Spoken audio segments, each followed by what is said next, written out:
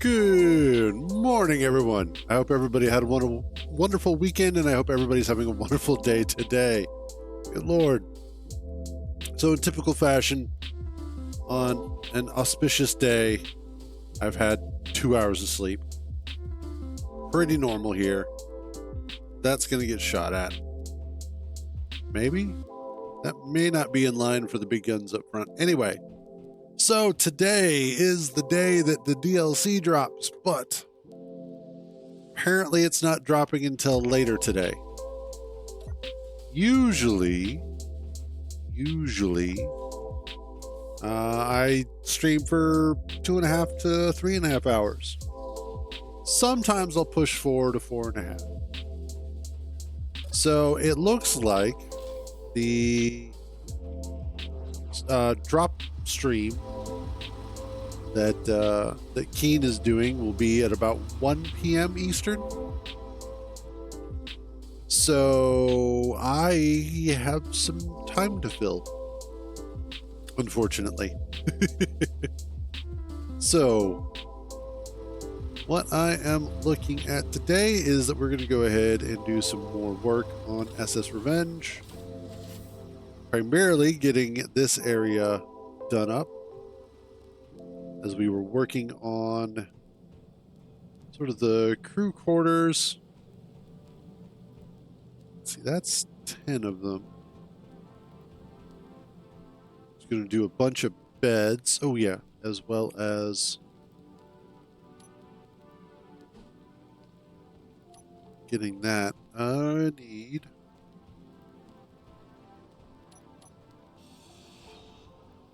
idea.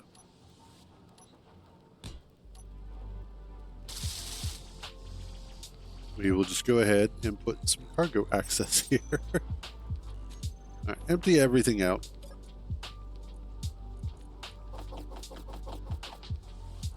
Grab some of that, some of those, and some of that. There we go.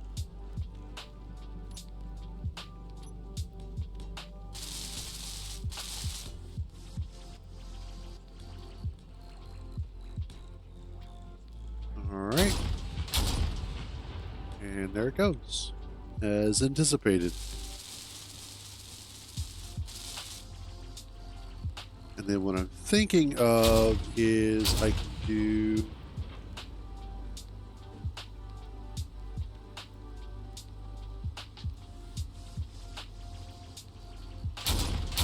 that, and then this. And I can put these right here.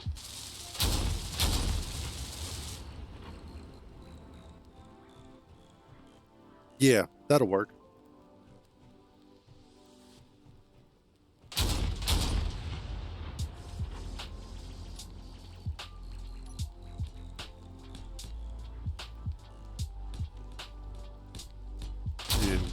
just go ahead and bring this wall out.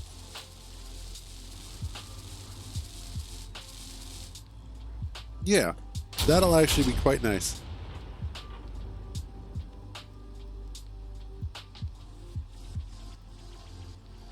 Oh yeah, that's good stuff. So this winds up being a pretty cool area in terms of lots of cubby space.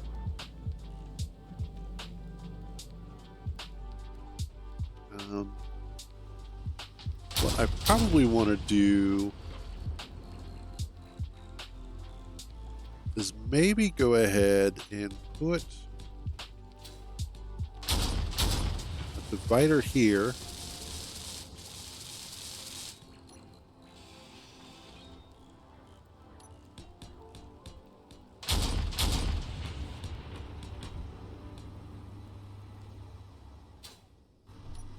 And then I will take this out and this out.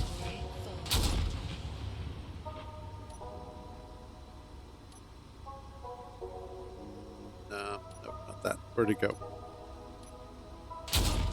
Ah. There.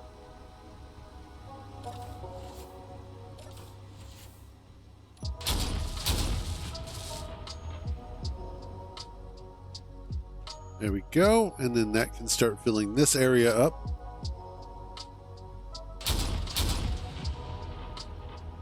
Yeah, that'll actually work out quite nicely for this area. And then I can put in some... Oh, for the love of God, just shoot it already.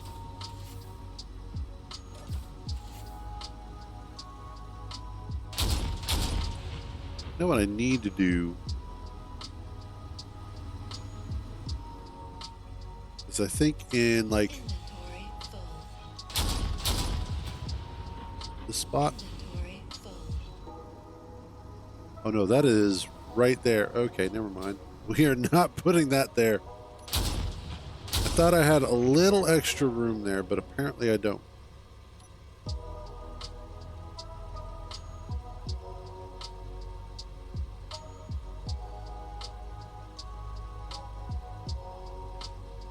Works. There we go.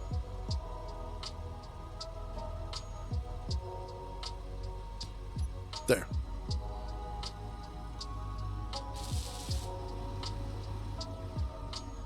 I was hoping I could potentially put... Well, what about over on these sides? Actually, yeah, that'll be perfect. Because then I can go ahead and put in the air vents.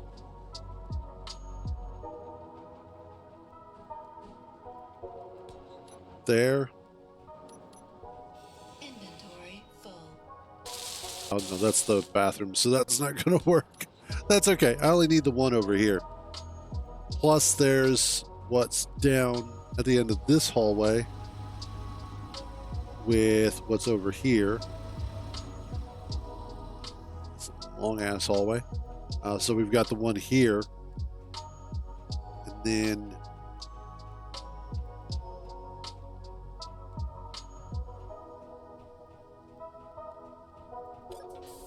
close that.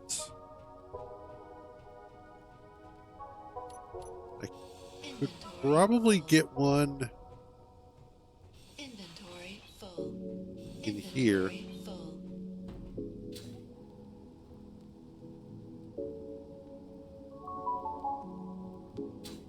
Oh, that's the LCD panel. Okay, yeah. Okay, I was like, what the hell is that?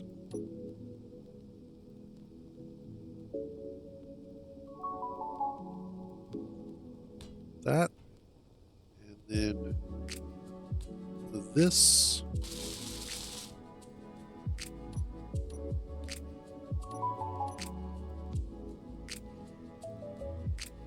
There. And then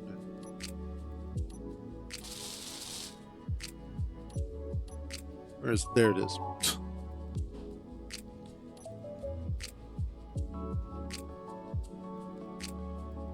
just make sure there's lots of vents around the entire ship, making it easier to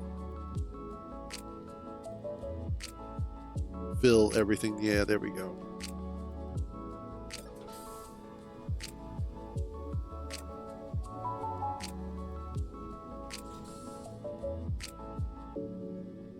Why is that depressurizing? There. Like, why is that trying to get rid of the oxygen? Now in here. Inventory full. Okay, good. That actually could not have been better.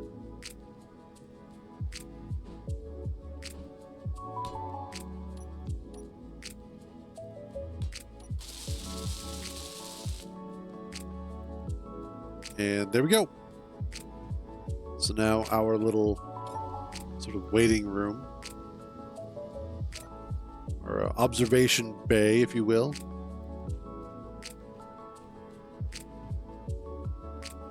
Which, you know, let's spruce this up a little bit.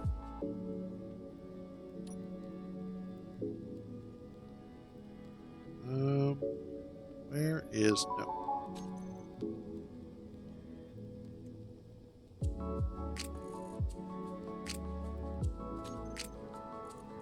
There. That's what I'm. I was actually I was looking last night at the DLC for Space Engineers.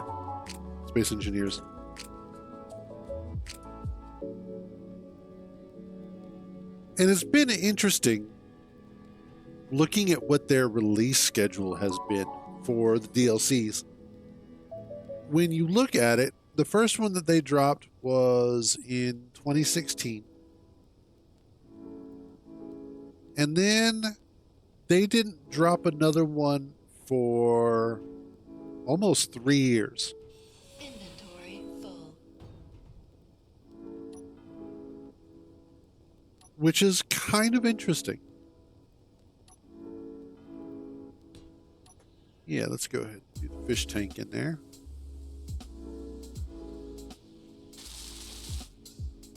And in fact, let's pull up Steam real quick. I wanted to look at this.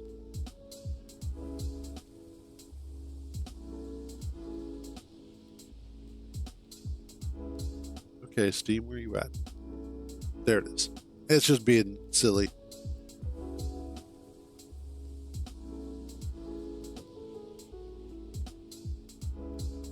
There we go. Okay, let's pull up Space Engineers, DLC. It's featured, but I want all. Okay, so let's take a look here at the DLC releases. So the first one was Space Engineers Deluxe, and that was in 2016. And then they went all the way until 2019 before they released the decorative pack. Now, I believe in this time frame between 2016 and 2019 is when they were still working on Medieval Engineers and actually still actively developing it. And then we got a second one in 2019 in June. So they went, April to June? That's April, May. So 2 months. And we got the style pack, which really was, it was a tiny little one. Then in August, so April, June, August. So within the spans of 4 months, they had these 3 DLC done. And we got the Economy Deluxe, which honestly, the Economy DLC was a big deal because that really did add some interesting mechanics to the game. Then we get Decorative Pack number 2, which is cool. And again, 2019. So in 2019, 4 DLC about every 2 to 4 months. Pretty good. Then it's quiet for a while. And then in March of 2020, and again, they did like 3 DLC in 2020. There were 2 in 21, which Warfare 1 and Heavy Industry, both of those were actually fairly big and kind of robust for what they were doing. 22 only had 1. I didn't realize that we only had the 1 DLC in 22.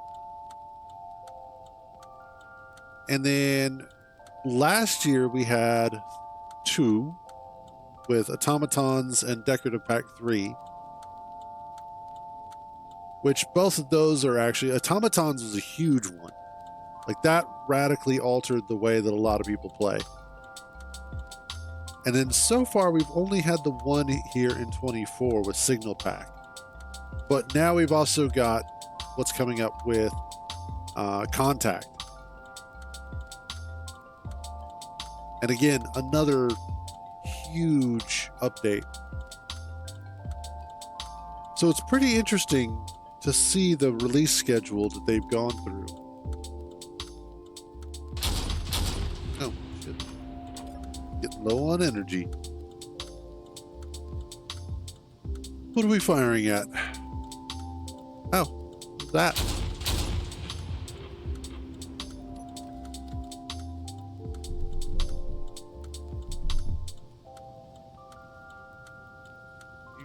Kind of see it up there.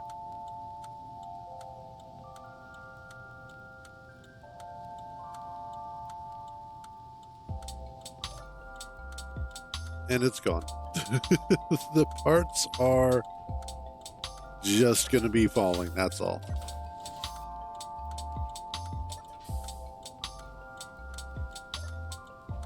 But it's exciting because of the fact that this new update brings with it a whole lot of new and interesting stuff.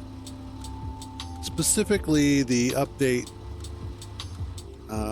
is really going to be, I think, transforming the way that a lot of players actually approach the game.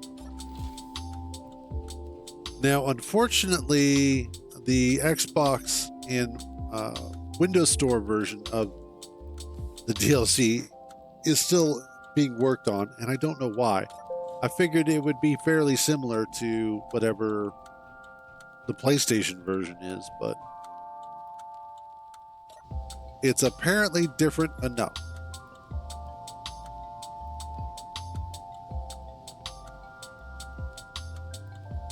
Okay, why? Where are the parts is what I want to know.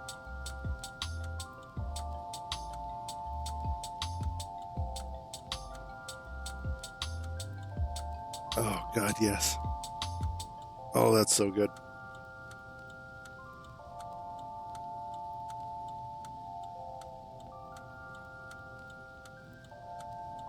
I'm about to go up there and just kill that harpy. That's really what I'm kind of tempted to do. I need little drone fighters that I can send up.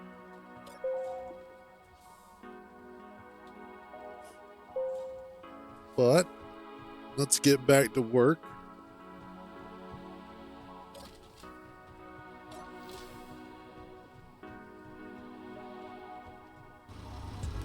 All right, so in here, we've got all of this, which actually works out quite nicely. But I don't really have anything in here. Inventory full. Inventory full. Inventory full. So let's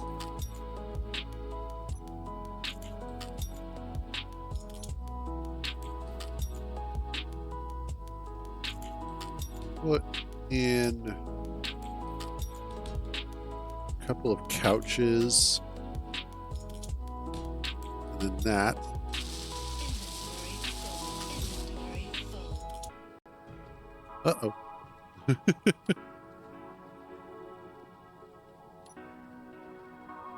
And let's do couch greenery again.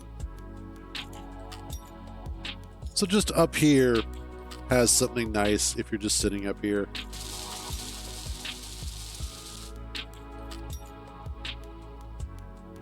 Do I have enough space for... Oof. That won't work. I might have to...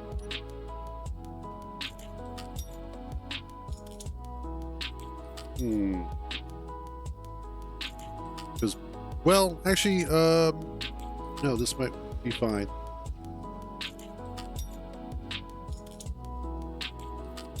Because I have that.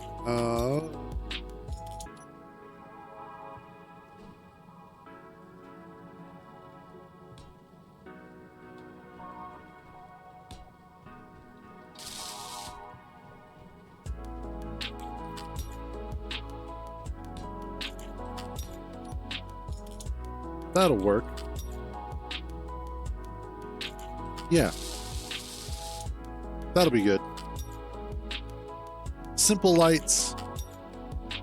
Just enough illumination to make it easy to walk around without being like so bright that it winds up blinding you as you're walking through here.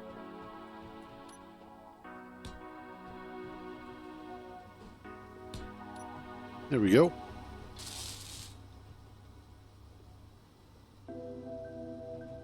And then what I can do is let's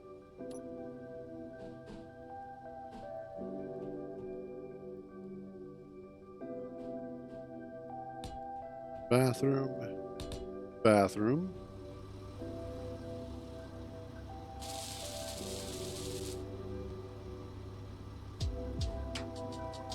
Shower.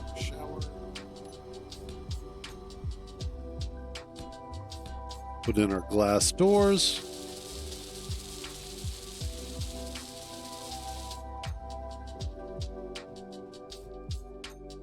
Yes. I like that.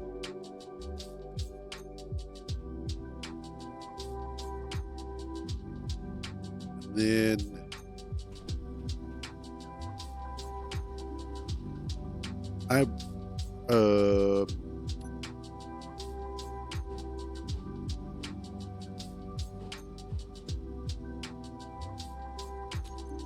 let's get rid of you guys and set bookshelf. That's what I want. Inventory full. Wait for a second.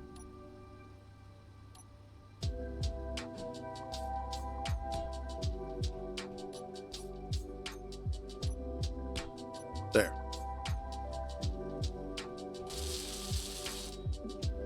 Yeah, that'll work.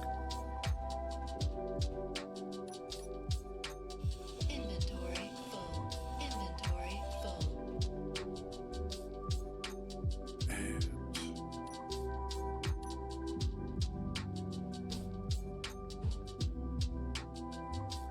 oh yeah, coffee. Definitely got to have coffee. There.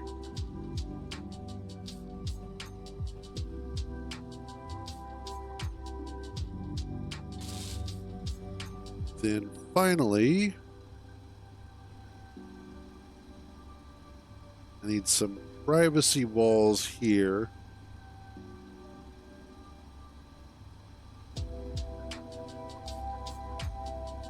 Nothing too weird.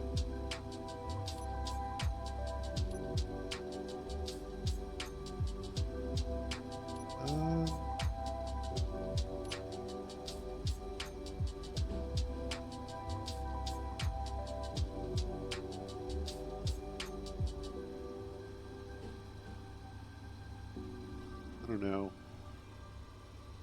Like they need not necessarily a kitchen block, but almost like a bathroom block with a sink and a mirror and a cabinet or something. You know, like toiletries stuff, not necessarily kitchen stuff. I think that would actually be pretty awesome.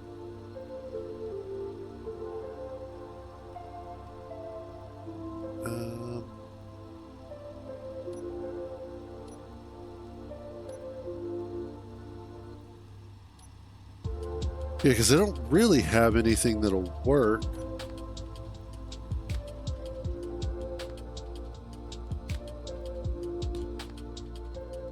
I could do this.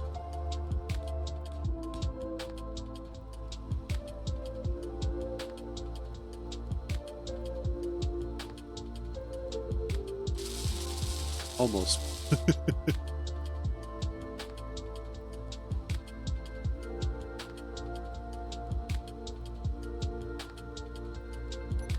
Let's put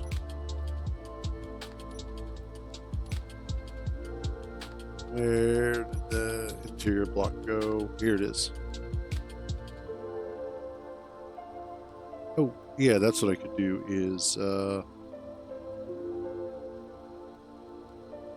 don't need the wall with the railing per se.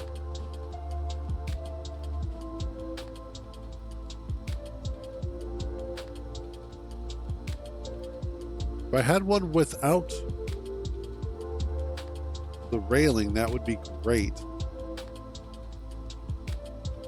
But of course, they all have the damn rail. Damn it. I don't need that.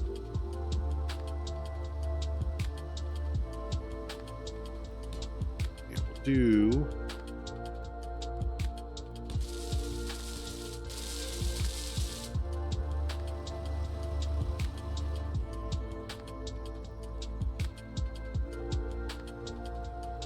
then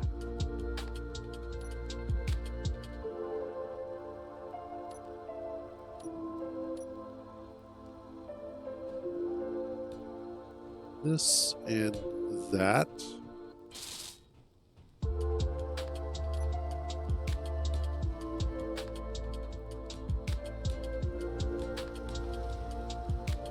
Now I should be able to do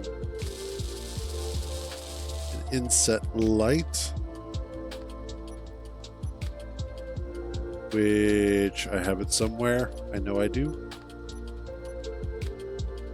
It's on one of, yeah, there it is.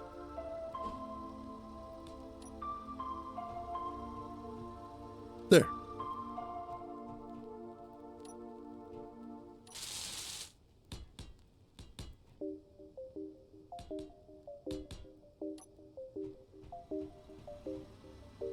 Awesome. And then finally, oh, I probably can't because I've got that door right there. That's fine.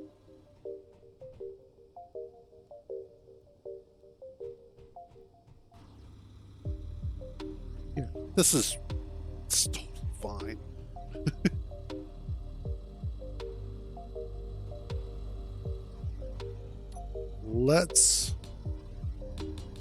I'm going to fill this in because I really don't have any reason for that to exist.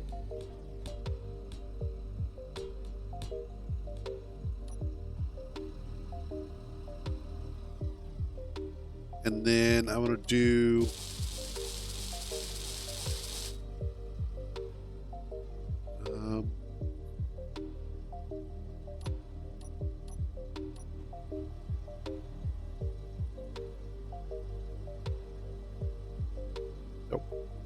passage 3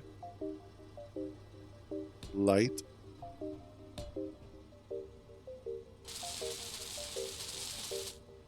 passage 3 corner,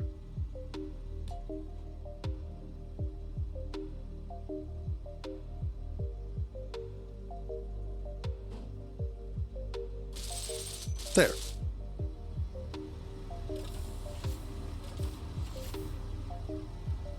Wait, why did that just vent out?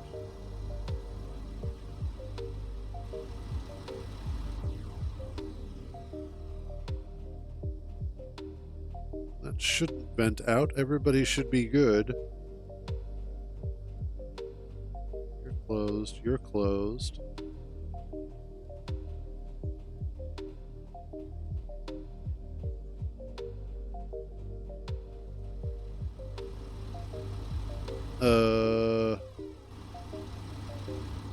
I don't get why that vented out. That shouldn't have done that.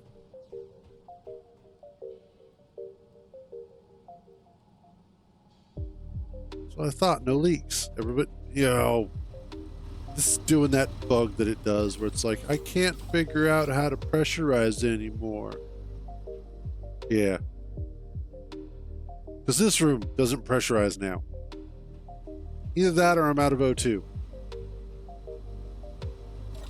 Which, all things considered.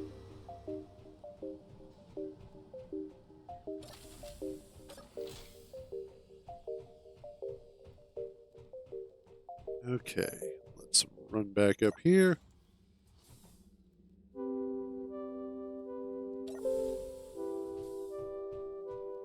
Yeah, now that works. But for whatever reason, it just kind of decided it no longer wants to do the rest of the ship.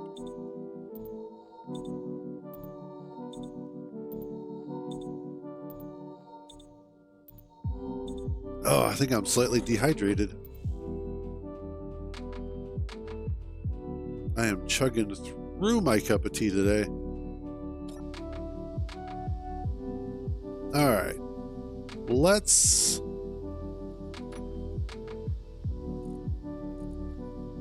Oh, I am almost out of magnesium again. Let's fix that.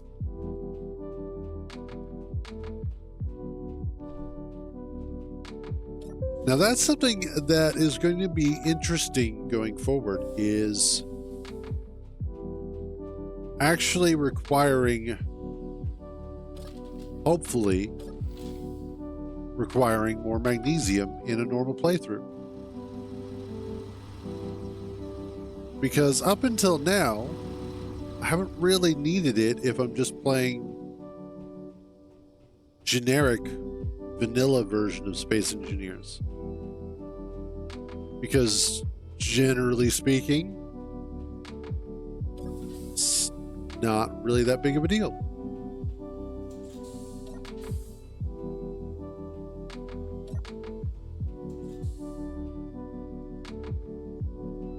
Okay.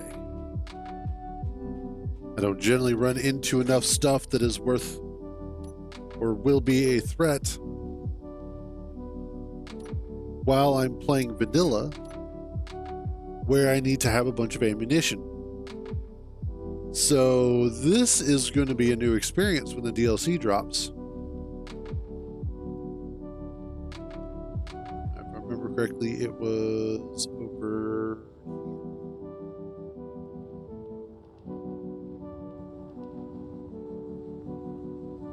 Yeah, there it is.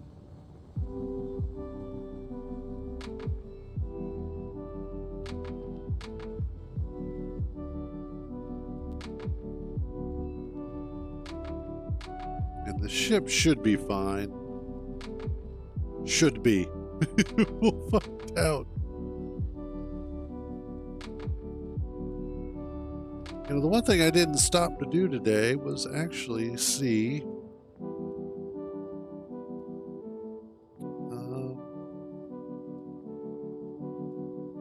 people. Okay, only 31 watching so far. Because it's one of those things that I like to track. Ooh, a little bit too heavy there. I like to track how many people are actually watching Space Engineers.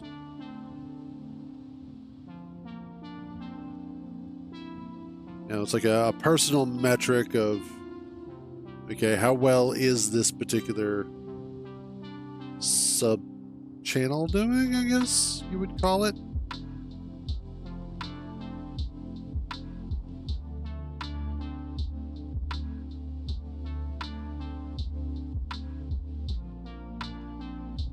Alrighty. Let's go after all of this.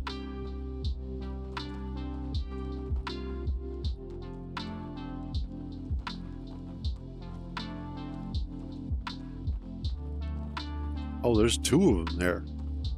Nice.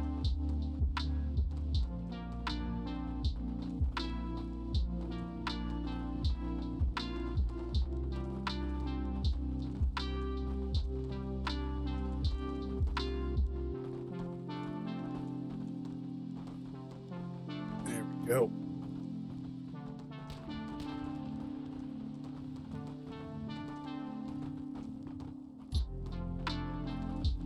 Let's let this empty out a little bit real quick. Yeah, I can hear the guns from the ship going off.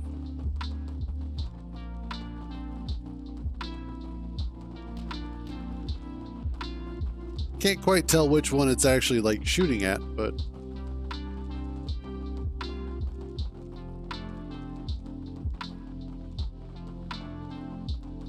we'll have to wait and see.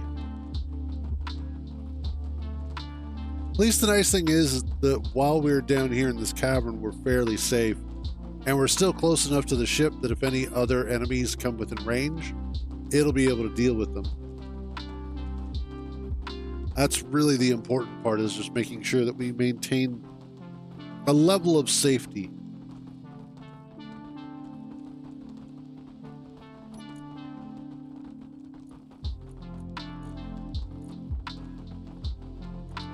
Need a lot more magnesium, though.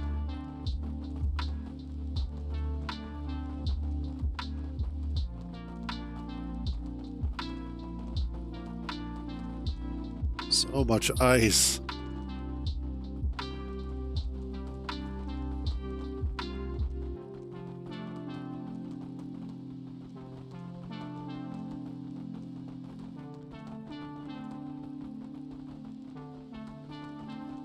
That's okay, though.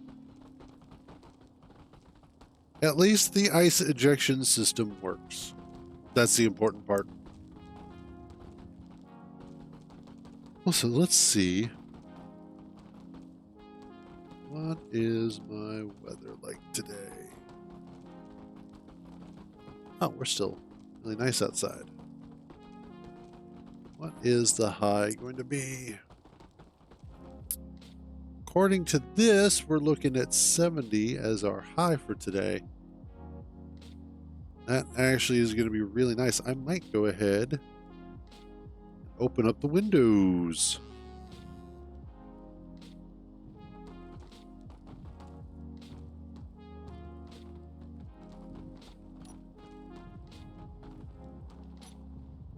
All right, let's...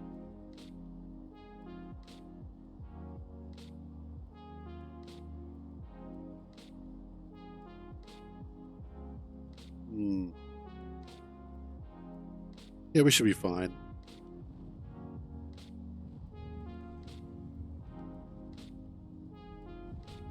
Oh, there we go. Okay. Whew. I was a little bit worried I might be going a little bit too fast towards that side wall.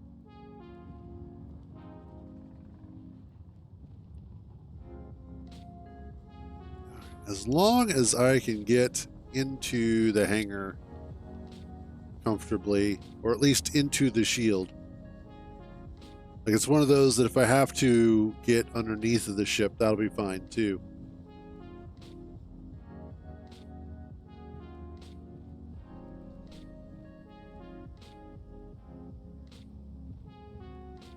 So, man, last night I laid down about 10:30ish. Might have been a little bit later, I think. Yeah, I think it was a little bit later. Anyway, but I laid down and I was asleep for a little while. Woke up a couple hours later. I was like, damn it. And it was one of those, you wake up and you know you're not going to be able to just eventually will yourself back to sleep. So I was like, all right, well, I'll dick around with some games for a little bit. And I played a couple of things, and then I settled on some GTA for a little while. And then I proceeded to spend like the next 3-ish hours, 3.5 hours, just driving around the map. There was only a couple of actual modders the entire time, so that was nice. But it was a surprisingly chill lobby in the fact that it wasn't like there was a lot of chaos going on. There was a lot of stuff going on. But everybody was pretty chill overall. Everybody was talking the usual sort of shit. And it was just a nice experience, oddly enough. It reminded me a lot of the old days. And as I mentioned, it made me kind of nostalgic in a way. Because of the fact that I cannot be going through that much oxygen.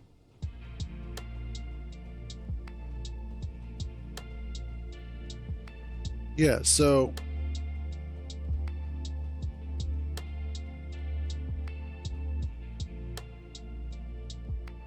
it just seems to kind of forget what its interior spaces are like. Oh well.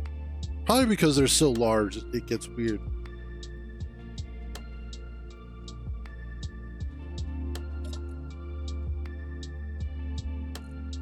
Alright, that looks a little bit better. Yeah, got a bunch of magnesium there.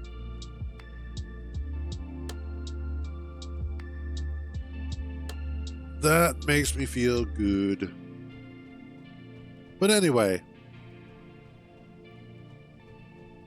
the overall feeling was one of enjoyment for a change. It didn't feel like the session was being run by a bunch of modders all the time. Like I said, there were a couple, but they were surprisingly quiet.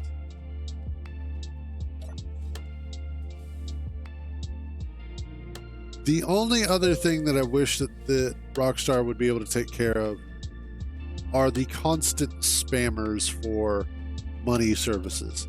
It's so annoying. Hey, go to blah blah blah.com. It's safe and secure. It's like bullshit.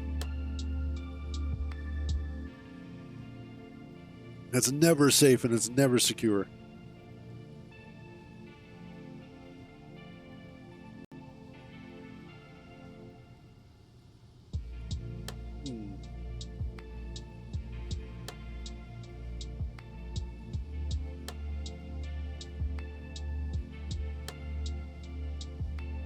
Yeah. You know, if I did anything to the top, what I would probably do is take that middle cannon there, that XP3 pulse battery, and take it out, and then raise that center area up 1 or 2 blocks.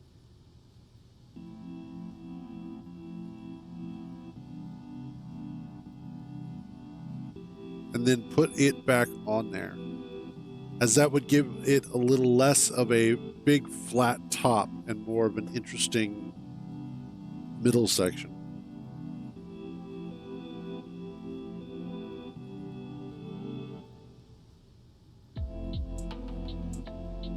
Yeah, that's probably what I'd wind up doing.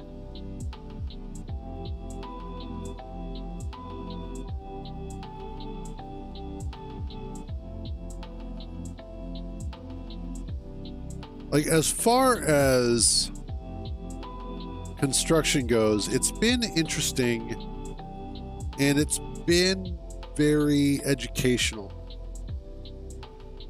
It's taught me a lot of things that I would not do again.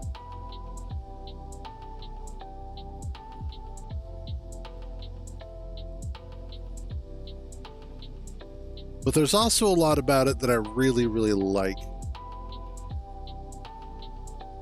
So it goes both ways. What are we at? Okay.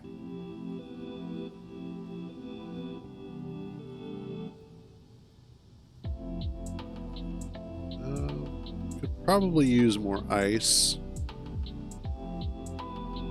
But what are we at for ice? Yeah, we could definitely use more.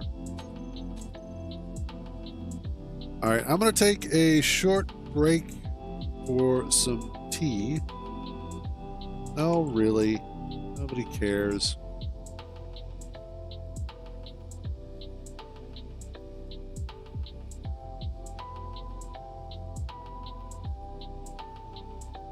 Spam. Bots.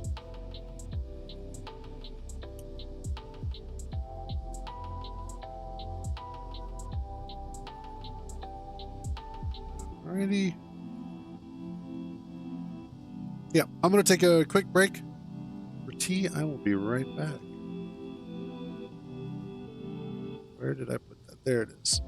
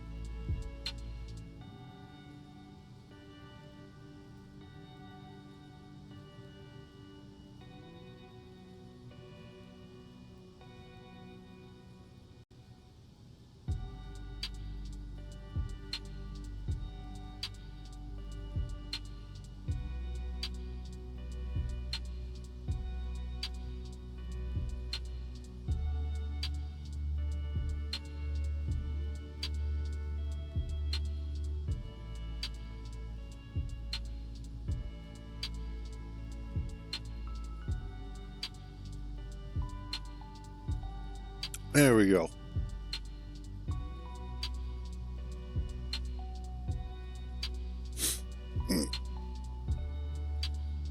There. Oh. So while I was upstairs making my tea, I happened to look outside. And today being trash day, it was trash and recycles. I go out there and the recycle bin had been knocked over.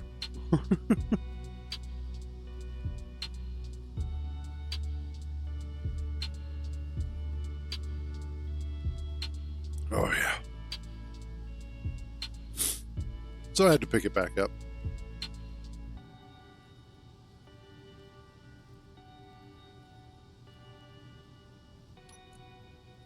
Oh, magnesium.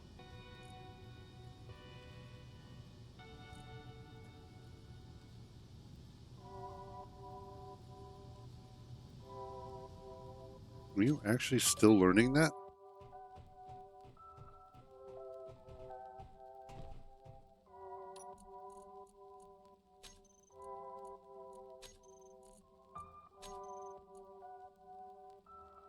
No, you're not.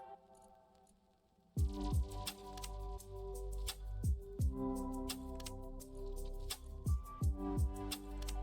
don't know why you say you are.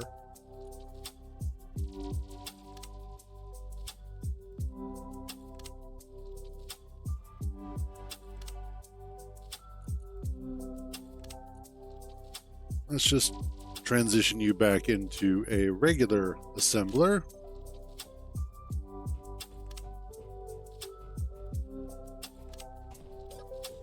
All right, let's do one more magnesium run.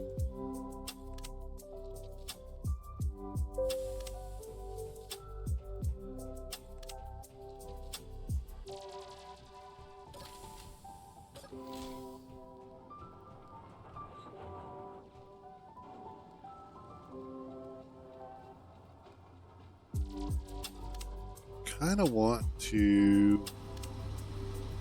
What I should probably do is take all of the air vents on Revenge, SS Revenge, and just group them all together so that way I can hit a button and have them all turn off and then turn them all back on at once and see if that fixes the issue with the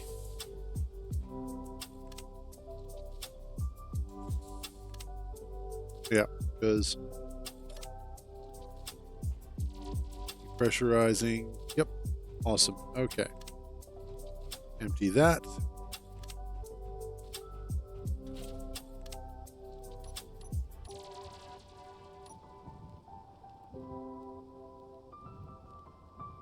And we'll go ahead and get some more of that sweet, sweet magnesium. Should be... There it is.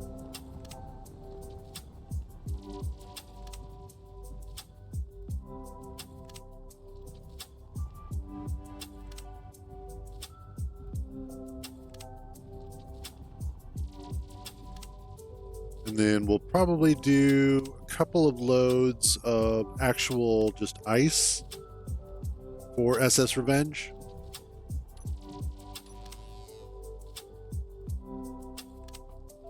So that way it has plenty of extra ice to use as fuel or after we take off.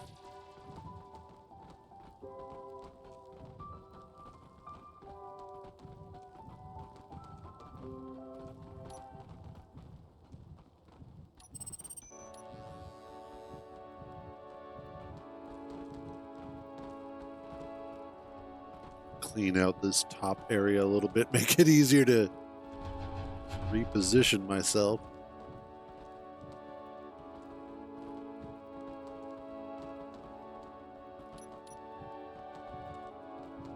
There we go.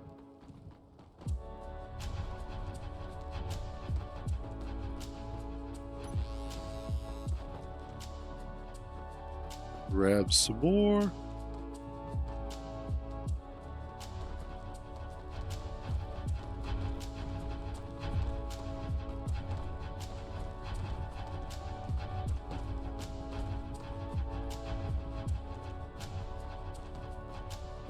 Man, so I don't generally spend too much time on Twitter.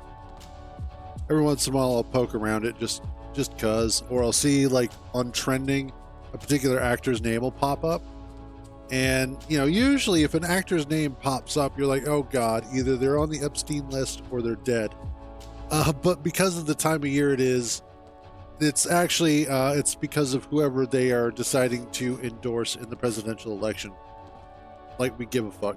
And I'm getting real tired of one actor being for one candidate, one actor being for the other candidate. And it's like, we get it, move on.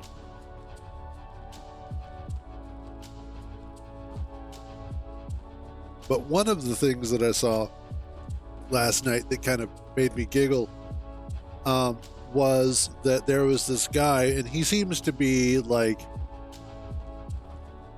an opinionated extremist. Not like he's out there being an extremist, but his opinions are very extreme. He doesn't really have a middle ground. In this particular case, it was about the new robots that Tesla has been rolling out, or is looking to roll out. And of course, the guy was like, these are, you know, the undocumented workers that, you know, healthcare, blah, blah, blah. Basically calling them the new undocumented workers, the new illegal immigrants, if you will. And I couldn't help it. And I had to reply, and I said, actually, I think these are probably the most documented workers, as they come with instruction manuals. And unfortunately, I don't think anybody got the joke, because different crowd. But it was still, it's like, there are certain jobs where I think robots are better at than humans. Am I going to sneeze?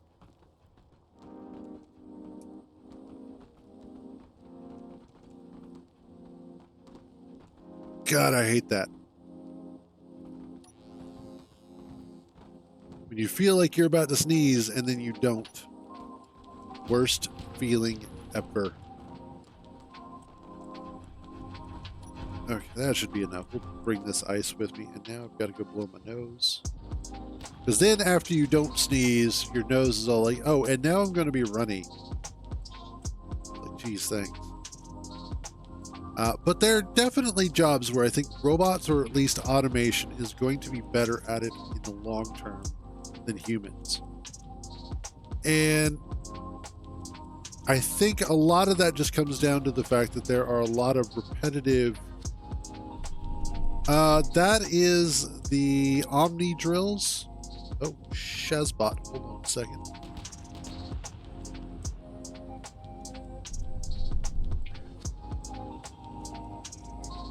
I have a reaver coming down at me.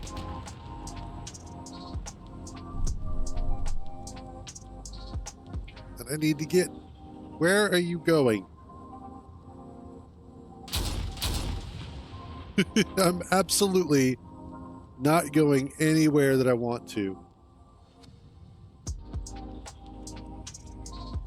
Too fast. That was my problem. Too fast, too heavy. Oh, Jesus! Holy shit. Okay, sorry. This is their Omni drills, or Omni tools. That's what it is. And you need the tool core mod for it as well. Give me a second. I'll hop out of here and show you.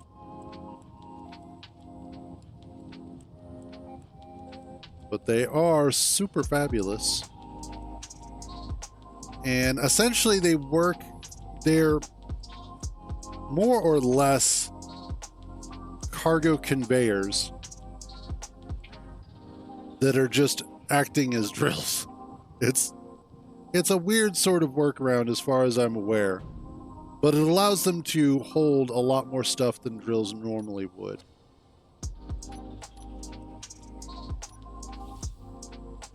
Okay, so the drills themselves are part of OmniCorp Omni Tools.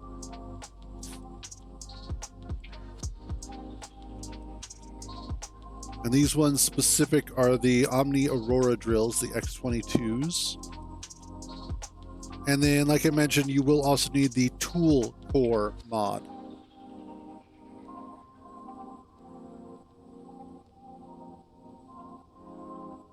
Let me see if I can pull those up real quick.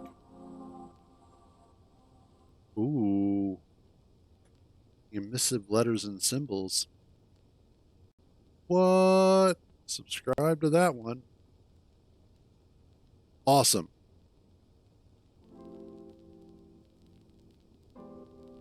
Also,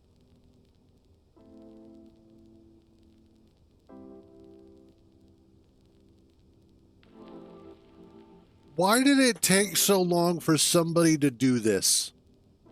Why? This is probably the perfect mod ever.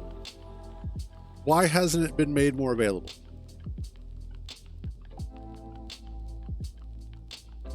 Gotcha. Well, and that's just it too, is in certain cases, I would say adding some mods can be a problem. But it's a lot like Weapon Core in that respect, that it's just a dependency and that's it. In fact, it's actually doing Tool Core is doing more of the work than the Omni drills are.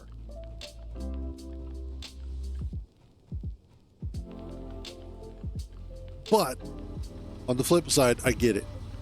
There comes a point where you just have so many damn mods.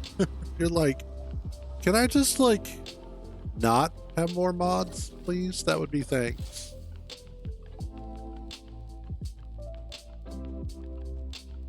Okay. Thank you.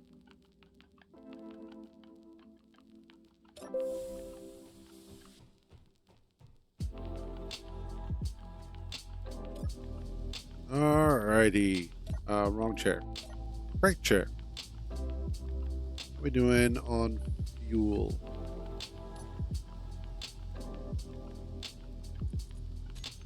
I need more ice. Okay. Lots more ice.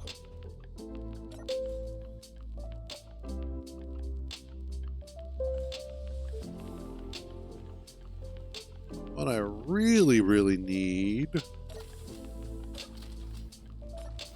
Oh, are you now actually working? Or were you?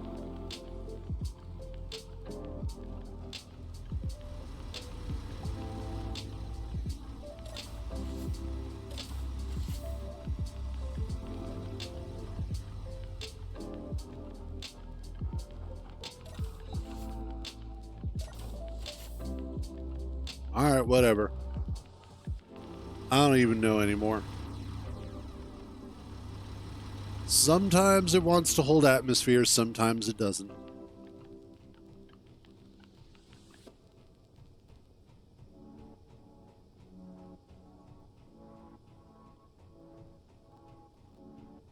Okay.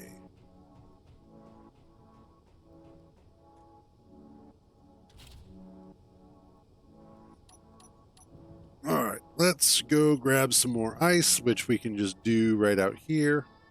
Oh, wait, that's special. That's right here, too, so...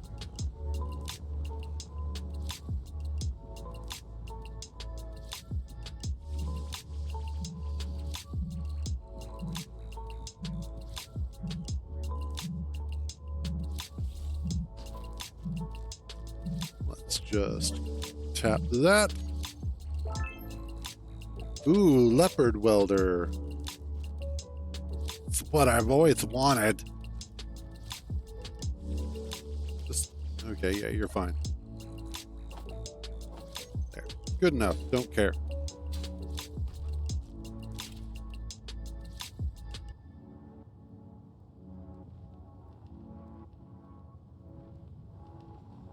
I wonder...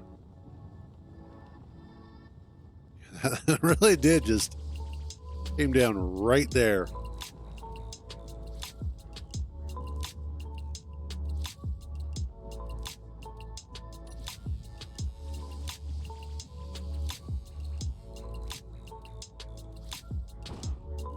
Whoops.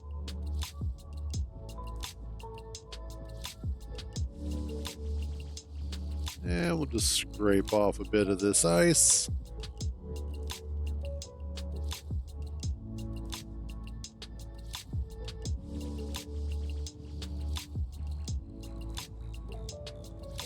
There we go.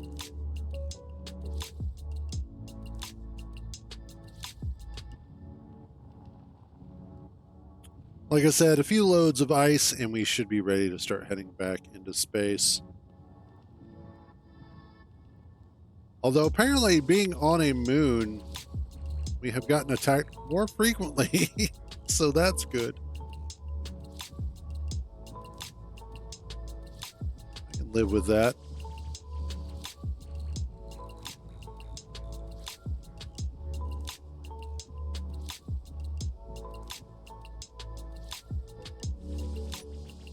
For all the ice to get removed.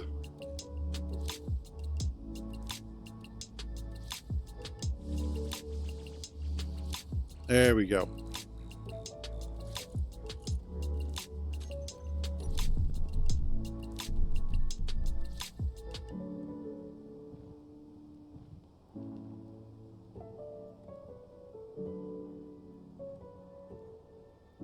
Why did it just sound like something was firing out here?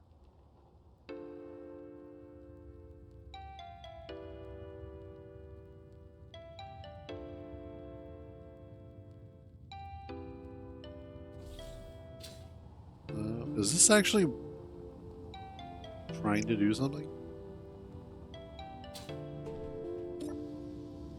Oh, it is on. Okay.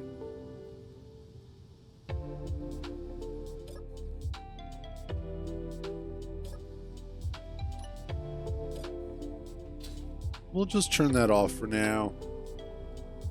It doesn't actually need to be doing anything.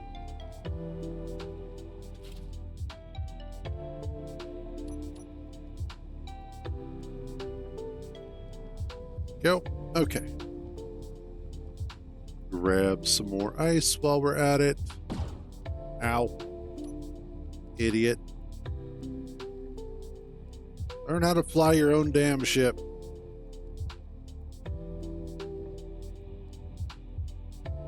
Honestly, that'd be too easy.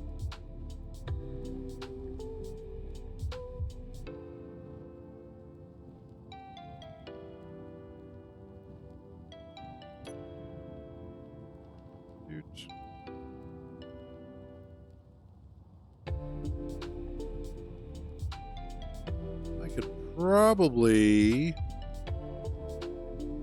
bring this up next to the Reaver ship, though. At least what's left of the Reaver ship. And go ahead and start tearing it down. Let the laser do its job.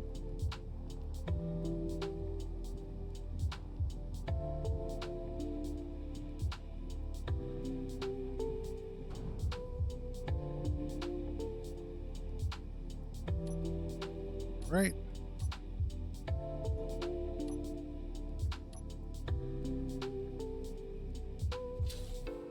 That should be enough ice. Let's see how much we pulled. That's another 645,000. So that'll get us probably about 3 or 4 extra minutes. The speed at which we go through ice is kind of ridiculous.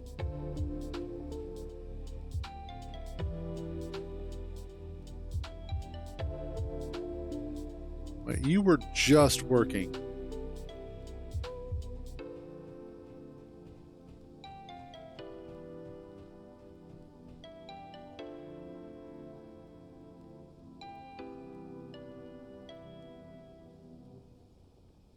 Why are you depressurizing?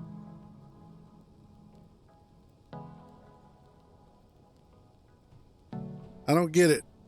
I don't get it at all. Oh well, it is what it is. Let's go ahead.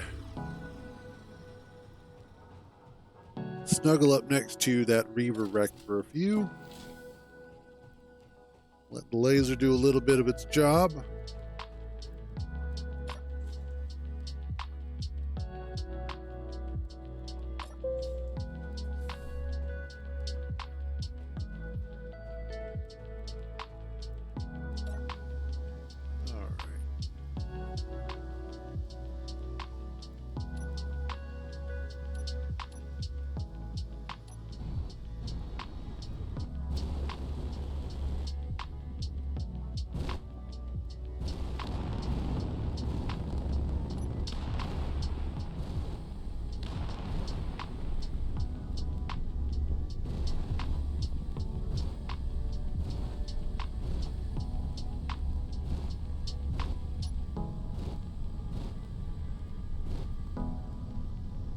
See.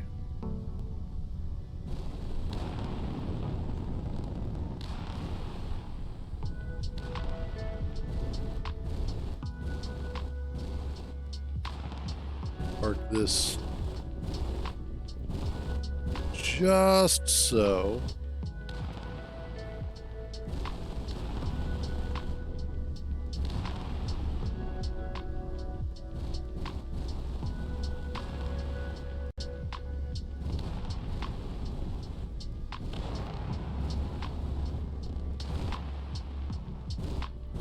There we go.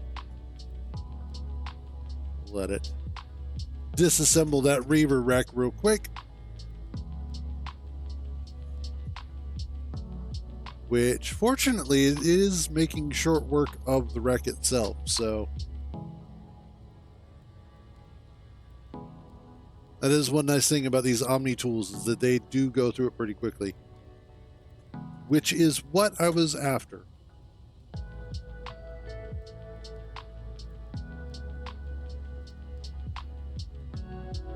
Oh, that's good stuff. Take a second here to drain my tea bag. Oh, man. Oh, today is a feel old day. Oh, my back.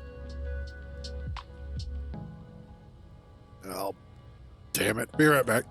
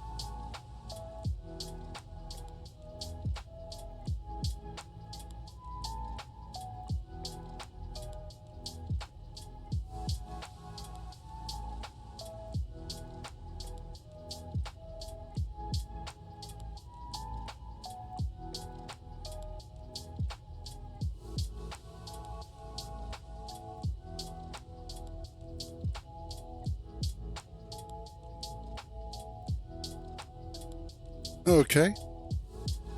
The Reavers sometimes work. It is interesting what does and doesn't work sometimes.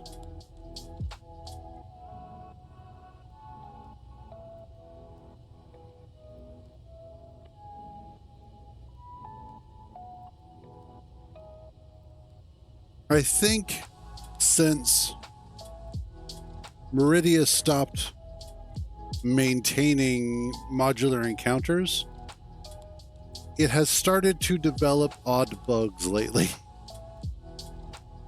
I don't know, like it just doesn't seem to be working the way. Oh, gotcha. Yeah, I haven't messed with all of my options are default, so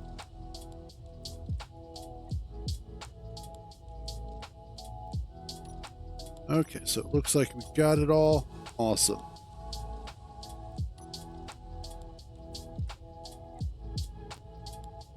Let's disconnect, disable landing gear.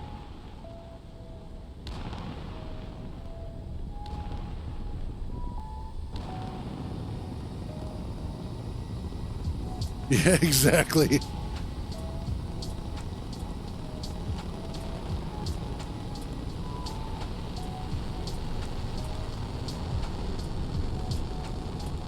And we're off. God, I love these thrusters.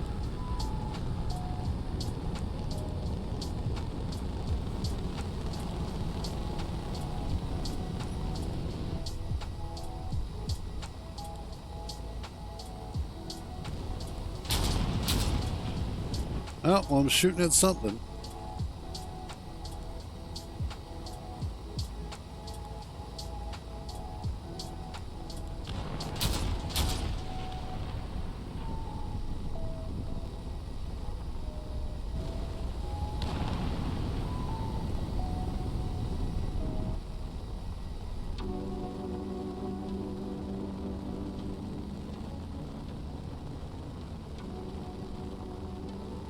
Is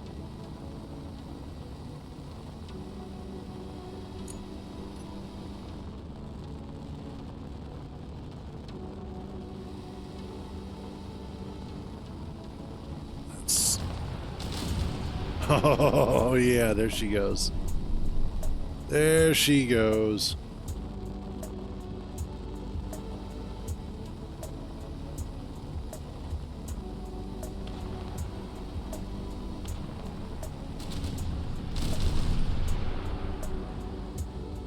I love it when all the guns come to life.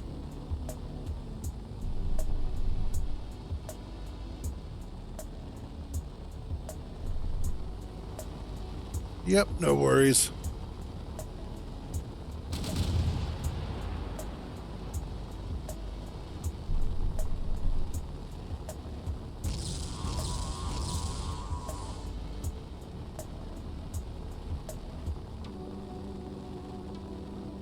I think it might be dead, or at least getting there.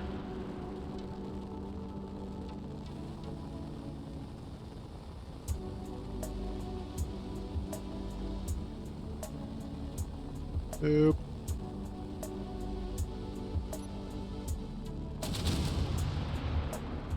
I also think I might be out of torpedoes again.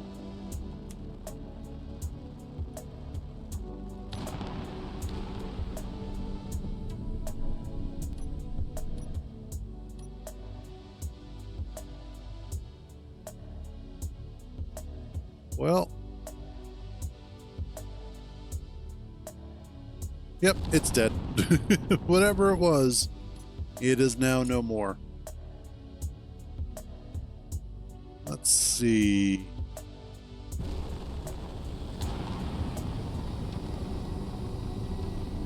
Let's head out. Let's see. Let's make sure.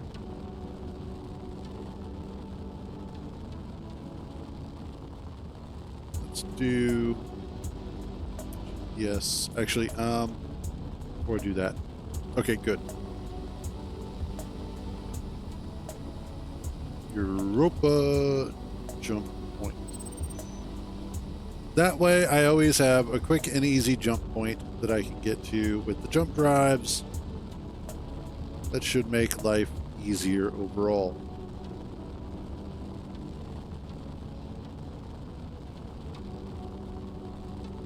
Earth-like. Let's head back towards Earth-like so that we can go hit up the moon. Not that we're going to, but we can at least have a direction to go in.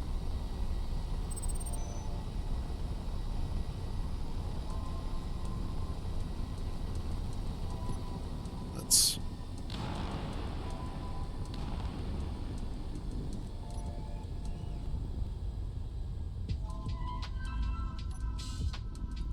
Why, yes. Let's go ahead and jump the nearly 400 kilometers.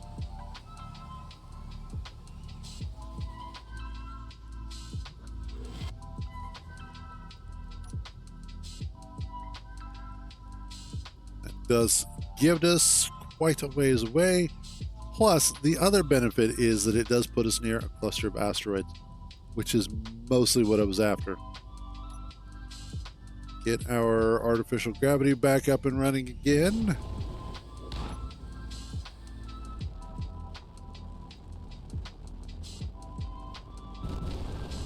There we go. Let's go check out these rocks, see what we've got here.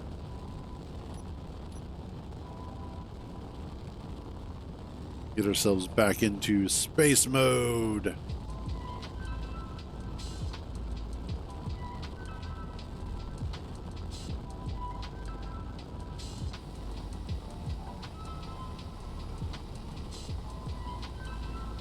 Silicon and nickel.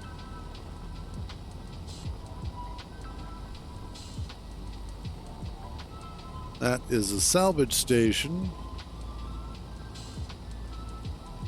which is about to be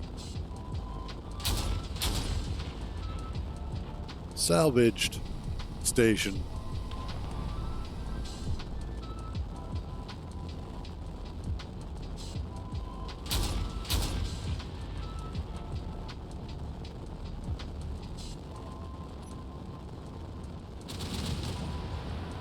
Yeah, I think I'm out of...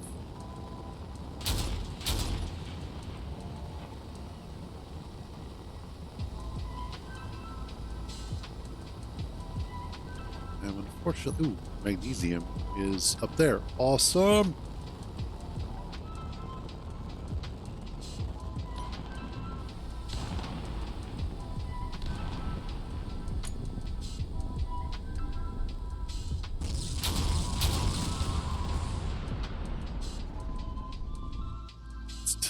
just a little bit more so that's easier.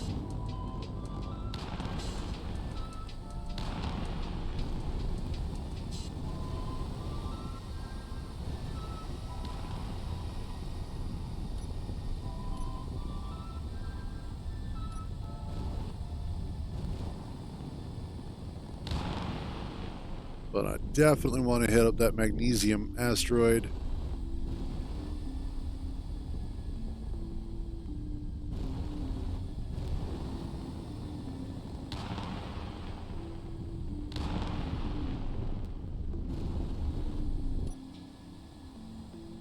Because of the fact that, again, magnesium.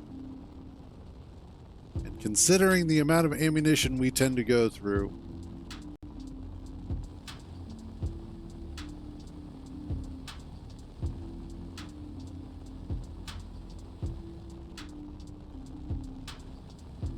close are we? Let us get closer.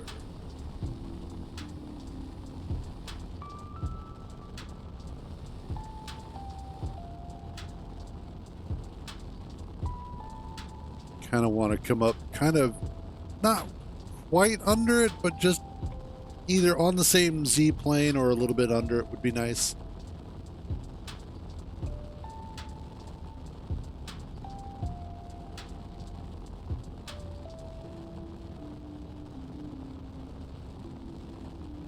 That.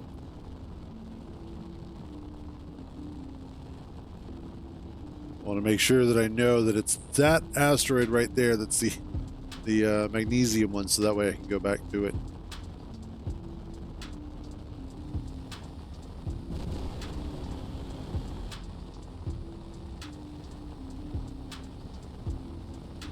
Alrighty, here we go.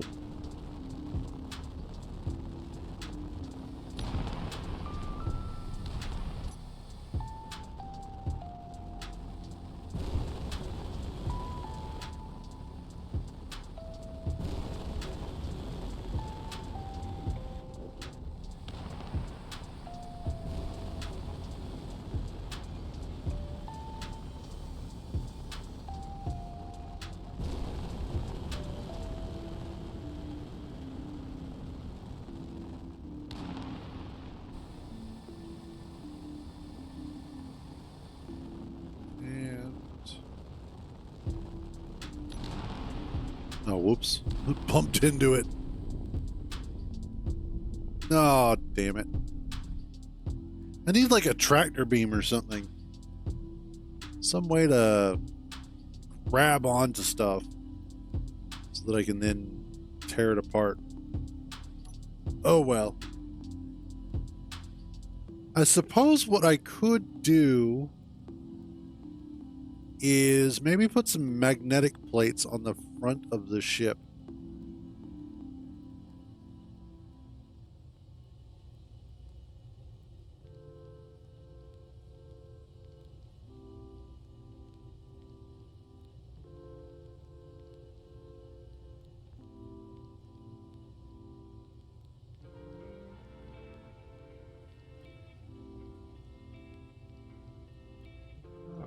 Now, the fun part.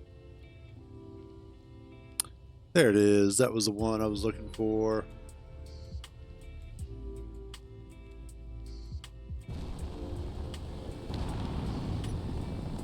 Oops. Not what I was after. That one. Oh God, all the sirens, they're coming after me again, aren't they?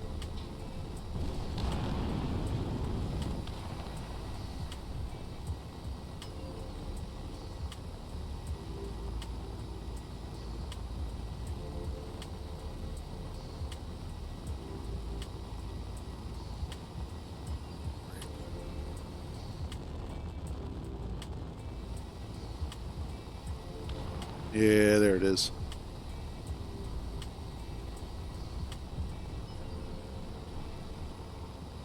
Just get closer here.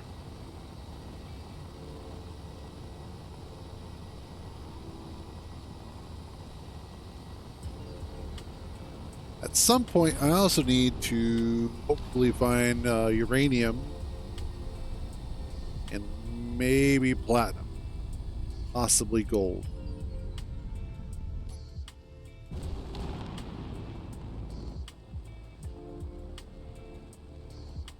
Oh.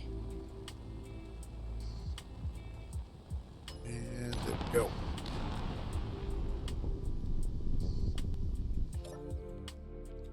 Actually, no. I need. Let's look at ingots. We're actually not too bad on uranium. Ice, of course, is disappearing like usual, but really a lot of it is just the fact that we are going through a lot of hydrogen, which happens. You wind up utilizing a lot of it, and especially as your ships get larger and larger. Now, one of the things that I could do is go ahead and see about attaching ion thrusters around the ship, and specifically in my forward and backward directions, as that is most likely where I am utilizing the most.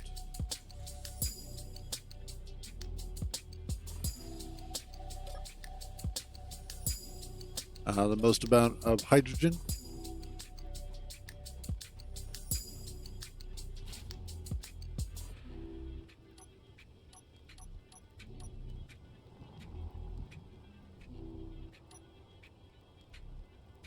Yeah, empty out what I have left.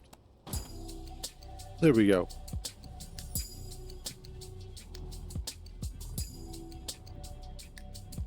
Awesome.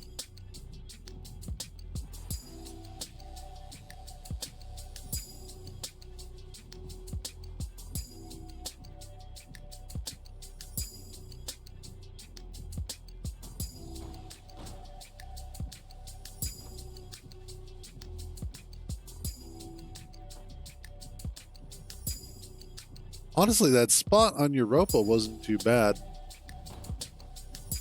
Actually had a pretty decent amount of magnesium to go through. And that's now empty.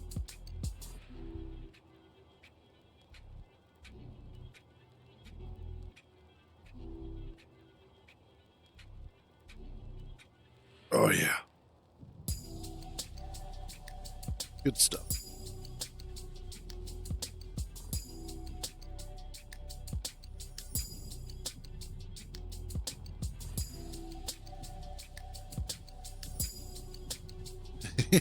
Another small pocket of magnesium.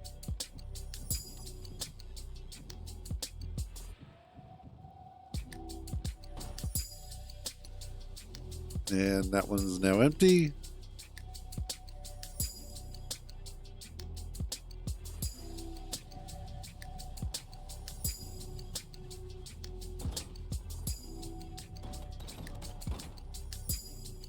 Let's try not to slam the ship into the asteroid.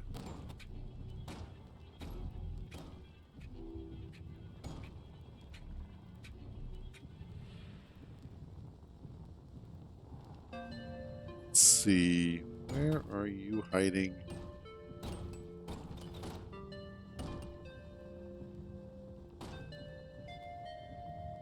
Yes, I can get around to it from... Yeah, should be able to get around to it from here. As I'm just trailing tons of stone everywhere. Ooh, torpedo corvette.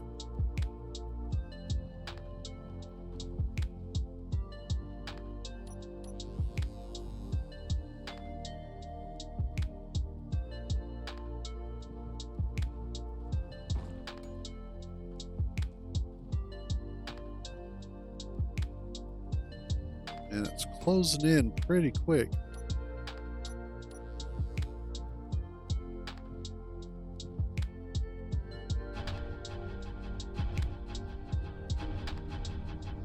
All right, that should be good. Let's get back to the ship. I'll bring the stone with me for now. It'll be extra nickel and silicon and iron, really. That's what it's going to wind up being.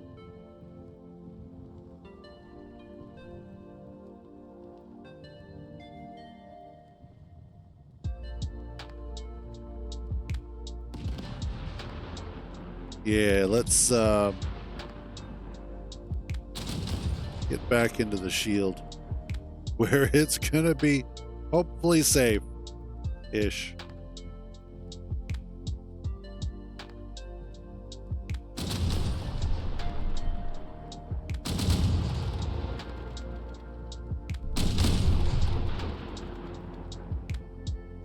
This is why we went ahead and got more stuff for ammunition.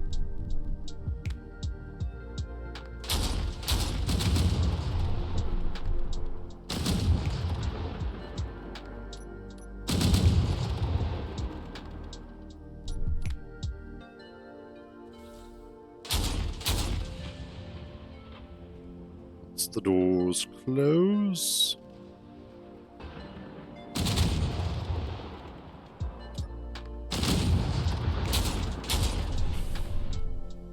There we go.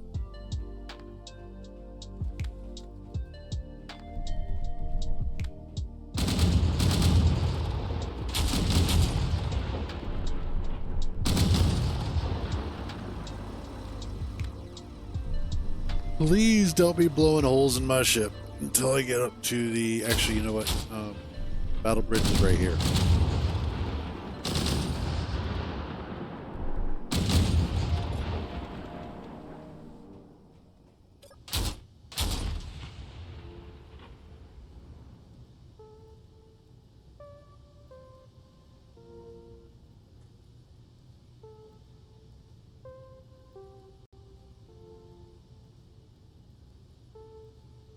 All right, I think that's just debris.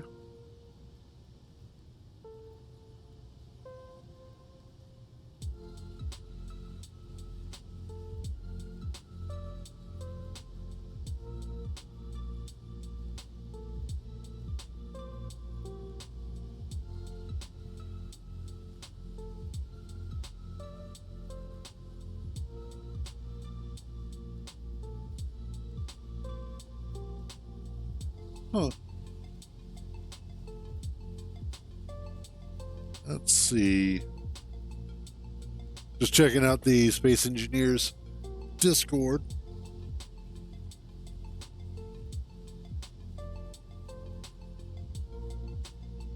Okay.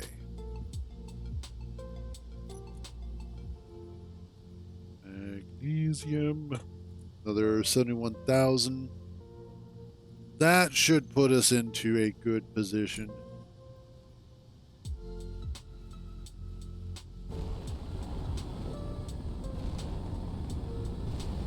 Let's get turned around here a little bit. There was Earth-like again. There it is. Okay.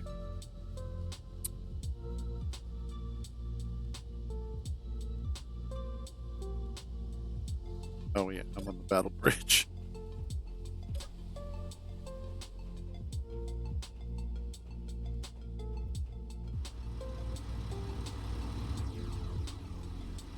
Oh, now you're working. Bastards.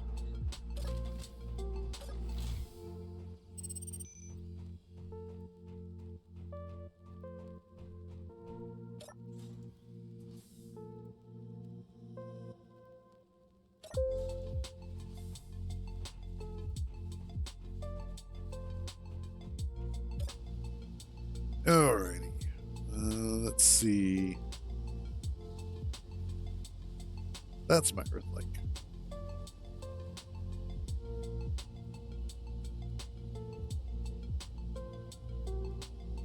Specifically, we're heading towards the moon.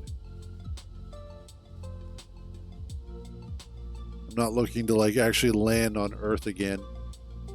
If I did, and it would be kind of a fun playthrough, is to actually do a crash land on Earth.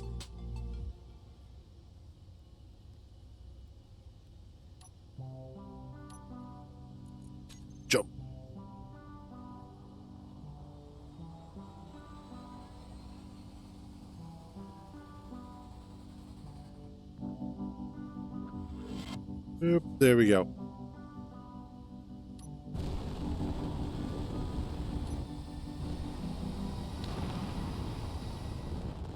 Awesome.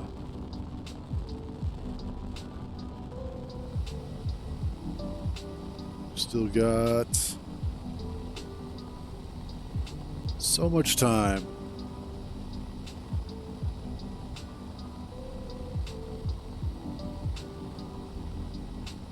Oh, okay, yeah.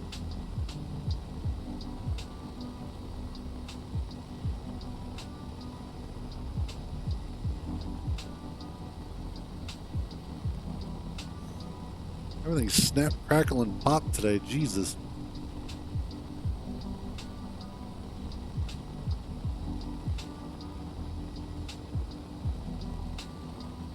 Tell you what, though, getting some extra water in me is definitely helping.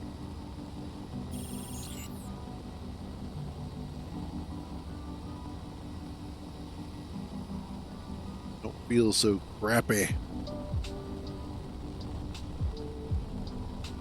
Let's get rolled over here. The reason why is because I do have some oxygen farms along the top there.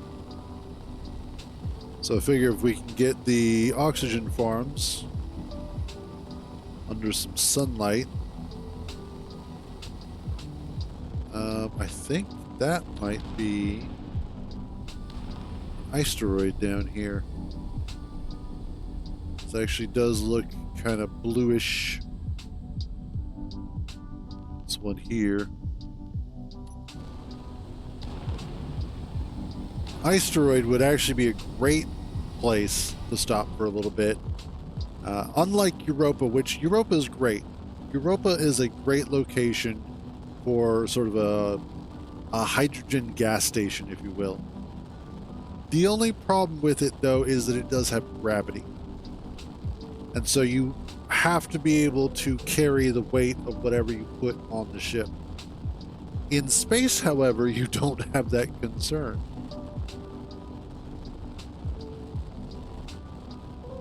And so if you can find an asteroid that is made of ice, or an asteroid as we call it, then that's all the better because of the fact that you don't have to worry about gravity when you go to take off.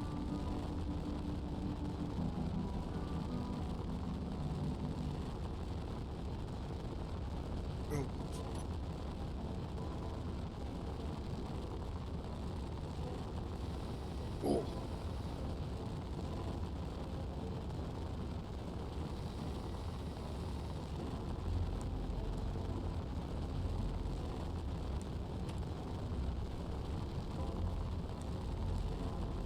Yeah, I think that is an actual asteroid for a change. Because sometimes you'll come across an asteroid that looks like it should be made of ice, but it's just really shiny until you get up next to it, and then it's just a regular dull gray asteroid, and you're like, what the hell? Why do you do this?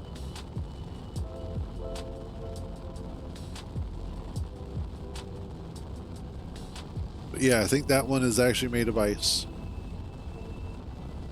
I mean, it's still 50-50. We'll find out once we get up there, but...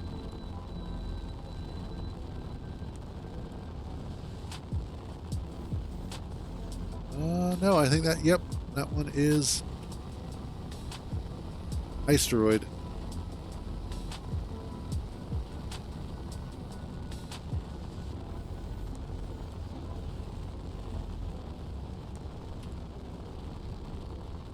Well, there we go. That's what I was looking for.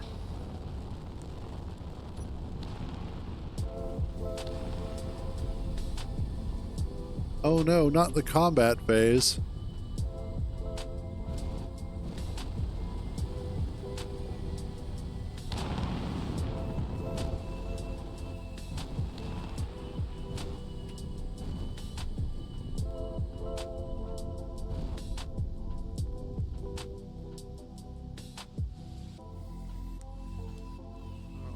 That should be good. We can just park here for a few. Alrighty.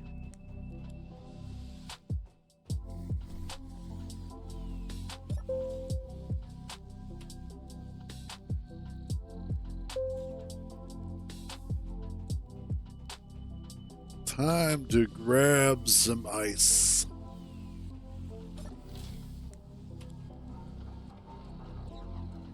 Nope. Watch where you're walking, Cruz.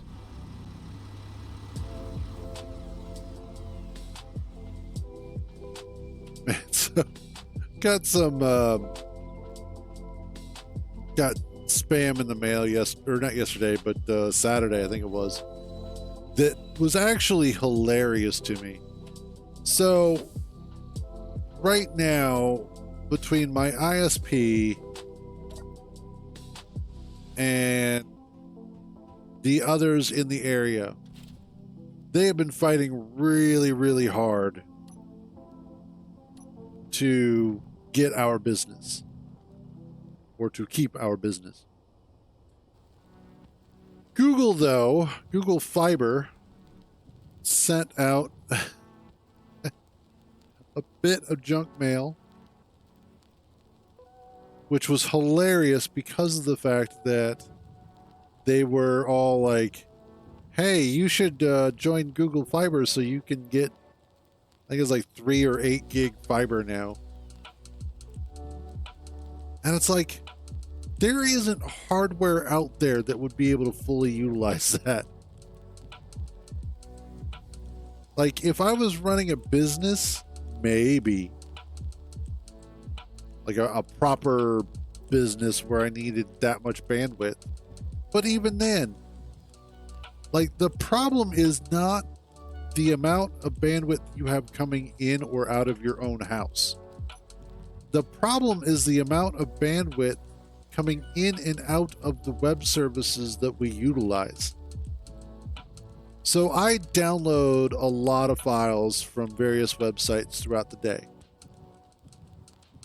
And my biggest problem is that in order to actually achieve decent speeds for the download, I would actually have to pay for a lot of the services. I'm not pirating per se, not from them, but but just it's if you wanted to use their expedient services, like Nexus Mods is a great example. If I wanted to uncap my download speeds from Nexus Mods, I would have to pay a subscription fee in order to do that. So the fact that I am currently downloading at 2 megabytes per second or 2 megabit per second is fine.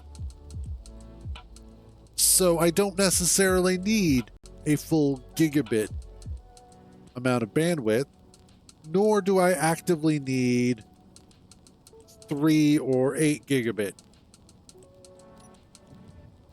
Because there's currently nothing out there that would allow me to fully utilize it, aside from maybe like Microsoft or, you know, like I would get YouTube videos faster, maybe. But I'm already reaching a point where it's not like it's, and that's one of the strange things is that it's, again, it's not about how fast I am, it's about how fast I am connected to the services that I'm utilizing. Fuck me. I did just take that off of there, didn't I?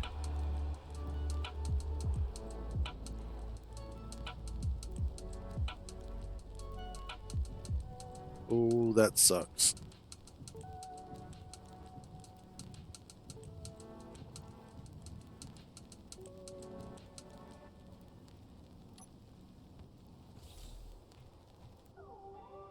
Oh yeah, and my lights are off. There we go. Good, it did pick all that up. Okay.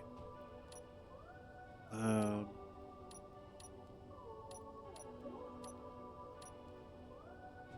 right, I need Aurora. And I need steel plate.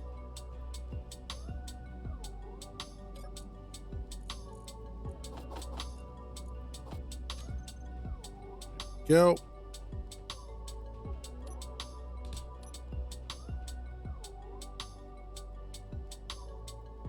Ooh, Reavers.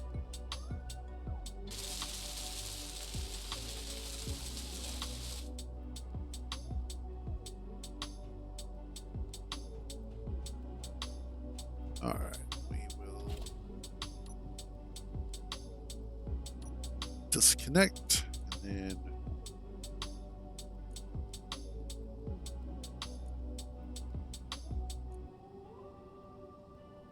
then Cub drills. Okay. Awesome.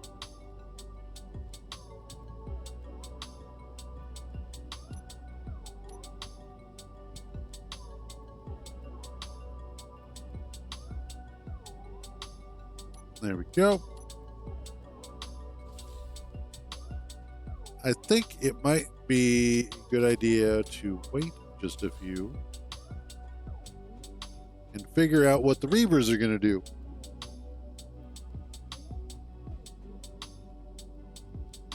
There we go. Refill the area. I really should put another one down at like the other end so that way it's not just this poor one by itself.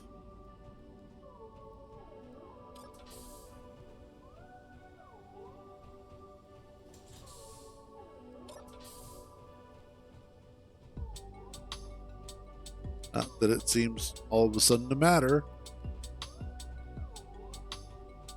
But let's head up to the battle bridge.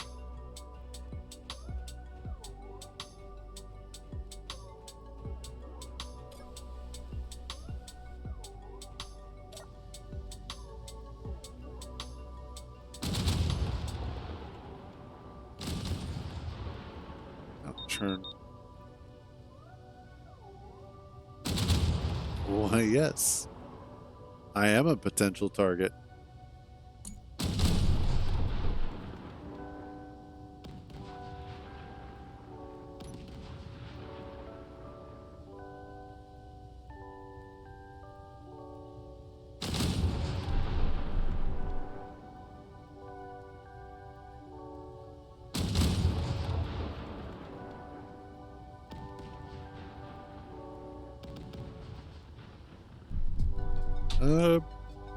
Yeah, I don't think that's going to work out the way you think it's going to work out, buddy.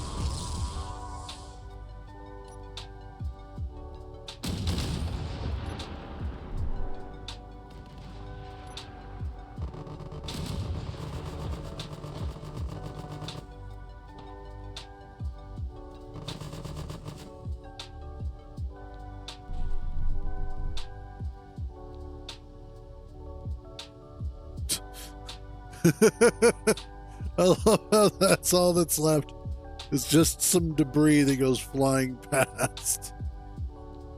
Oh god, yes, I love these guns.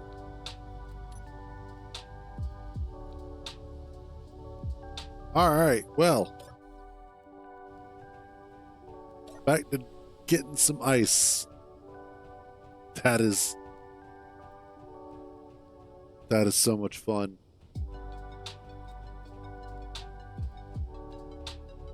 There is something incredibly pleasing about making Reavers evaporate.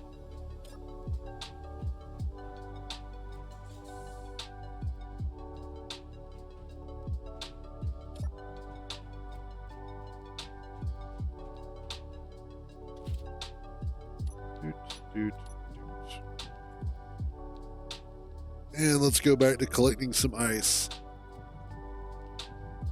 Now, as far as later today goes, because again, today should be the launch of the new Contact DLC.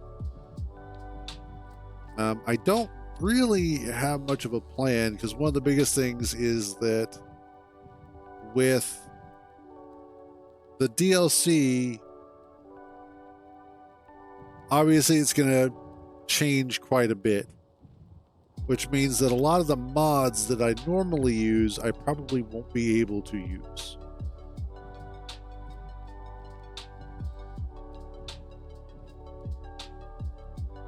So it'll be interesting to see, first of all, how long it takes for most of the mods to update. Which ones need to update. And then, of course, what we would be able to use right away and what'll have to wait. I'm hopeful we'll be able to use Build Vision and Build Info, as those are pretty much must-haves. Like, it's almost impossible to play without them if you've been using them. It hasn't dropped yet. It'll be in about 2 hours.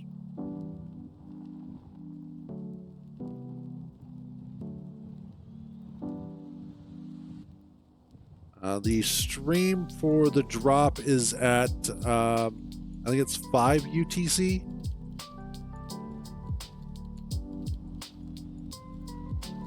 Which is roughly 1 p.m. Eastern.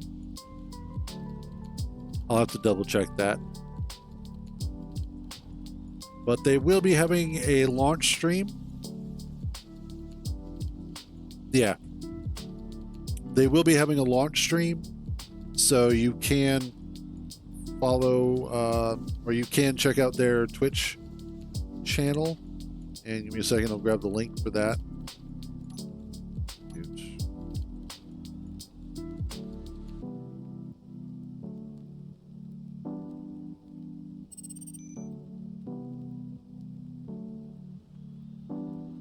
But this should be, yeah.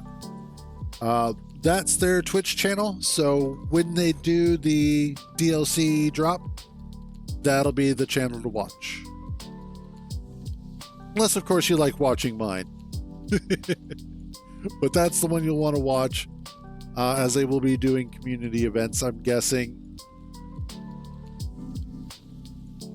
Oh, I absolutely could. And I probably will at some point in time. But for right now, it's not super necessary. Because I also have this odd problem where the textures aren't all working correctly.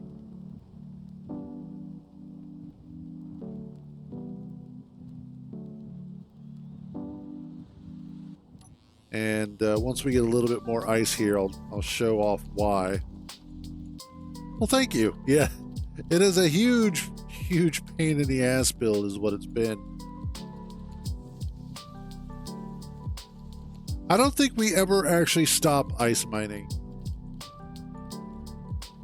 Like, the only time that I would think that we stop ice mining is if we're on a planet like Earth-like. Yes.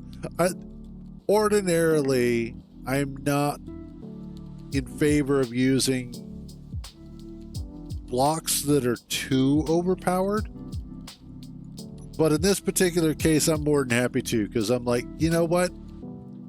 That's what this playthrough is all about, is being incredibly OP and giving the finger to all of the modular encounters factions. So that's what we do. Hence why it's called SS Revenge. That, and it's just fun. It's a satisfying way to make a lot of stuff blow up.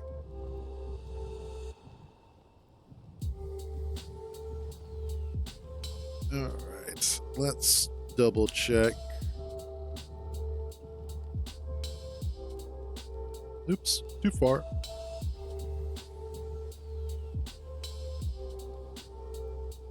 And it's a worthwhile worry. Just because of the fact that we don't yet understand or know how the new faction system is going to operate around MES, or vice versa. So it is definitely a worthwhile concern.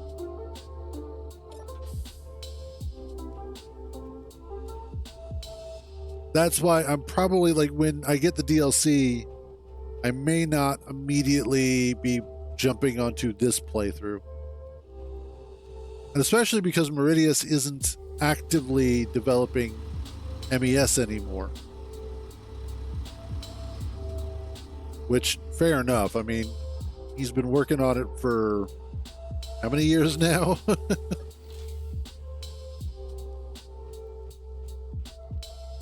Okay, what was I? Oh yeah, that's no. I needed to be back down here. So, and it's probably not going to do it now. But the reason why I don't have a whole lot of color in here right now is because I have this texture bug here.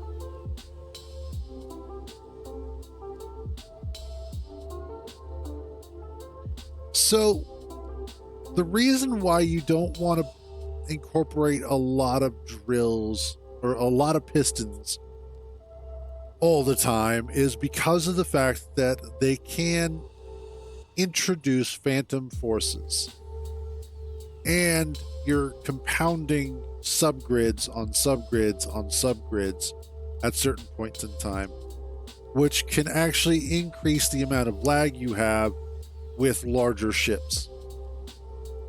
A small mining ship is actually pretty decent for a larger ship, just because of the fact that it's one subgrid on one large grid, as opposed to multiple subgrids attached to that large grid.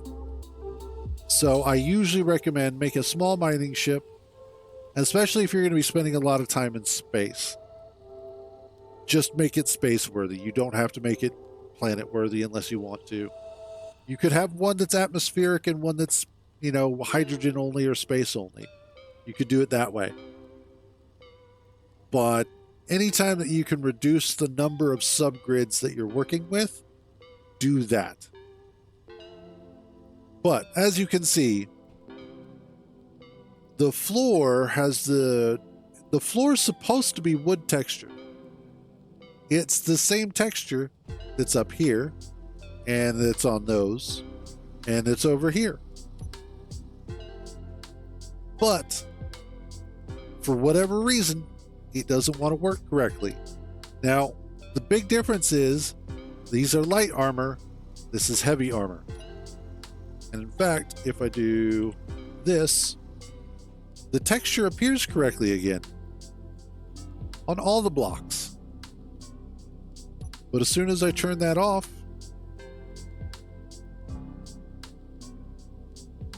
it goes back to its low definition version. I don't know. I've updated my graphics drivers. Windows is updated. So, hey, Hollows, what's up? I had one of those last night.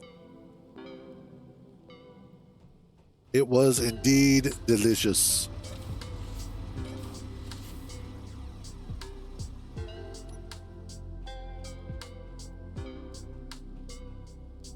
Ooh. Narwhal. Uh-oh. What flavor are you experimenting with?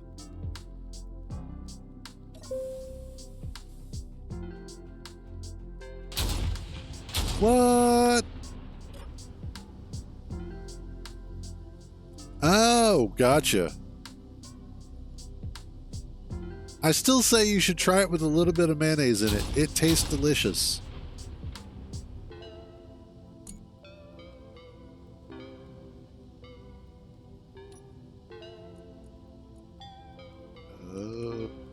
Torpedo? No. What are those called?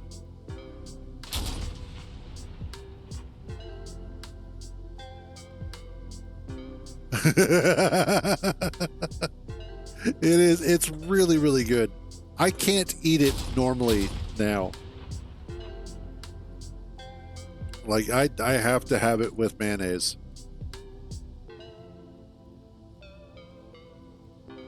Oh, what am I looking for? These are Salvo launcher. Poseidon. Okay.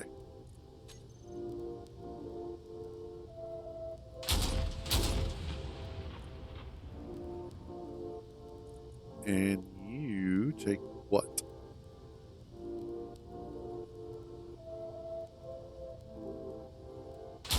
Striker missile? Okay.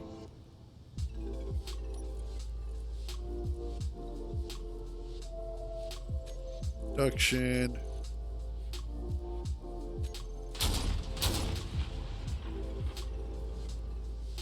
Assembler 6. Learn many, I believe.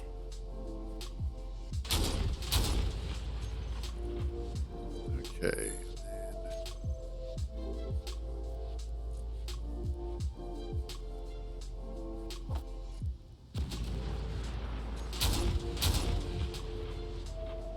The hell just hit me? Oh, nothing hit me. Well, I hit myself.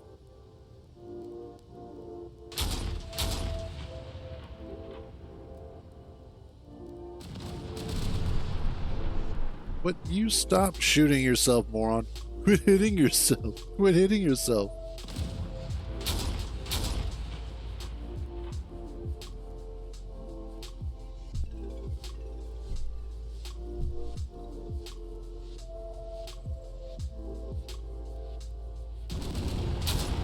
You know, that's one thing that I wish that they would just go ahead and turn off, is that whole experimental mode thing. Like, at the end of the day, it is a strange, arbitrary limitation that no longer needs to exist.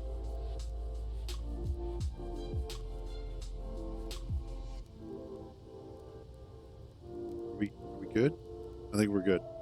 Yeah, we're good. Okay. And especially because of the fact that for a lot of people, you'll start up your playthrough, and that'll be the playthrough that you run with for a really long time, not realizing that it's basically kind of messed up in a way, that you've done yourself a disservice, and that you're most likely going to have to restart from scratch at some point in time. But you're already like 30 or 40 hours into that playthrough, and you don't necessarily want to stop right away. Let's rotate a little bit more. There we go. How much? No.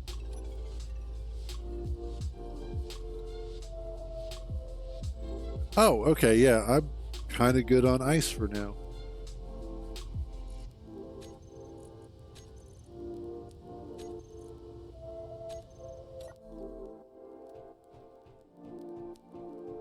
I think we're also good on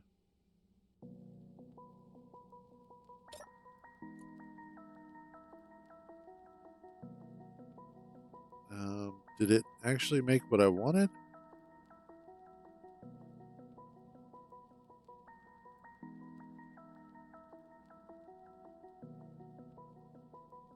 Yeah, there it is.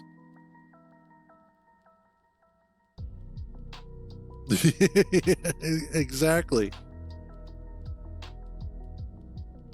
All right. Now what I need is this needs to be I need that to be, say, 30.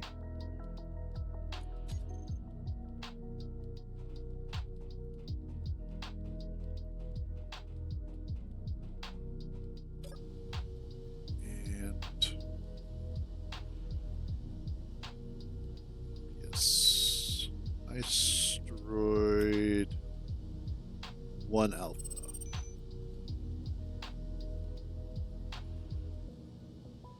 How am I doing on everything else? Have 20,000 silver. Can actually use some nickel, I think. Let's go get that nickel.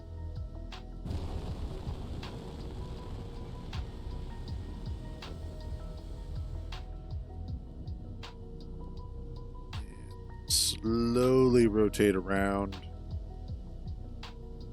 There we go.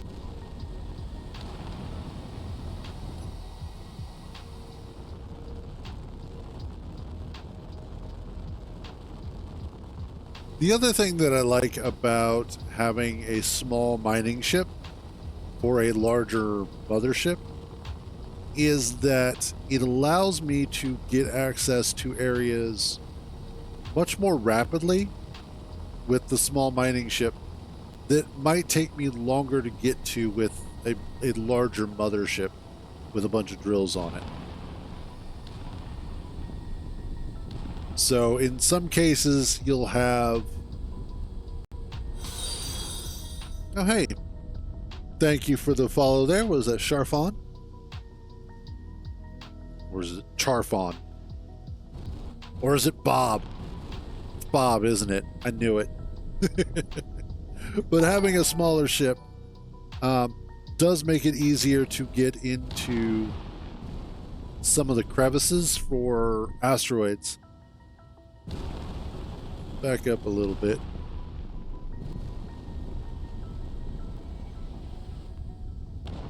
Especially because I want that nickel, but...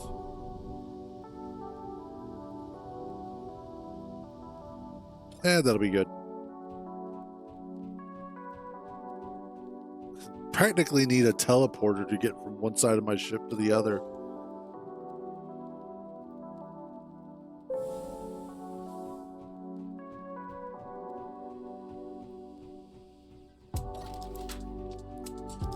No. Close. I swear you should have atmosphere. And generally speaking, you do.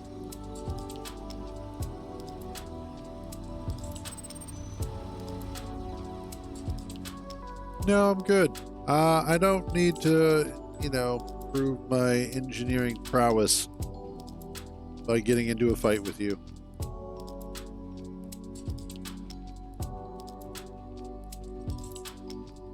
I have nothing to prove.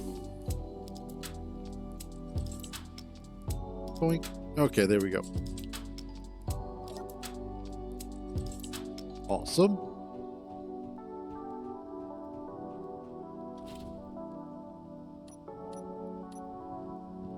Let's go collect it.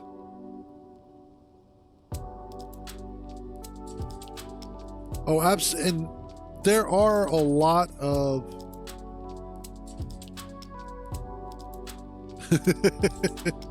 there are a lot of great ships out there with lots of awesome mining mechanisms that people have built over the years. That's one advantage that I will say that PC has obviously over console is the fact that we don't have as many limitations as console players. But at the same time, because of the limitations that console has, I would say that they've had to get a lot more creative on the random shenanigans they come up with.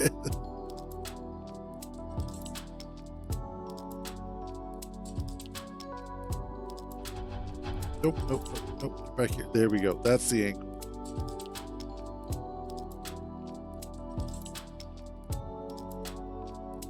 Ooh, yeah, that sucks. And that's one of those, like, if you don't have the PCU limit available, then it shouldn't offer it. And I think that's something that why Keen should go ahead and either adjust what the default PCU limit is, or just scrap the whole experimental mode and make that the default itself. Like, and especially for newer hardware like the PS5 and Xbox, X or S or whatever.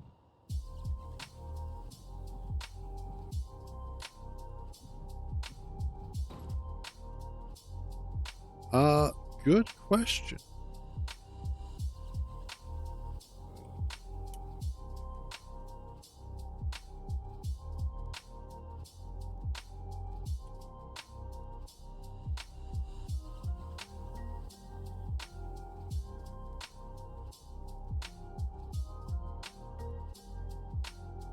Oh, PlayStation.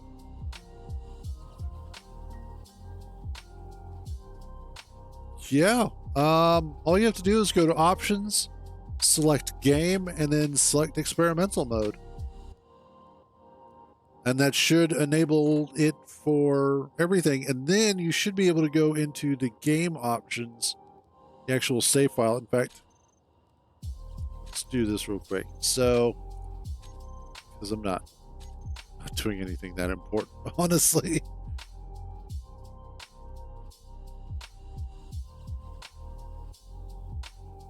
But let's take a look at this real quick. So if you don't know how to do this, what you want to do is you want to go to options and you want to go to game, and then it is experimental mode, and you want to make sure that this is checked.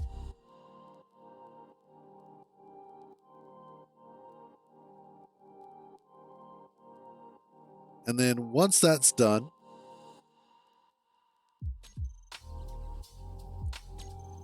you want to go to load game. Now this is for PC. I don't know if it's identical for console, but it should be fairly close. But you go to load game.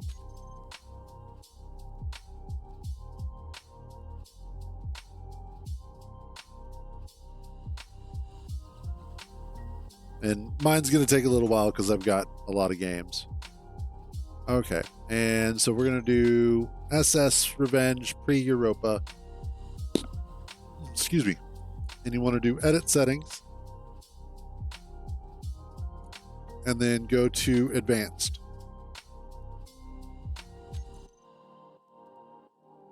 And you should be able to adjust your PCU limits.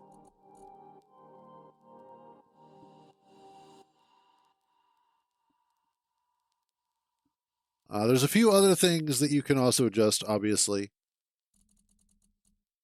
I think one of the big things, though, like there's a few things that you can't adjust.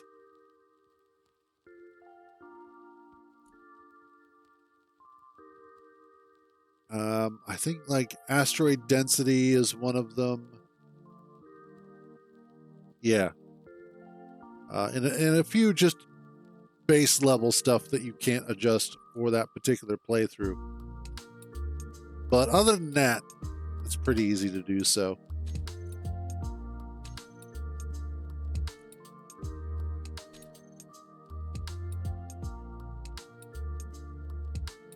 But hopefully that'll help just about anybody. Oh, and then the other thing is make sure, because once you turn on experimental mode, it's going to put this thing up in the upper right-hand corner that is just a big red block that says experimental mode, and it will leave that shit there. And for a while, you're like, it's not that big of a deal. You know, it is what it is. There is a way to turn that off. It's not difficult. But I see that in so many screenshots, and I don't get why people don't just turn it off. It's okay to turn it off. It's not going to hurt anything. Not that I'm aware of. Now, honestly, I don't think it does. I haven't had any issues with that. But then again, I haven't had any achievements that I don't think I have that many left to actually unlock. So I don't think it does.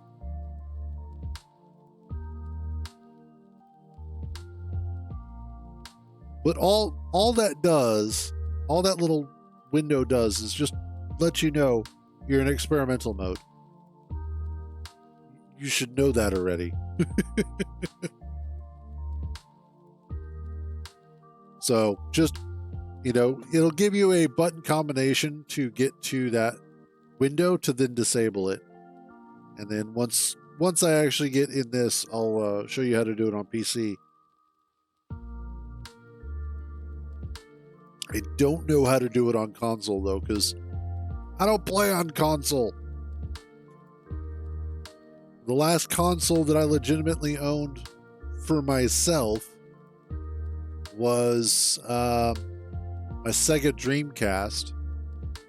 We had an Xbox One, like a regular old Xbox, the big green behemoth. And then we also had an Xbox 360. I guess technically there was a point where I did have a PS3 for a little bit. But that was a lot of years ago. And then, yeah, I haven't owned a console since because I've got a computer. I've got a decent computer. Not fantastic, just decent. Need a new video card, though. God, do I need a new video card.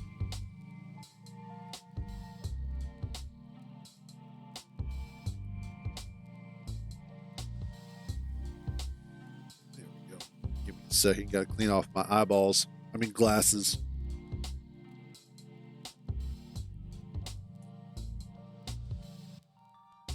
we go. That should be a little bit better. There we go. I've actually got an old NVIDIA 1070. I've had it now for, 7 years, I think. Oh, fair enough.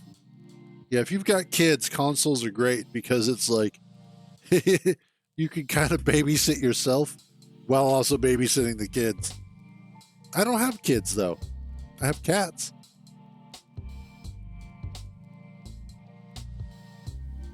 Nice. I would, as much as I love AMD's processors, their video cards suck.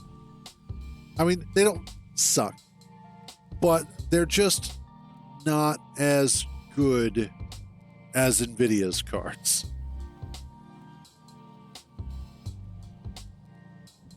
I am apparently. Okay, cool.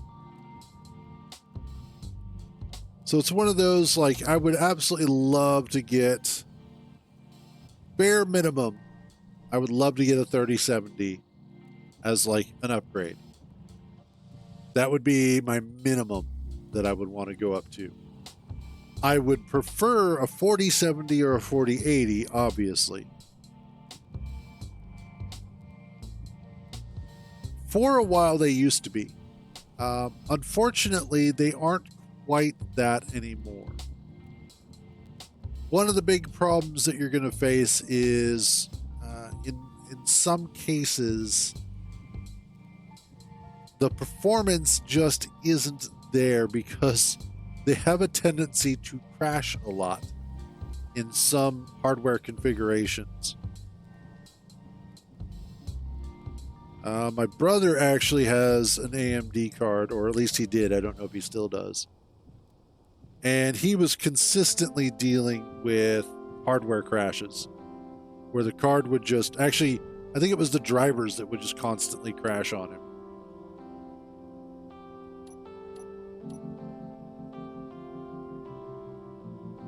But the other problem is that their hardware architecture just isn't as good as NVIDIA's is.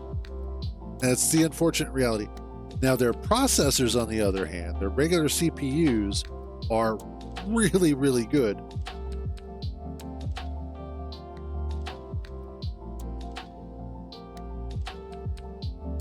Gotcha. I think what he had was either the 6 or the 7000 series. I think it was one of the later series because it was more recent. Fair, yeah, okay. Yeah, if you're running Linux, then yeah, AMD is probably the better way to go.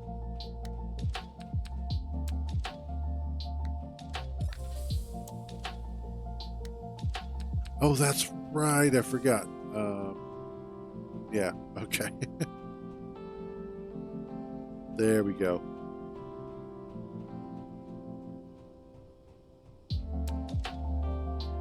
All right, now that we've got some, the hell was that? Now that we've got some nickel in us. Let's continue along our route towards the moon.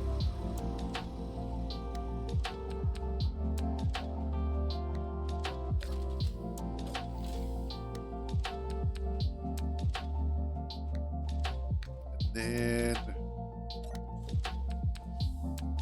let's see. Probably just need to find a little bit of uranium while we're on our way. And we should be good.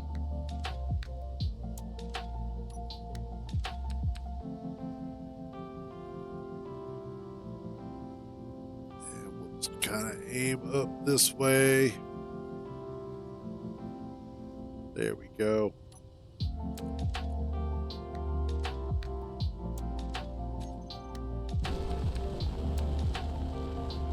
Let's not try and jump through that. Now, the processor that I had before this one, because the one that I have is an AMD processor. I don't remember exactly which model. I'd have to look at it again. But the one that I had before this was one of the first or second gen Intel i7s. That was actually a really good chip for a long time. But this AMD processor has been amazing. Does great at just about everything I throw at it. And generally the games that I'm playing are older games anyway. With the exception of something like, I don't know, Red Dead Redemption 2. Yeah. And then, I've done some VR stuff with it because I do have a Quest 2. Although I haven't used that recently either.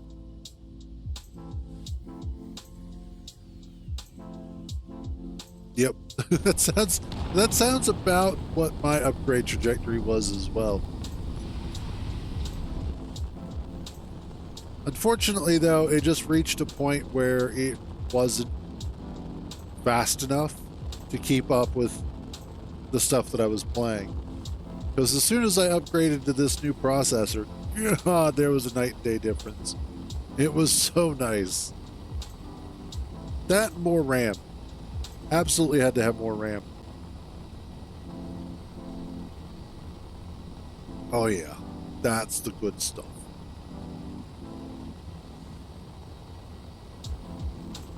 Iron. I think I'm good on iron right now. Like, I'm not doing a lot that requires it, so I'm good there. Just got that uranium fever.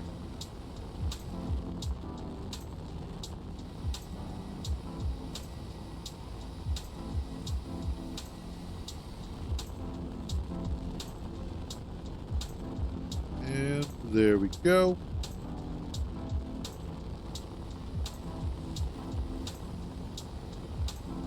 Just a mayday, nobody cares.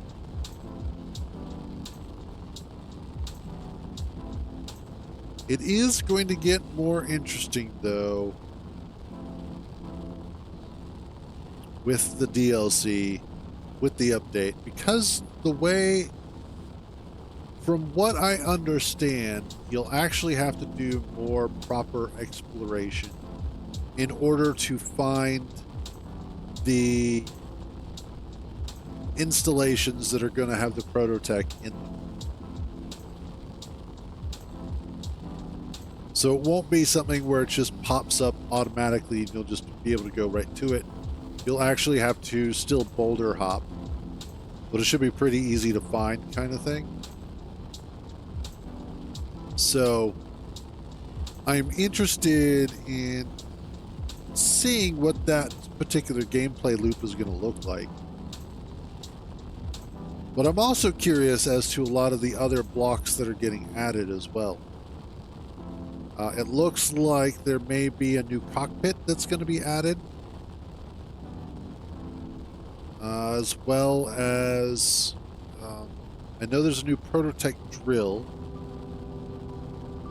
but like some of the more incidental blocks will be fun to play with, because that's the other thing is, yeah, it looks like it's going to be nice something kind of between the default cockpit and then the one that we got with the last DLC, which would be nice. Something a little bit. I would like more of a cross between the default cockpit and the industrial cockpit. That would be nice too.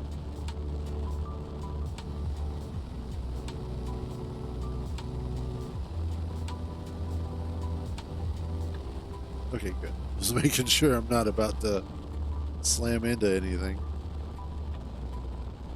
Well, it's silicon. I think I'm good on.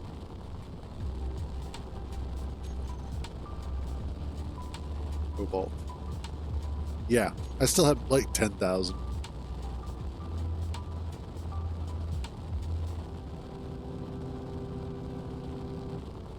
And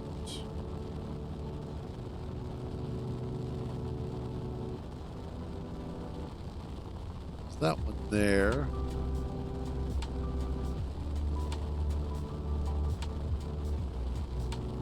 Why isn't there more rocks that are just easy to find? Ah, here we go. I see one. Watch this be like a pirate station or something. Nope, it's a rock. All right, we're good.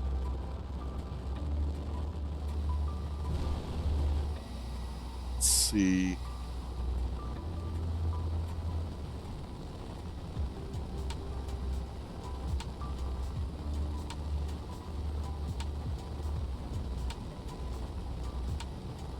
Currently also monitoring the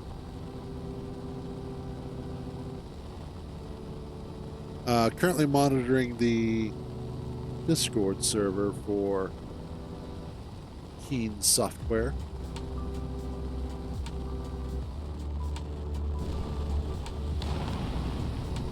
Just to make sure that I know when the DLC update's going to drop. Yes, I am. I mean, that's why I have 3 monitors.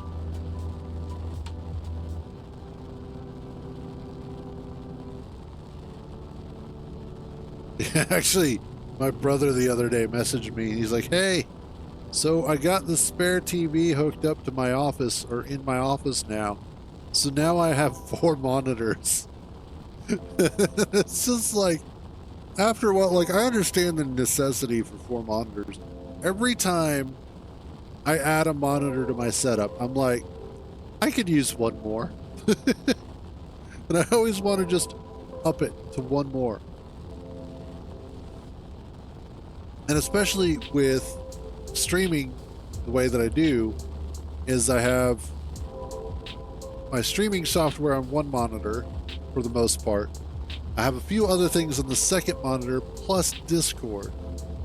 And then I have the game on my main monitor. And so I'm always in a situation where it's like I could put more information somewhere on a different monitor. Like I could put 2 more kind of up here, like above that one, and then above that monitor, which you guys can't see. More cobalt and silicon. You know what? It's like you're trying to tell me that I should probably grab some more cobalt.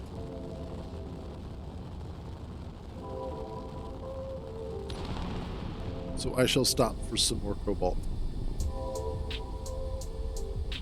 And maybe silicon? How are we doing on that? I mean, I could probably use some.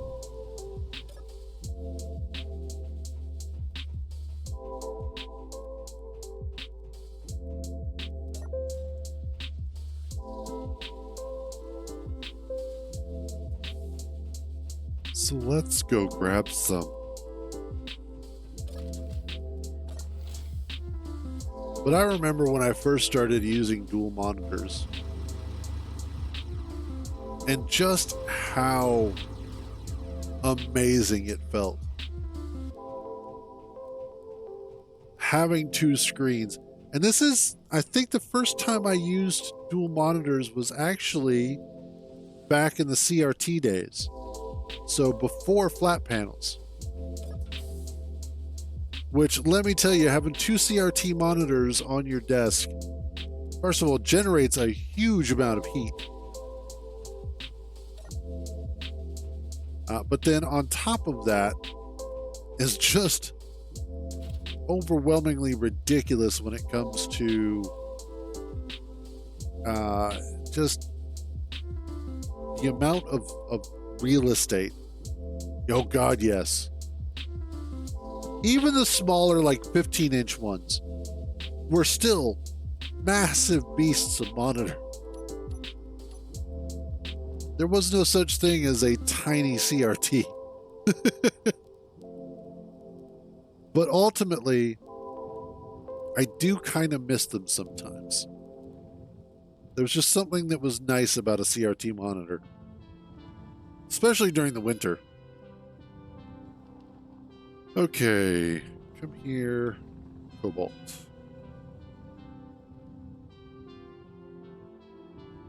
And yeah, this is why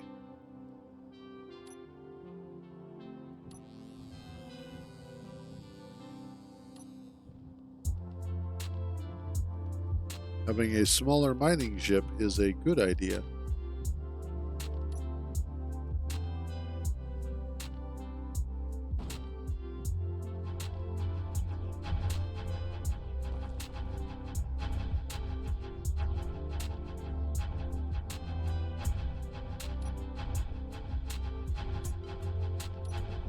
There we go.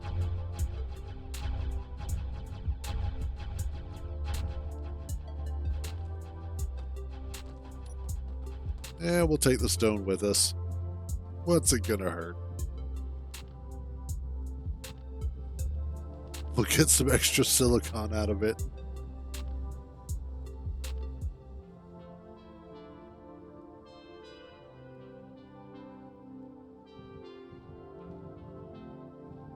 I also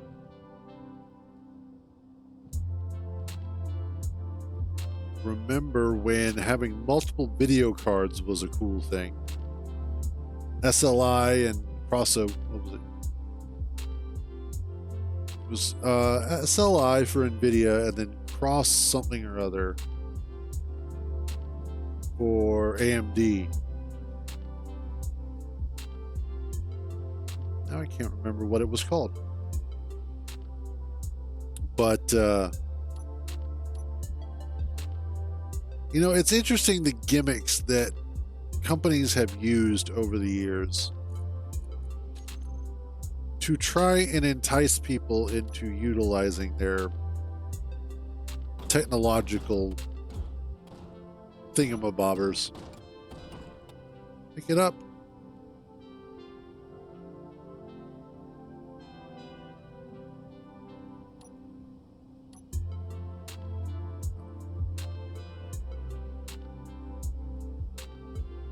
Well, yeah, there's always something.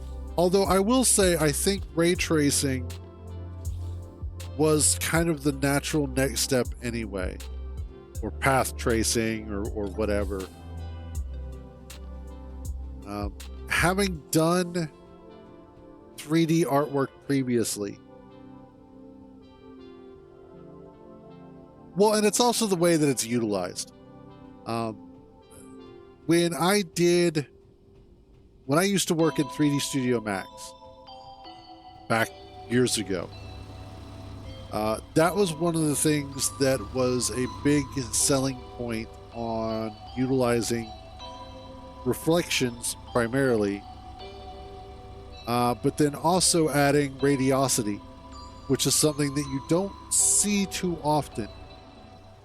Primarily what a lot of NVIDIA's hype is towards... We're taking way too long.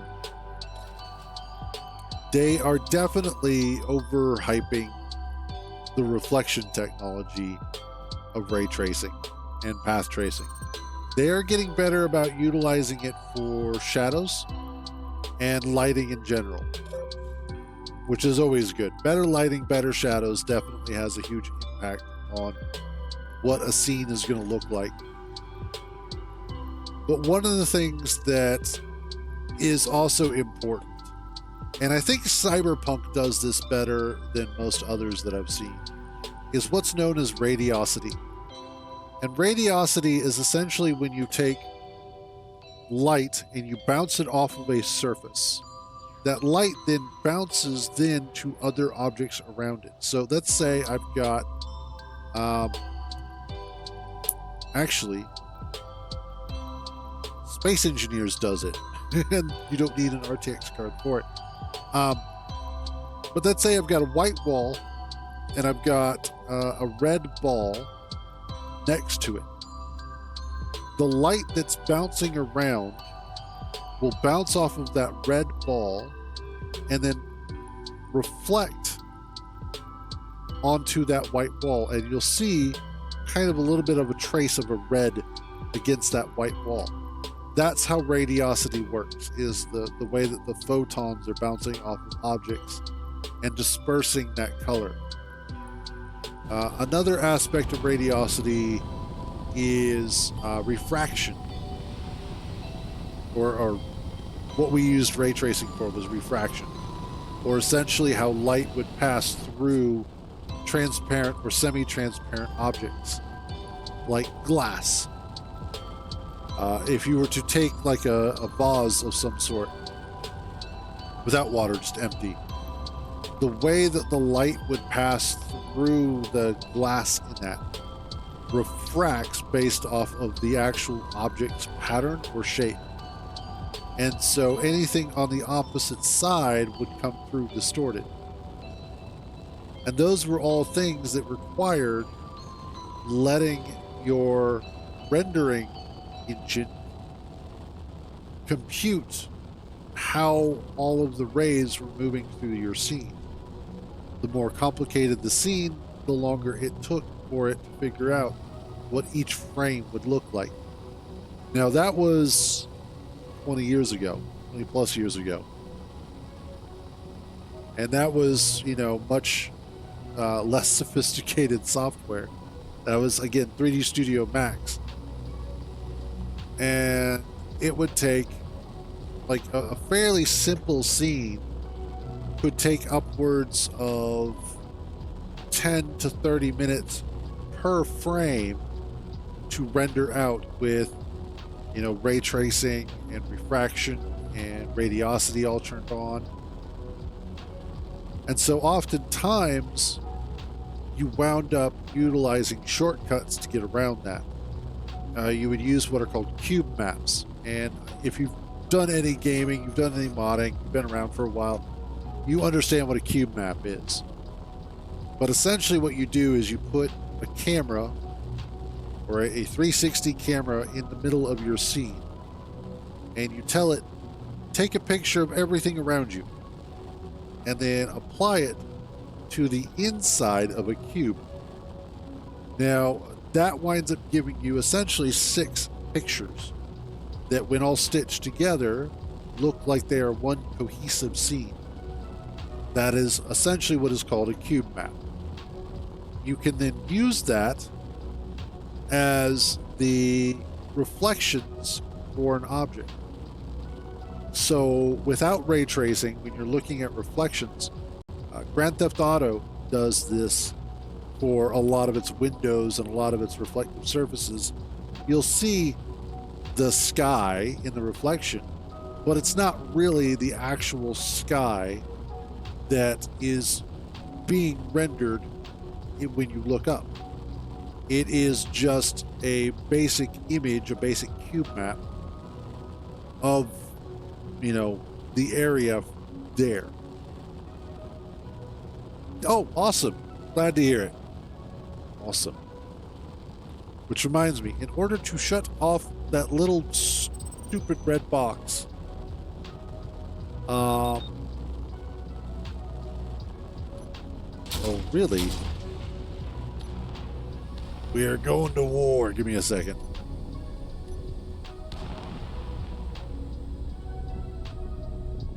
Oh, absolutely. Thank you there for the subscription. Much appreciated.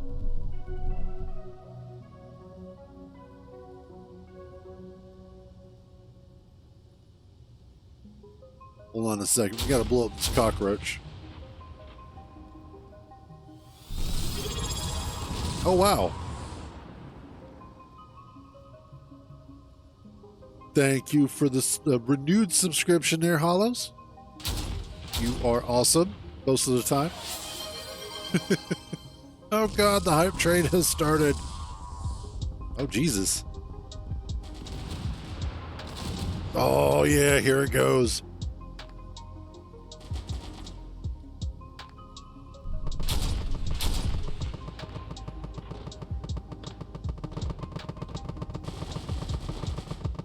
Oh. Like I said, you're awesome most of the time.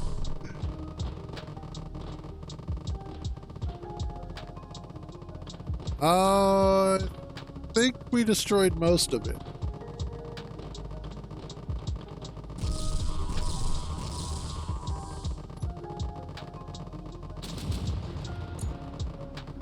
Yeah, I think we're good. Tell you what, give me a second here. Be right back.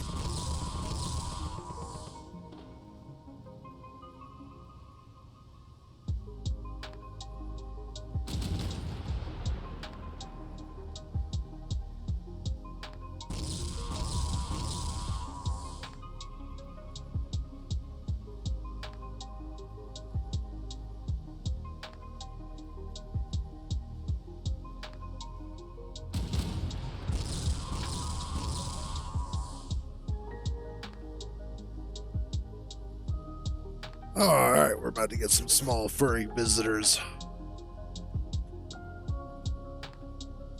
There goes one of them. Yeah. Yeah. Over here. Hi.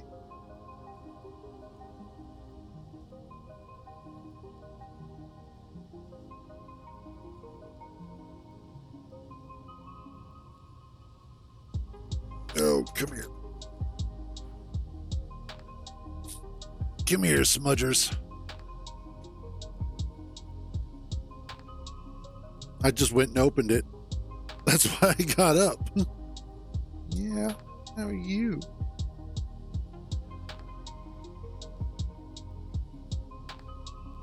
And then one of the other ones will probably be along at some point. Always got to pay cat tax.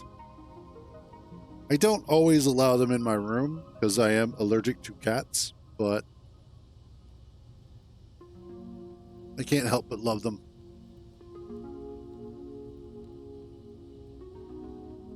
Actually, yes, I could definitely help not loving them, but oh no, I got you. Got you. I'm gonna pop your head off. Just boop. Oh, there's no supposed about it. The very first time that we ever had a cat in the house was back when we lived in Colorado. And I didn't know it at the time that it was an allergy. I just know that as soon as we got one, I was absolutely miserable. It was like the worst I had ever felt. And that's when we pretty much figured out that I was allergic to them. Not to dogs, though. Not allergic to dogs. Hey, we're getting closer to the moon. Let's see. We still haven't come across any additional uranium. Let's see if we can do that.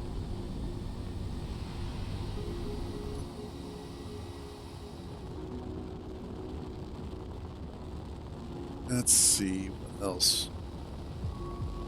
Oh yeah, I was also going to look at.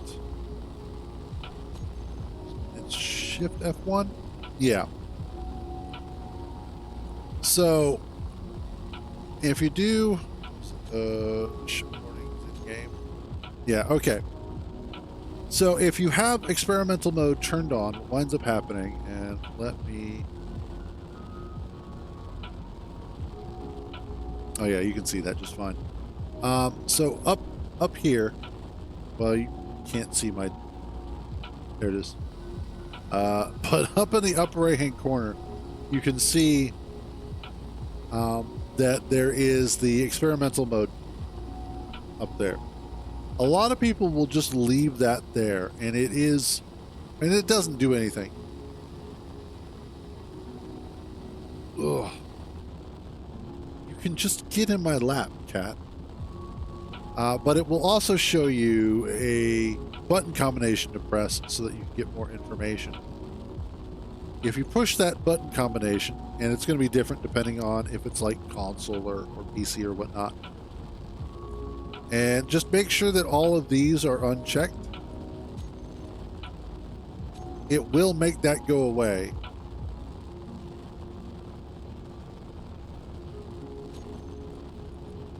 It should. Oh, now you're going to make a liar. There it goes. But it will make that go away. And so that way you actually get, your screen back. Oh, look, uranium.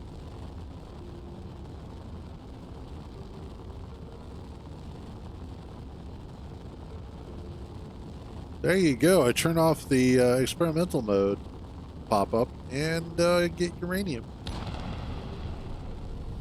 Today is a good day. Today is a glorious day. For we of SS Revenge have stumbled upon the greatest power source this world has ever known. Also, there's some radioactive material.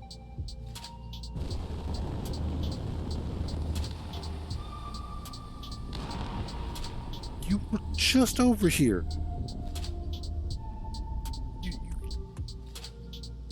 Get in the lab. You don't have to act cute. Get in the lab. So I will squeeze you. I will turn you into a smudge. Is what I'm going to do. Yeah? Squeeze you into a smudge. Because that's what you're doing. You're smudging my shirt so much.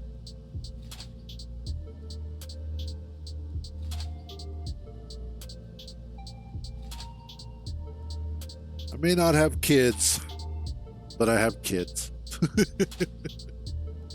What are you? Oh, Ember. Where are you going?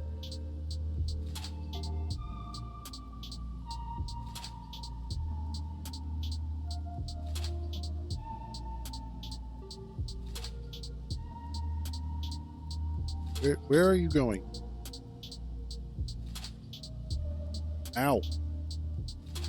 Thank you for putting your claws into my skin. I appreciate it. Yesterday, Mom was looking at my left hand. Ow. Calm down.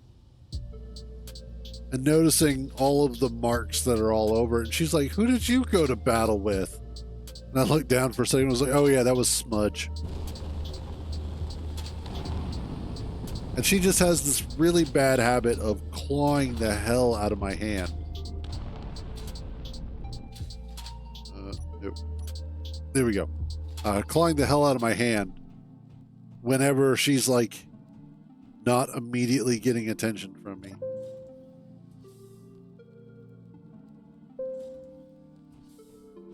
Oh, whoops. I wanted to go here.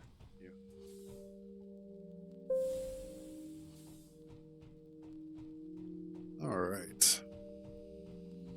We've got about an hour left. How are you running out of... You know what? I don't even care anymore. But got about an hour left until the DLC should drop. So what I might do is before it does, take a short break, grab myself something to eat or something like that, again, we are going to be here for a little while. I kind of figured today was going to be one of my longer streams. And then next week, we've got the Factorio DLC dropping. Which, again, oh, I forgot I had the thrusters on. But yeah, so next week is also going to be Factorio, although we probably won't be doing that until about Wednesday. I really need to stop trying to blow up my ship.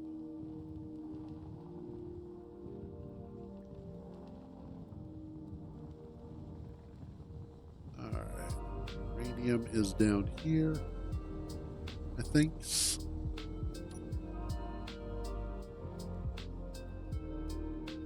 Yeah. Uranium and iron together. Let's come at it like this.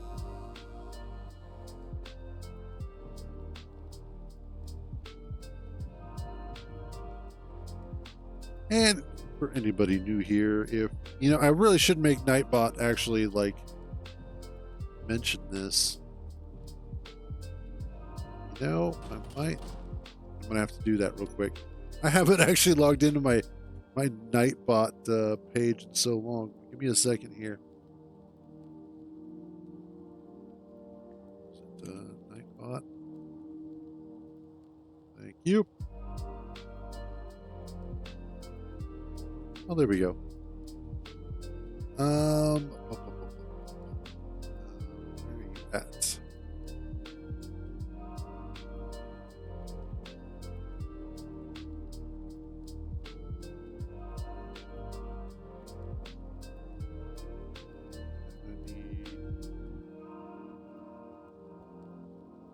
That.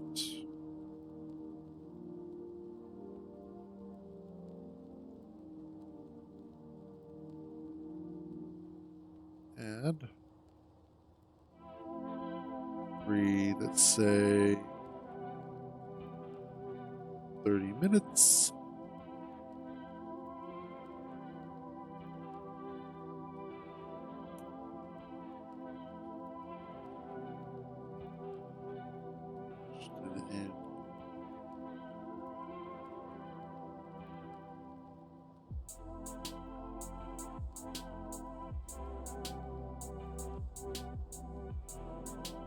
There we go.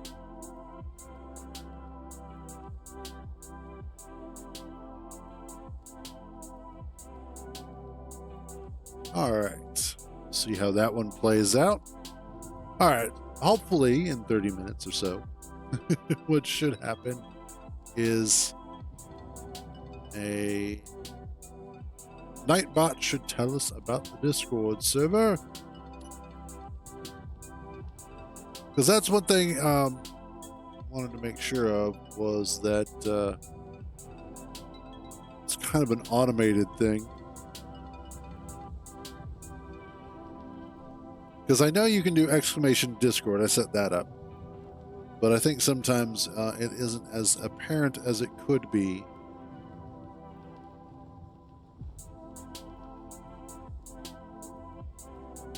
So hopefully this way, it'll make it a little bit better for people. Of course, that also means more spammers are going to get into the server. And not like it's a super active server. Mostly it's just a couple of people sharing memes every once in a while, and then we'll sort of nerd out over something for like 5 minutes. But hey, more people, awesome. Always happy to have more people as part of the community, because that's more ideas that can get shared around as well.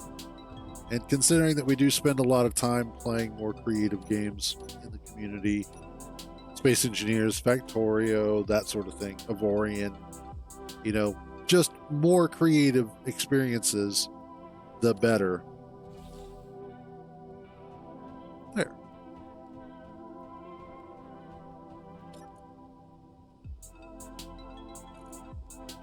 And nice amount. Uranium fever.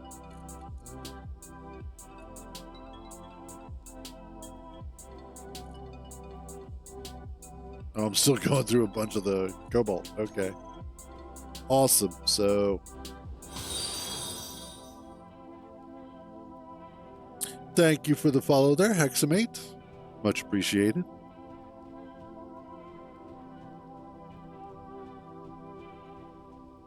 Don't give me that look, Smudge.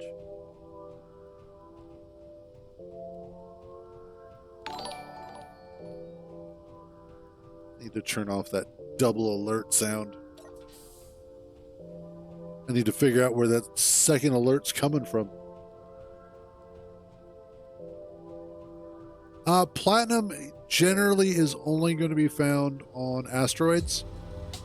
I think you might be able to find it on Europa. And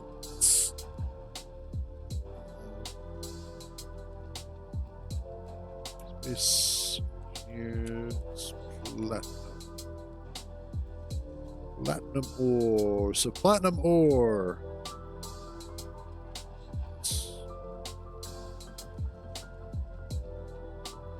Yeah, that's true.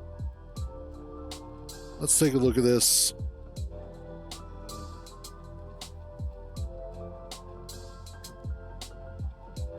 They have a new official one? Okay, let's go take a look at that one. Wow, they really do. Awesome. Okay.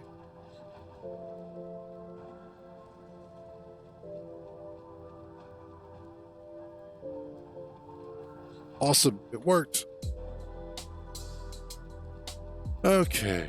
I need items. Ores. Platinum. Platinum ore is very rare, naturally occurring ore. Platinum ore only exists in the deep strata of moons.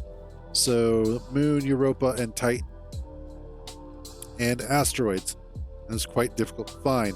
Not really. It is more difficult to find, but not quite difficult. So, yeah. Just look for Moon. Go to one of the moons is a good way to do it.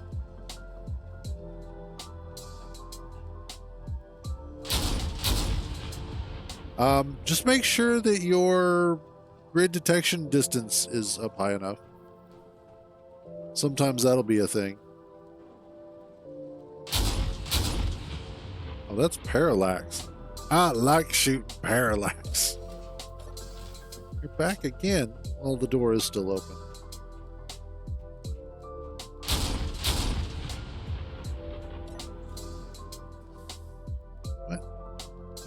What? Big old pain in the butt.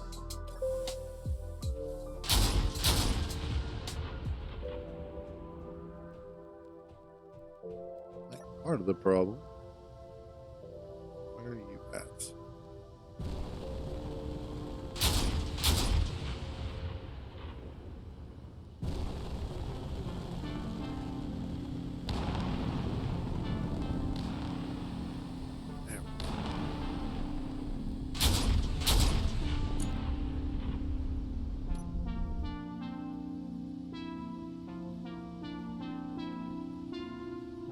I have a feeling that those are the wrong missiles for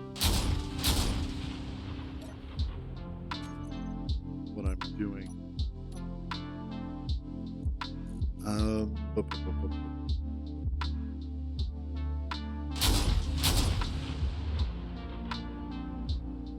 What is it that... Ow!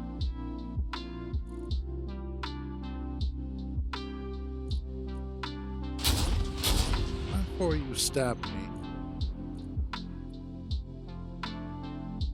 Can you stop that?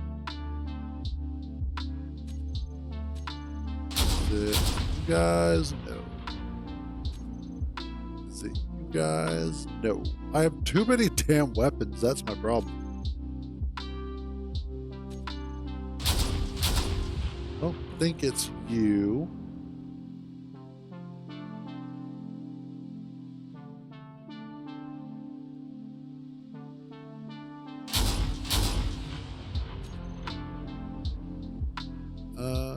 No. Is it Lynx? No, because I was just looking at you guys, and it's definitely not you.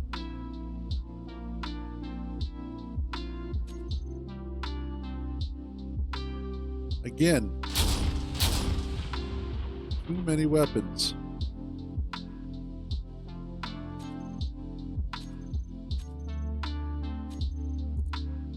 Oh, wow.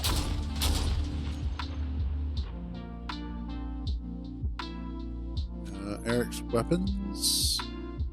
Yeah, there we go. Yeah, striker missile. Okay, yeah, so you use the striker missiles.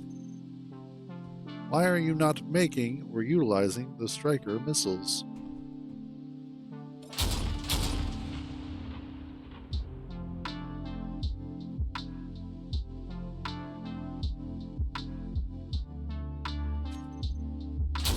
Okay.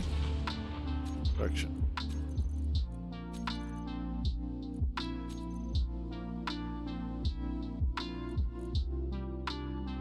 Yeah, striker missile. Right there. Plain as day.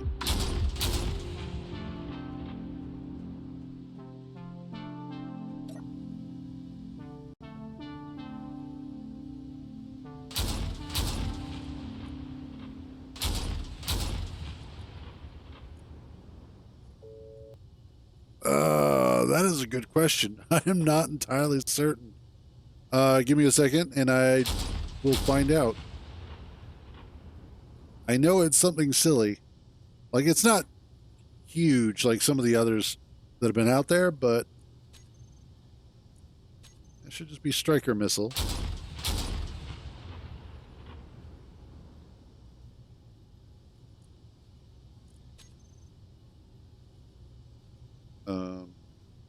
Oh, because they're turned off. Why are they turned off?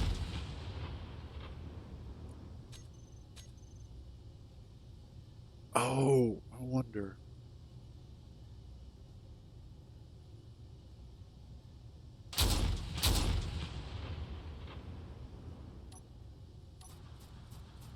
There we go. And uselessly firing into the rock.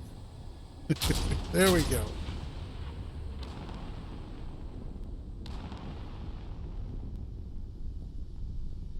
My music stopped.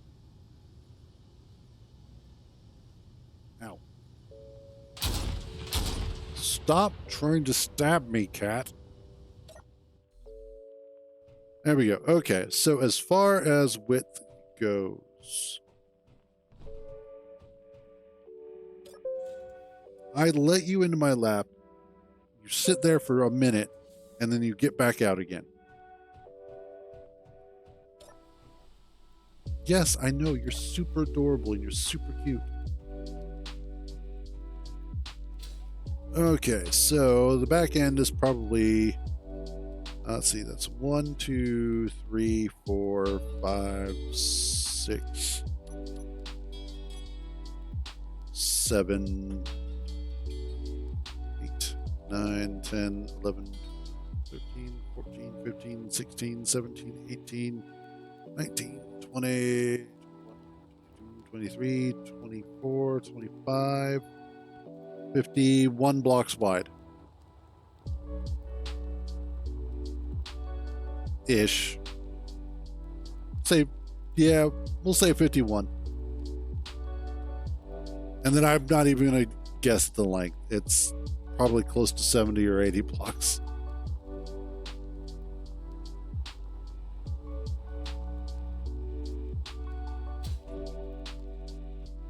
What are you doing? Are you trying to get into my clothes basket now? You were just trying to be a nuisance. You know that, right?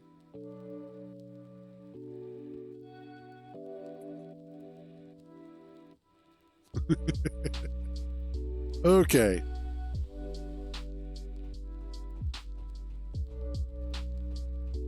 I will let her do what she wants within reason. What she wants is in my lap again. She gets in my lap, and then because I stopped loving her for all of 5 seconds, she's like, okay, I want out of your lap again. Oh God, what am I firing on now?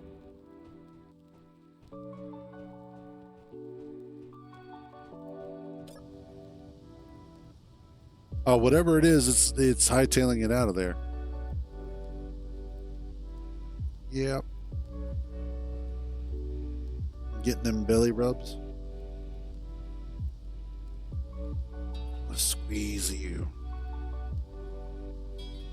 Yeah.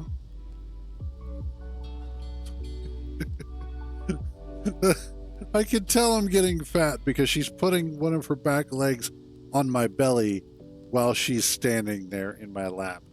It's like, okay, I get it. I put on weight. Actually, in all fairness, I've been keeping my weight pretty normal, so we're pretty static.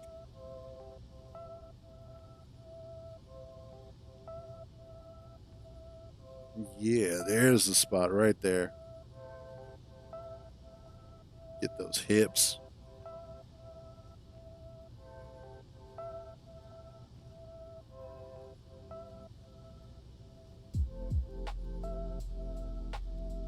Where are you going?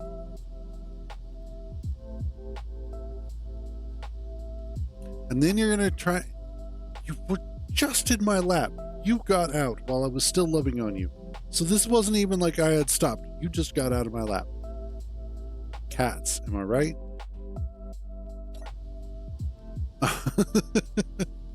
This is the argument that I always have with my cats. I want attention. Okay, here's attention. Not that attention. Pretty much. Unfortunately. Alright. Looks like we're good. Let's get ready to go.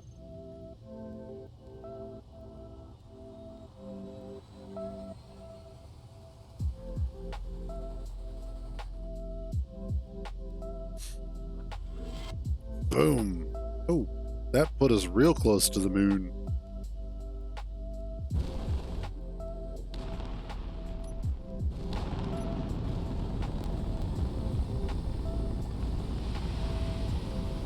Alrighty, let's finish making our way over here.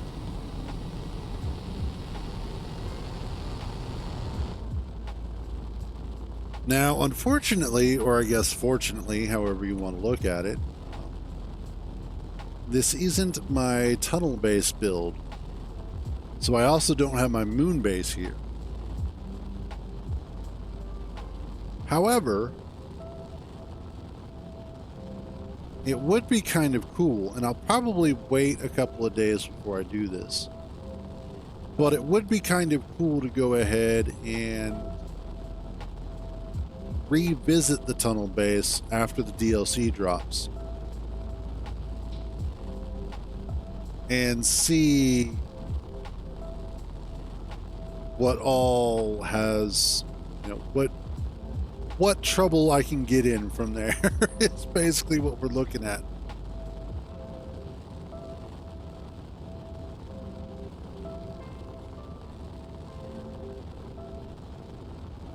Did I see? There is a wild nibbler.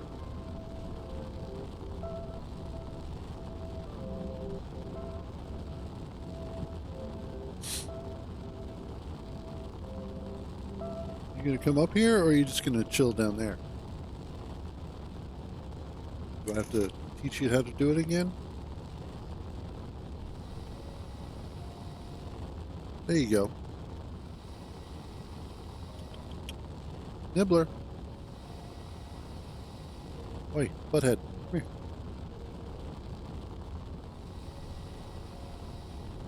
Dork. Over here.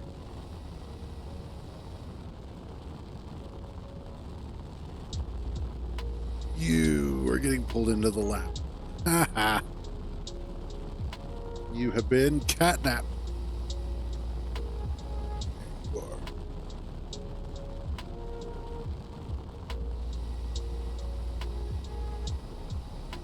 That's T. You don't want that.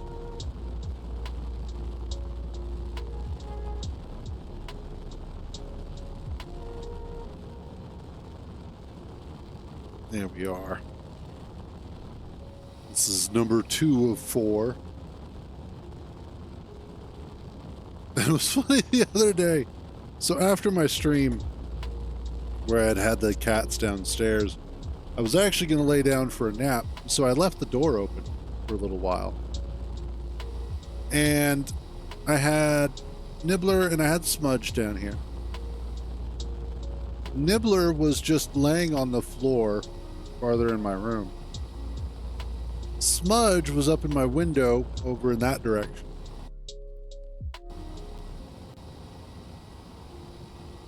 And Taz decided to come down and was sniffing around. And she had jumped up on my bed with me for a little bit. Ooh, Reavers. Gotta stop for Reavers. And she had stopped for a little bit and, was up on my bed for a little bit, was petting on her, but then I kicked her off. She gets down onto the floor and immediately walks up towards Nibbler, stops, looks up at the window, and then starts hissing at Smudge. Just for no reason. Just starts in on her. And it's like, you're standing next to one cat, looking past her so that you can be bitchy at the other one. And then I was like, nope, that's it. You guys are out of my room. Kicked them all out.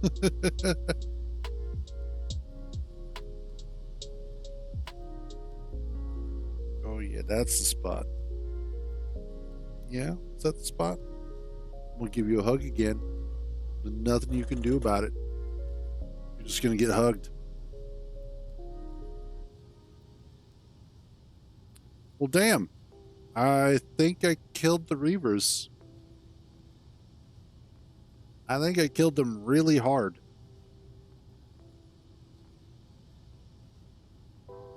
There you go. It's a little chilly out. Well, no, actually, it's really nice outside. You're just cats. As I put it, if it's anything less than the Sahara Desert, they get cold.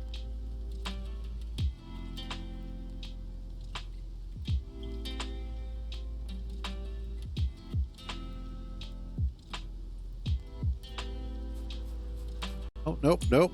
We got something.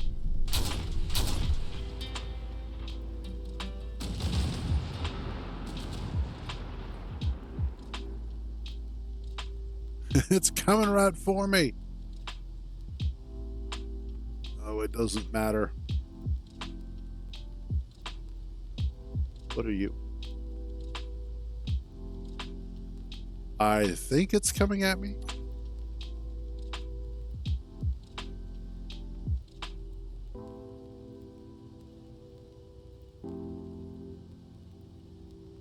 Probably a good idea.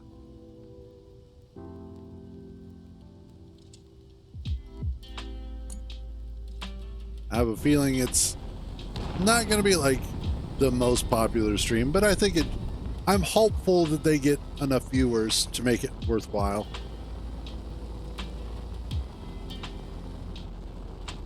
I do appreciate the fact that the game is still... Yeah, it is. It's, Norca? I think it's Norca HUD. Well, that's not bad. Especially for a game like Space Engineers. I mean, it's not exactly like the biggest game out there, obviously. But it is, I'm glad to see that it is a game that people still get excited for.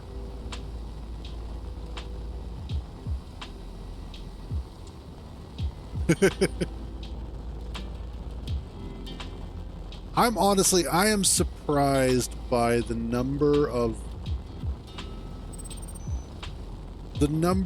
streamers, first of all, but also the number of people who have been streaming and watching Satisfactory.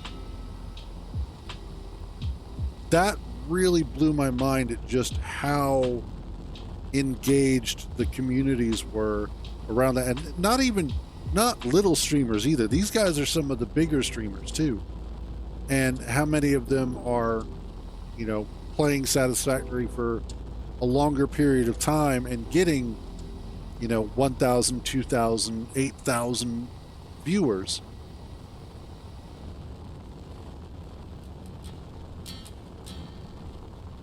It actually just makes me really, really happy that these sorts of games do have the kind of following that they do.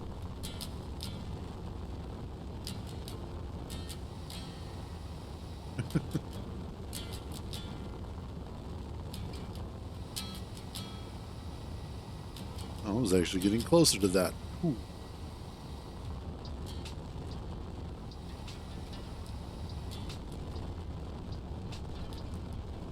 I'm kind of hopeful that this DLC... Yeah, no worries. I'm kind of hopeful that this DLC kind of brings that out in people as well. And we do get more people back into Space Engineers, at least for a little while.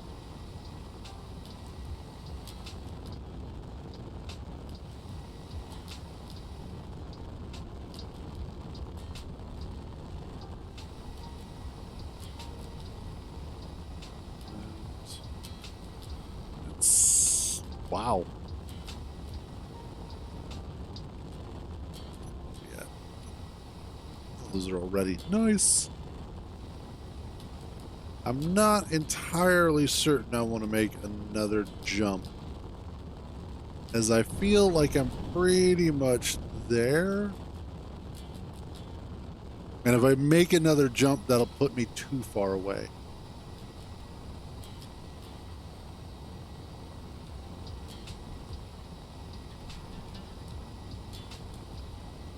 Yeah, that's right.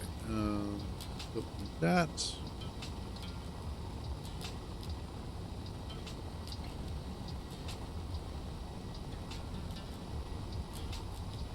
I'm also kind of surprised that a few of the other streamers that I'm following for Space Engineers aren't currently on.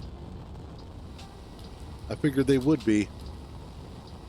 Then again, a lot of the community in general has just been shifting away from streaming Space Engineers lately. And I think that's because it doesn't have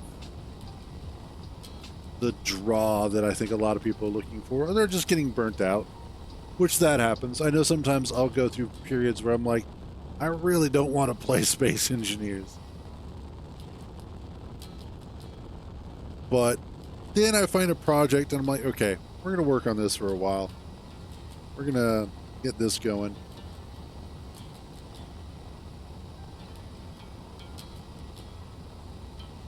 Okay. We're getting to the moon.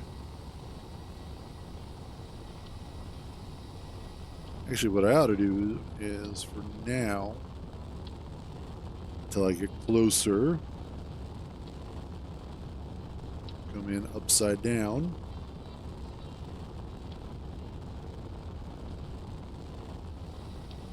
Try and get some extra sunlight.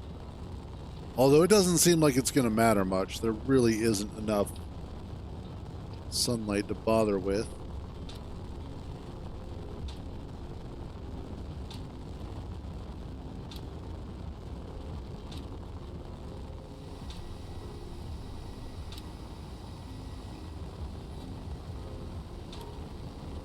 So let's line up for that. Then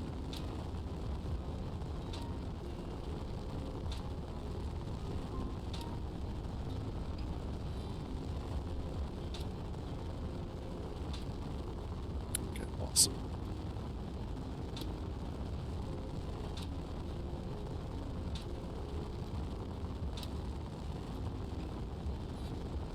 As long as Keen stays with its normal pricing scheme for DLC, I should be able to get it today.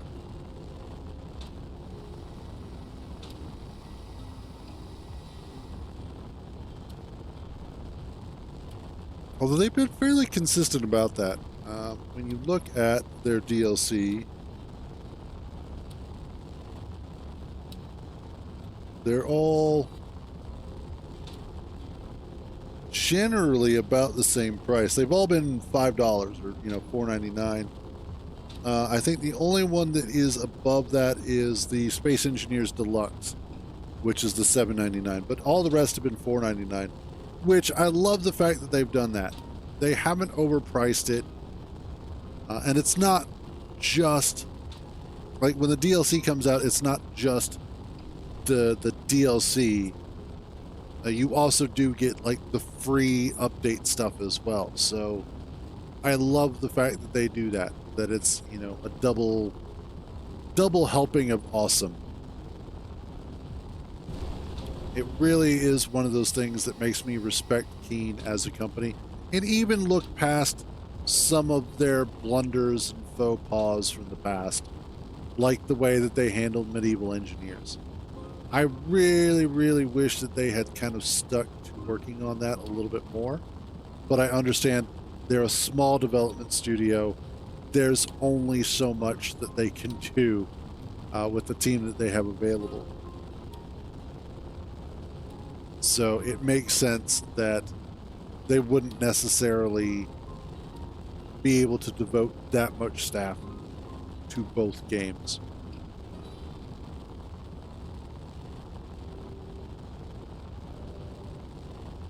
I am, however, really looking forward to the potential for Space Engineers 2. That's one of those games where it's like, I absolutely want that to be a thing. I want Space Engineers 2 because of all of the changes, all of the updates, all of the new technology that's going into it, and what it could potentially bring to the table for gaming. Because when you look at, strangely enough, when you look at Space Engineers when it launched, at that time, there weren't really that many sci-fi block building games. There were a few that were trying to come out, but nothing that had the level of sophistication that Space Engineers wound up having. The closest one to it, which came out, I believe, later, was Empyrean Galactic Survival. And even that one it's okay. Get up to it real quick in my list. But there are things about that are to some degree lacking. Yeah. Last time I played it was last year. And I try to play Empyrean periodically. I try to get into it.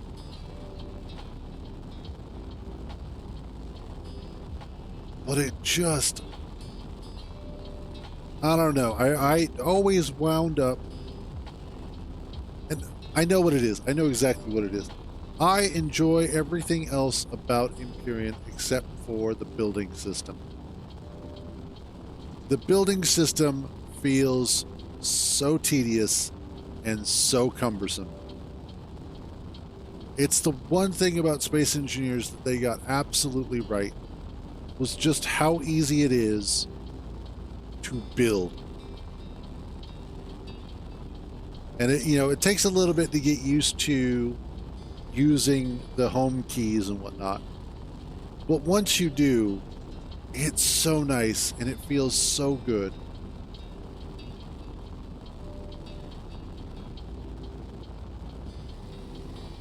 But unfortunately, it's not, at least for me, not as much fun to build in Empyrean as it is in Space Engineers.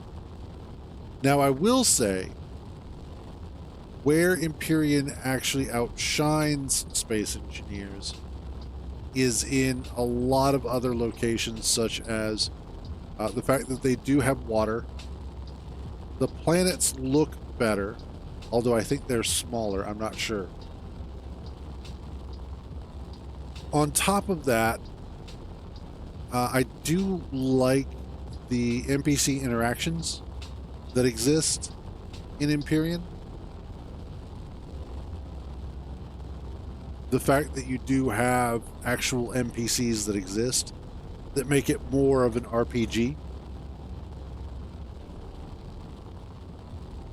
But other than that,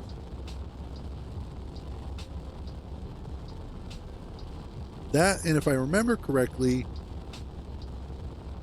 the technology that they have for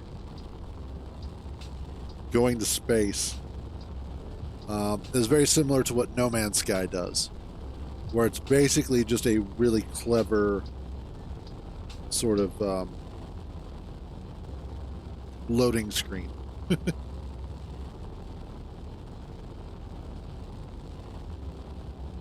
Not to take anything away from it. I think part of the problem is that having experienced both Space Engineers as well as Star Citizen, you wind up playing a couple of games that do that whole fluid movement from one location to another so well. Like, that's one thing.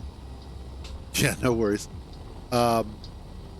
Star Citizen does incredibly well, is that transitioning from planet to space and then back again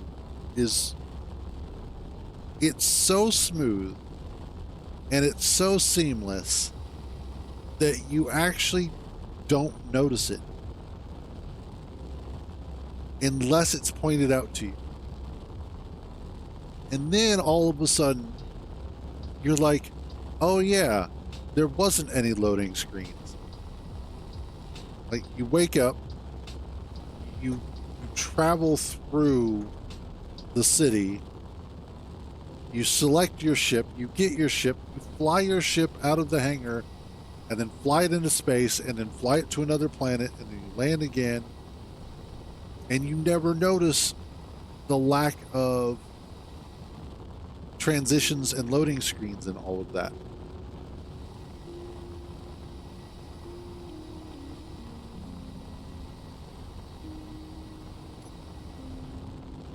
Okay, we're probably going to be hitting the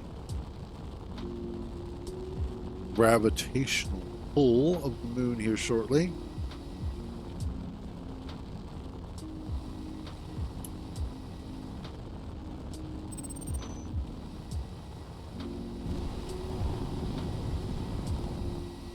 Hey, 99.69. Nice. Yeah, that looks like a good jump point.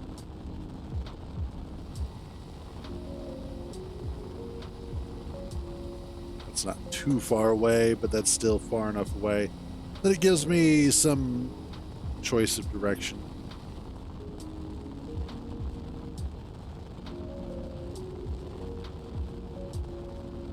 And I figure what we'll do is we'll just go ahead and land it up here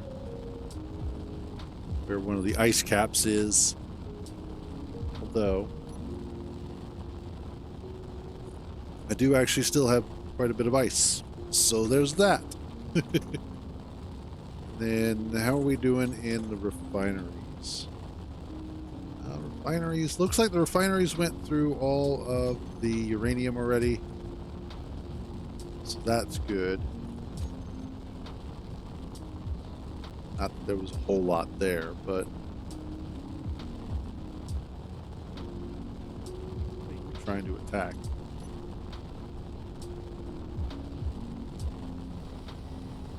Probably just that.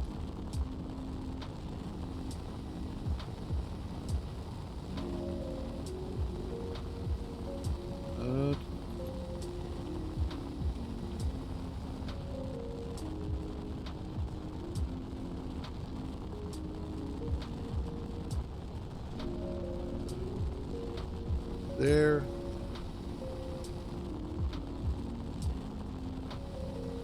Just wanting to see how Space Engineers is looking right now. Okay. Oh, damn.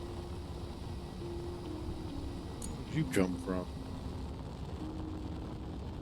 Well, not that it matters. Because you're about to get vaporized.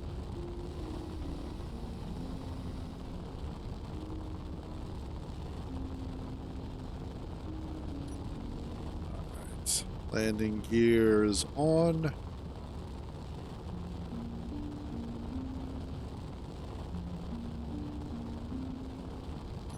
Oh yeah, make sure I turn off that.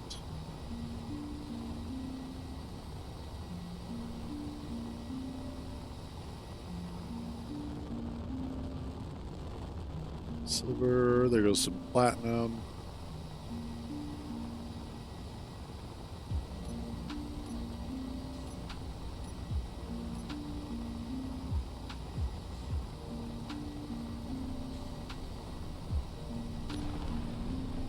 I love how when you come down onto the moon, it's just all of a sudden gravity.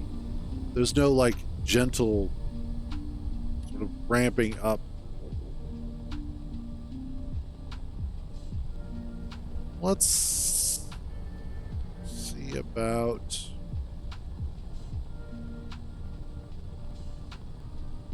I think that might be the crater that I landed in my other playthrough.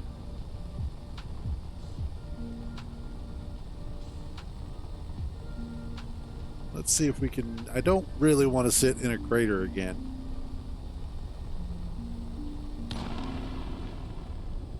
I want to find sort of a flat area.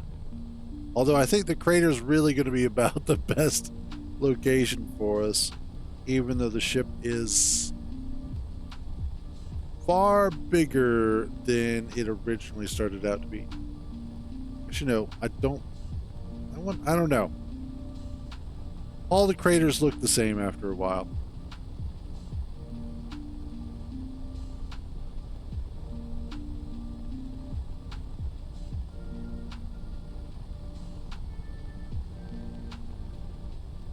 Actually, that spot looks pretty good.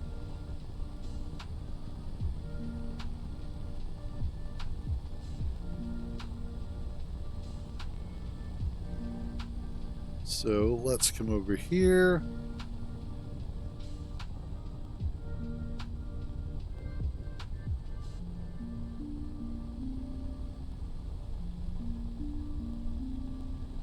Yeah, that'll be a good spot. Got a lot of stuff around us.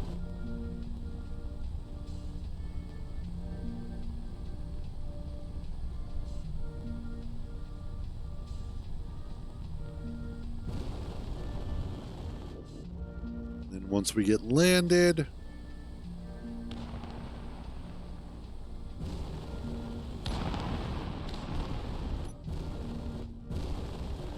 we'll see about taking our short break.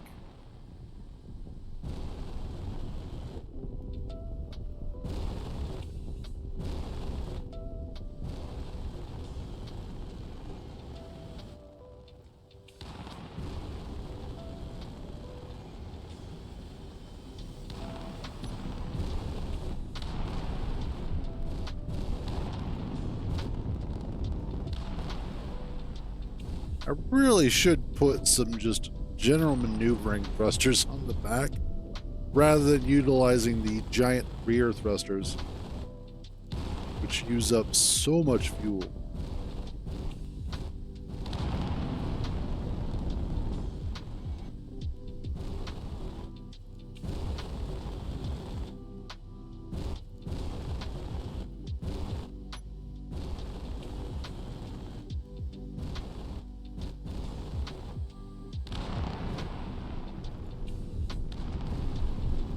See. I think we're going to be all right. Just need to know where the landing gear are.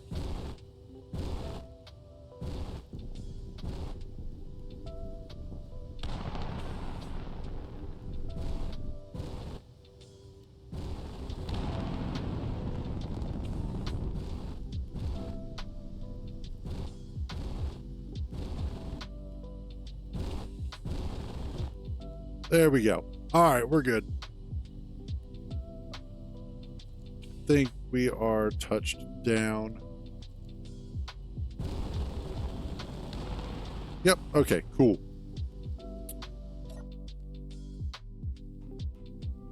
nice and safe.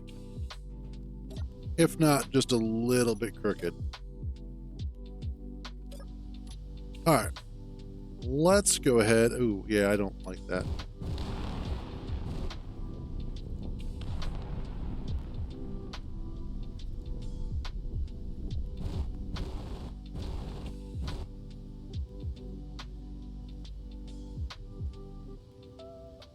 All right, there we go.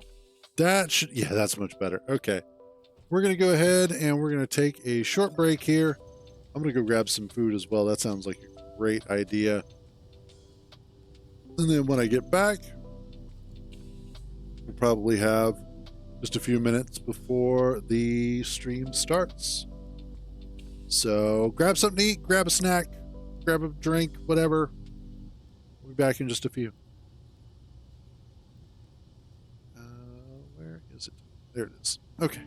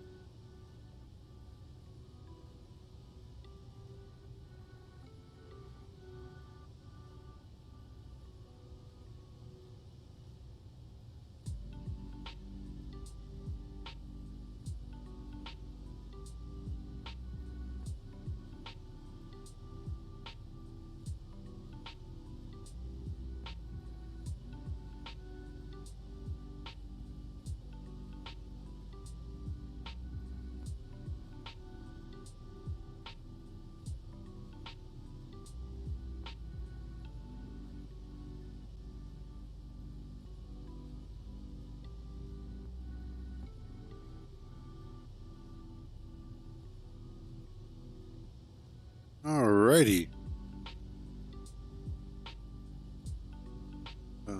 There it is. And back just in time for flying towards or away. Hard to tell. But we've got about 7 minutes.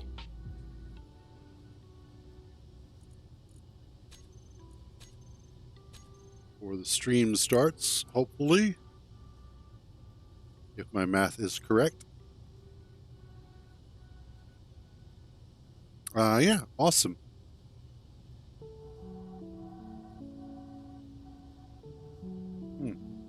About, looks like 22 minutes. Okay.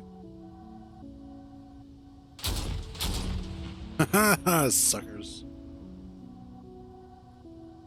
You got in range.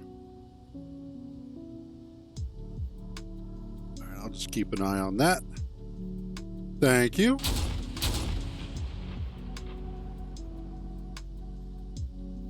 And welcome back to you guys as well.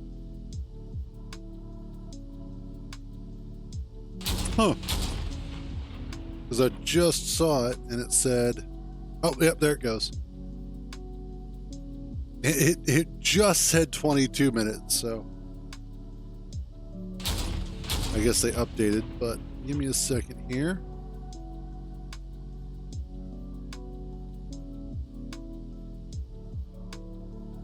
Music.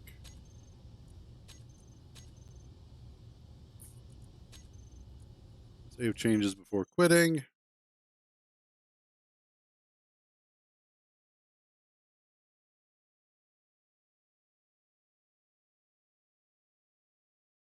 And let's bring you over to this screen.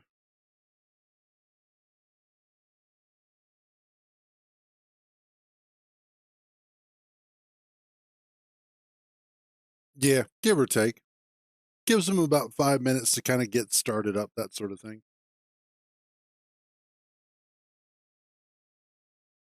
There we go.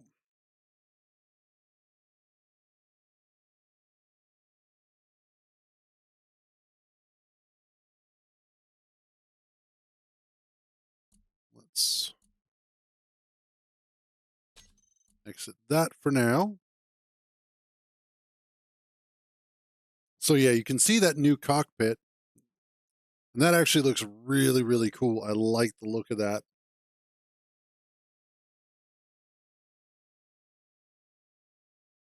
New thrusters there, because the normal thruster color isn't blue. And even looks like it's a new thruster design.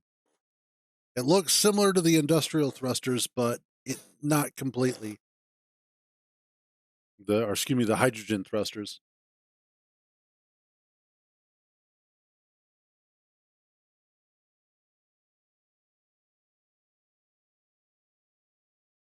Um,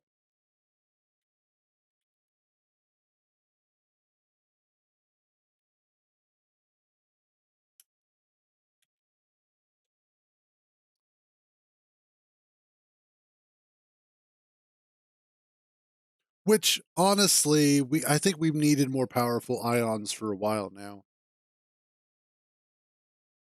One of the biggest problems that I think that we've had with space engineers is that you have three different types of thrusters, but hydrogen always winds up being the go-to because it's the best all around. And is still better than ion thrusters, which should be really good in space. But they're not. Ion thrusters suck. I'm sorry. But ion thrusters are basically useless.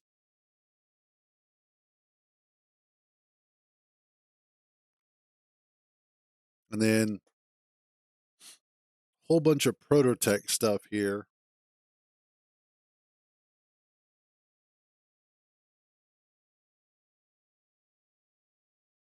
It looks like some sort of machine. although I can't quite tell what. But yeah, like the new machines look amazing. Yeah, go ahead, man. Not a big deal.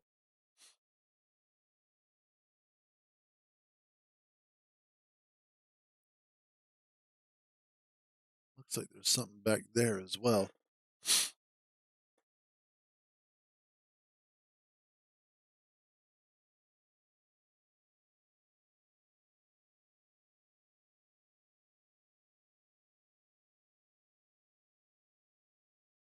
Like, it's Space Engineers. I'm not worried about spoilers.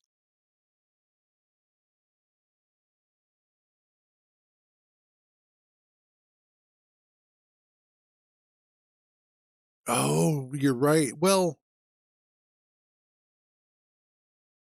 yeah, the small grid one. Okay, yeah. Now that you mention it, that does kind of look like the center of the jump drive. So yeah, that that might be it actually.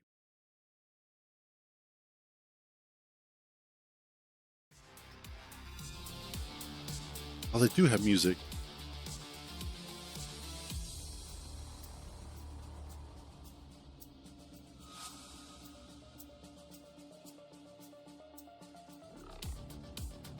And I'm not sure which one. I think this might be the assembler here. And this is the refinery. I'm not sure. Yeah, exactly.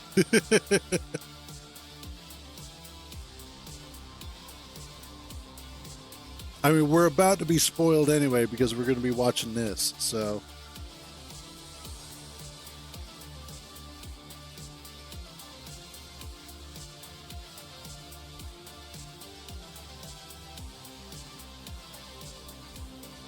oh.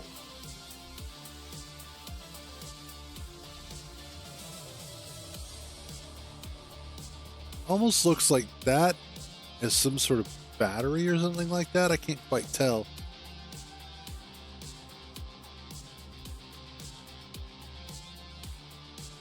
Like I'm really excited for all the stuff that they're bringing into it. That looks like that's the new gyroscope, so that'll be cool. Yes, the new flush connector is going to be so nice. Like that, like there are just some blocks that they add that are like, okay, this should have been in there from the start. This should be the actual release.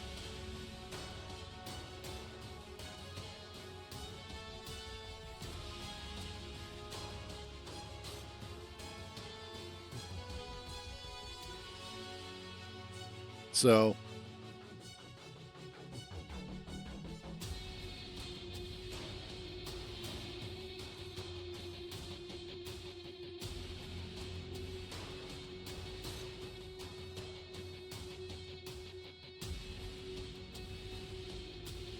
I wonder. Chat looks like over here.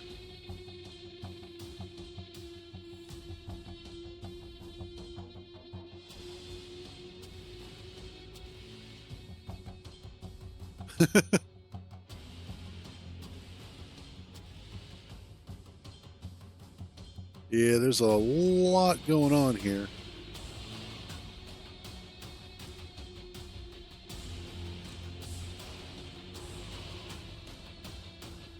Oh yeah, fair enough. That'll happen. You still got a couple of minutes. You should be fine.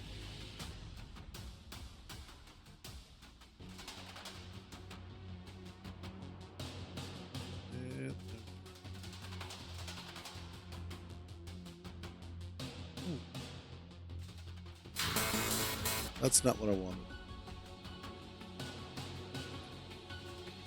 Alrighty. Just trying to see. It looks like they have some of the building components scattered around as well for the Prototech stuff.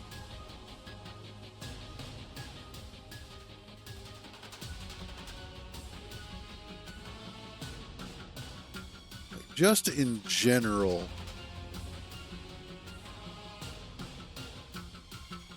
it's like a timer block.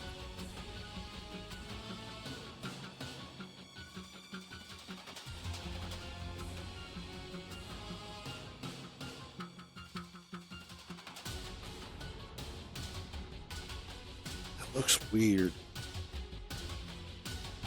Like something about the positioning of this looks strange.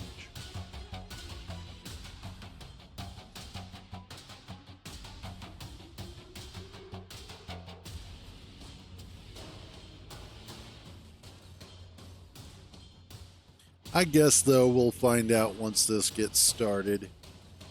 Got about a little less than a minute here to go. This should be fun. And we'll hopefully get to plug away at some of this DLC.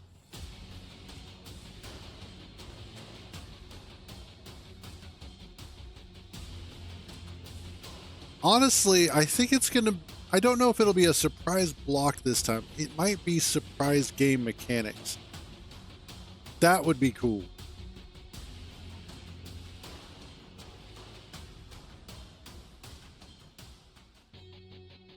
Which is cool. Again, Keen Software being awesome. Soon, TM. Nice. That... All right, in all fairness, Hollows, that would actually be kind of cool. Until your ship gets blown up and kills the cat. So, you got to pick your battles.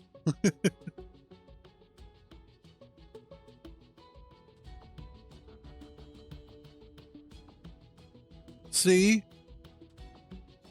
Now, having a cat on your base would be cool. Until your base gets blown up.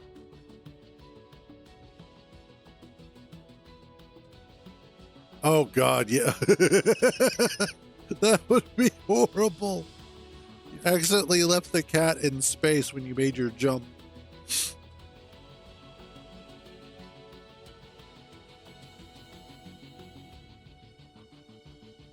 Wow, okay. They're really dragging this one out.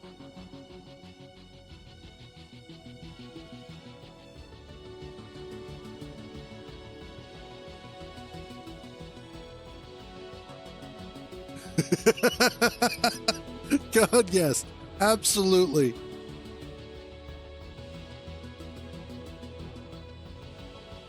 And it should also be one of those things where it will sometimes trigger sensors, sometimes it won't. Hi, Jay. We're back, Marek. Oh, yes. Hi, guys. Hello, guys. I see the hype is unbelievable right now. You guys missed my intro, I just realized. you missed my echoey intro. We're back with another update. That's what I said, pretty much. I was muted, I know. But I honestly, guys, me and Marek, we're watching here, and we are in shock. Watching the chat here fly on both YouTube and Twitch. It's absolutely crazy. So, where do we even begin? We have, this month in general is a big month. As you know, we have October right now, and October does mean the anniversary month of Space Engineers. So we're going to touch on that in just a little bit. Oh, wow. I will... That's impressive. Before we get into this magical update, I'm going to hand it to Marek just to give a little brief overview of what's been happening at Keen and Good AI and what maybe to, is coming later this month. Thank you, Joe. So, hi, everybody. And today I want to talk about a few things. One is the contact update that we'll be releasing in a few minutes. Then Virage 3 and the anniversary stream that will be on October 23rd, which is just 2 weeks from now. Our Keen newsletter and some news there, and also AI people. So I will be quite fast. So contact update, the one that we are releasing He today does and look why you are exhausted. here probably today. So I think it's interesting because it's adding new game elements to Space Engineers, especially yeah. planetary and global encounters for PvE, and especially the Prototech blocks from Factor Room faction. And this is actually something very new in Space Engineers, in my opinion. And because those are the blocks that you cannot really reverse engineer to components and build something, you really need to myself out of the steal way. those blocks and to attach them to your ships or grids and use them. So in my opinion, this is a new gameplay element in SE. And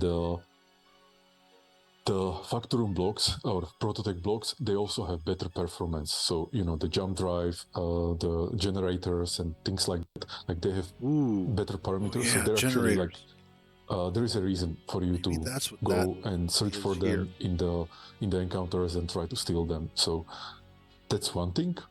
And of course, then there is the cosmetic Maybe DLC or the that. DLC with some new nice blocks.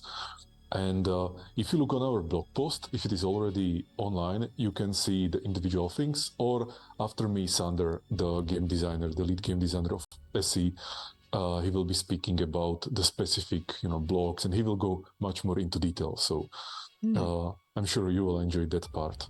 Yeah, that will drop once we release the update after the trailer in a bit. You'll see the blog post. Yeah, and I will hold you only for a few minutes, before we start playing the trailer. So the next thing I want to discuss is next steps for V-Rage 3 that I'm sure many of you are following and looking at it and trying to understand where is it leading and so on. So Joel, if you want, you can now play a few of the videos and I can comment it. Okay, give me this. Yep. Here we go. I'm going to put this up here. We'll start off with the voxel materials here, Marek. I'm going to be playing on screen now. Ooh. Yeah, okay. I will have a little delay, so I can just describe it from my memory. But it's like the tessellation and all like the really good feeling voxels.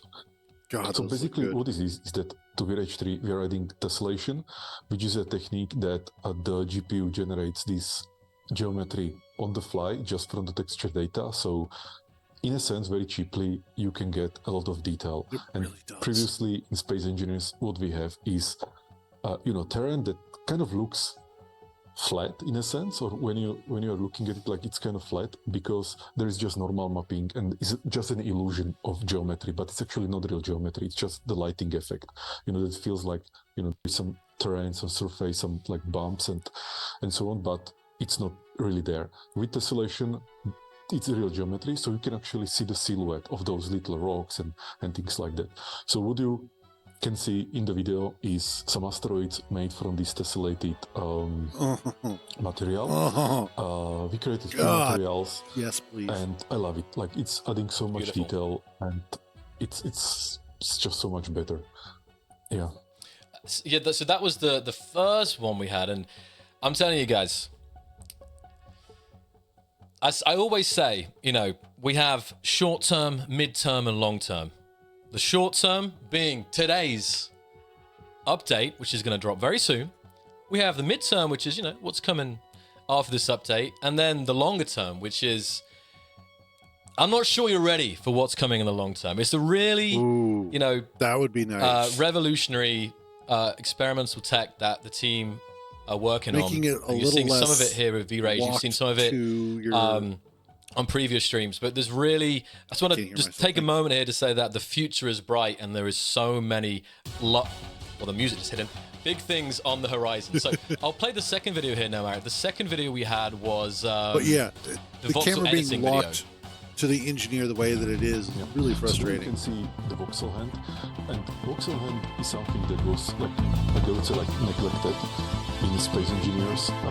So it's a tool for modifying the voxels, the asteroids, so you can be cutting out the voxels, this volumetric kind of thing that the asteroids are made from, or you can be adding the voxels, so adding some shape.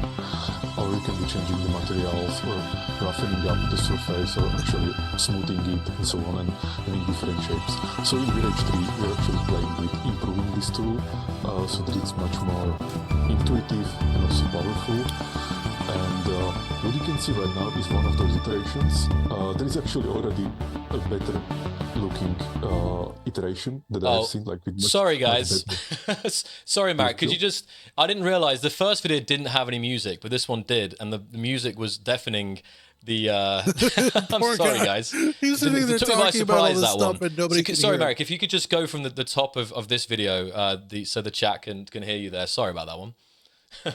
Okay.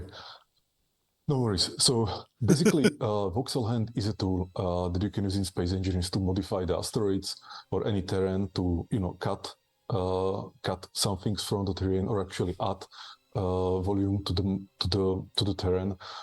And we have different shapes like sphere and box and some kind of triangle. It can be also used for modifying the material on the terrain, so you can be almost like painting the material and many other things. You can roughen up the terrain, or you can actually like soften up the terrain, and so on. And in Space Engineers, I always felt that this tool is neglected, and it's there. It's actually like, it's called VRage, like which means volumetric. And the voxel tool was one of those most neglected. So for VRage 3, we said like no, and we need to make proper voxel hand that is very intuitive and also much more powerful than the voxel hand in Space Engineer. So what you're looking is like one of the iterations of this tool.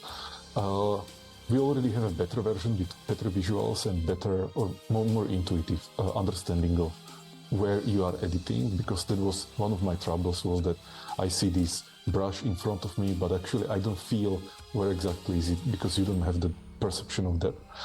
So so that's voxel hand. Great. It's another tool. And then the last VRage video we're going to play today is VRage 3 block destruction and parallax mapping here, Marek. I know the update's coming very soon, guys. You've waited many months, and it's just around the corner. Any moment now, all right? Oh. So yeah, this is that one showing, yeah.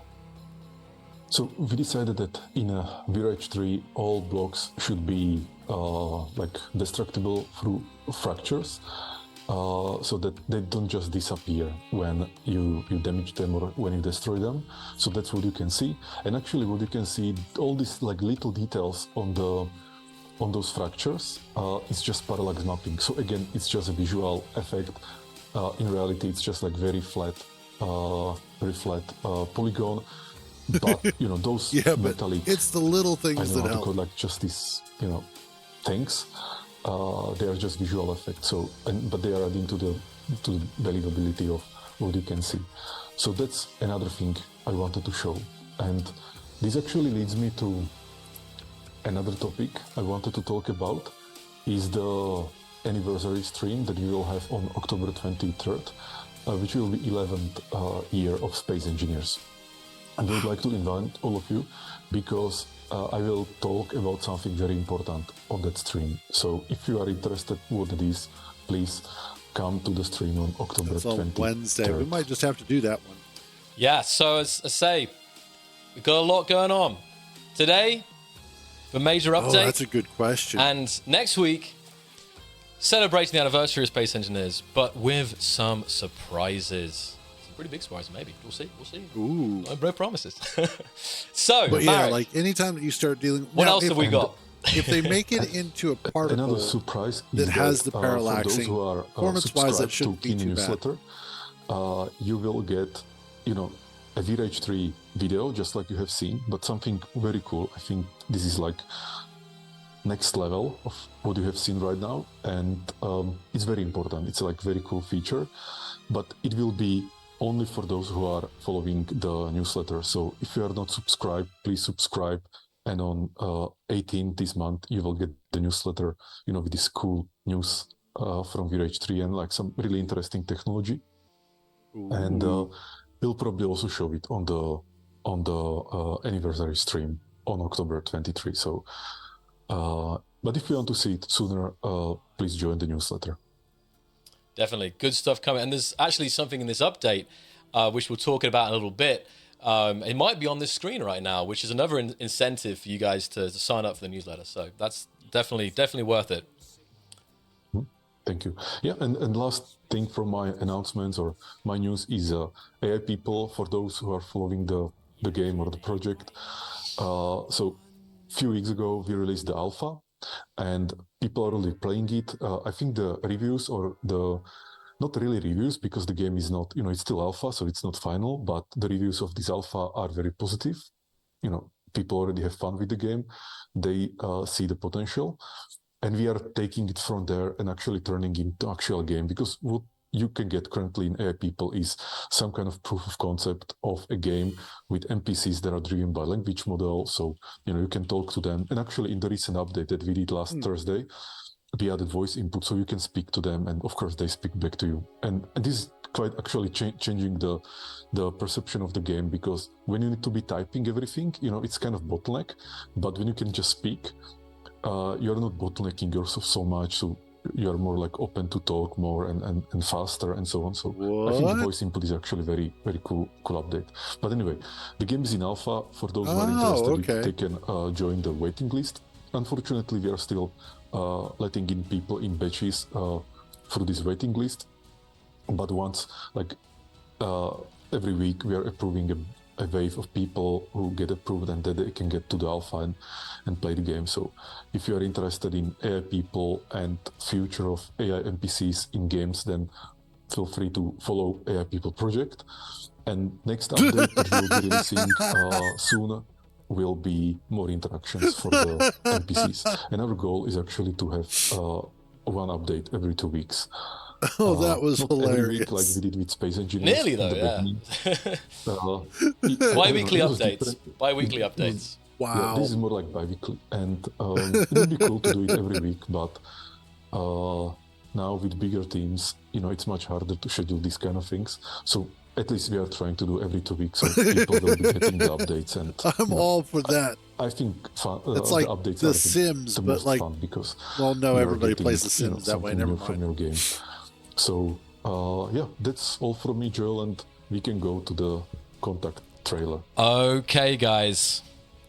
It's here. The time has come. Alrighty. Thank you for your patience. I Let's know do it's this. been some time now, and I rest assured it's going to be a good time. So let's see some hype in the chat. I need to see at least one person say release the a little update. loud. At least one person, and then I think we can do it. All right, I promise. Okay, let's prep this here. Let's get ready to ride.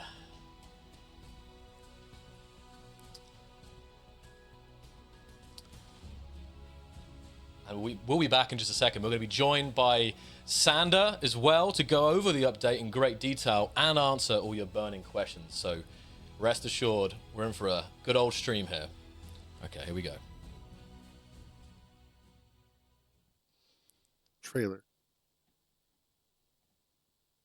And roll the clip. Ooh, here we go. Here we go.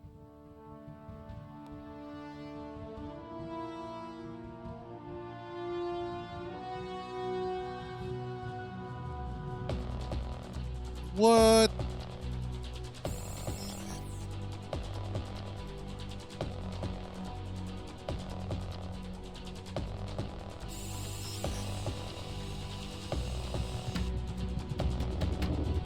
Ooh.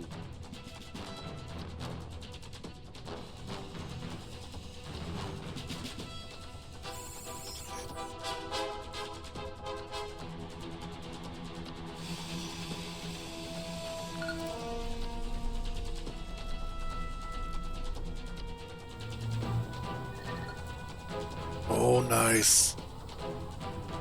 New media player. Nice. Finally.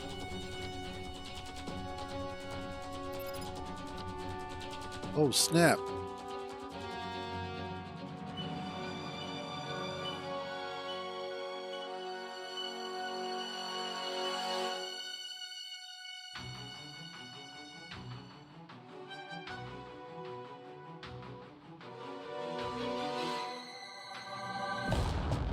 Oh, shit.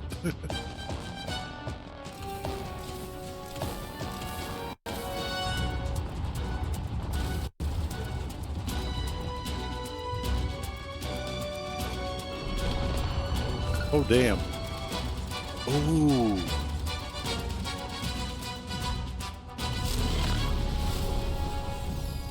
What?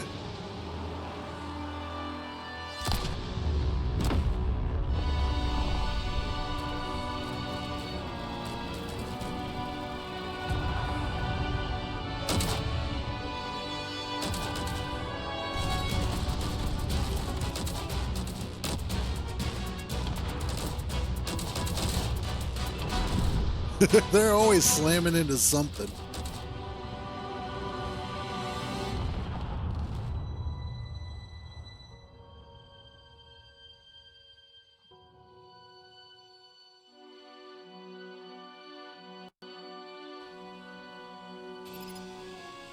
Yep, there goes that jump drive. Gyroscope, nice.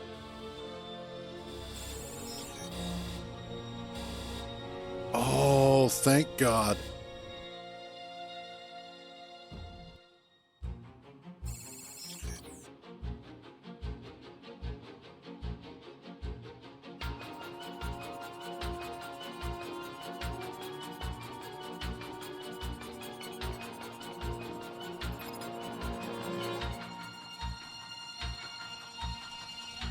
It's smaller. Yeah, good question. Don't know. Ooh, I like the look of that drill. A square piston? What? Floodlight set, nice.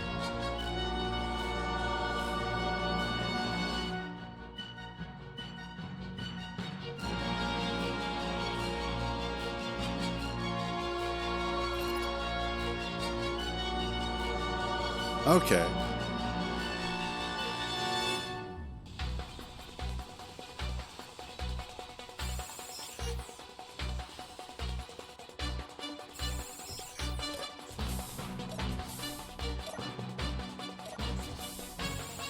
Oh, really? Flush cockpit, nice.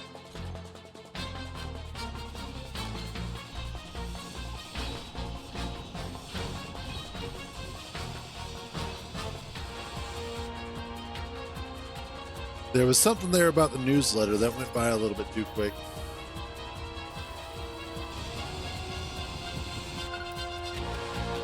Protect thrusters.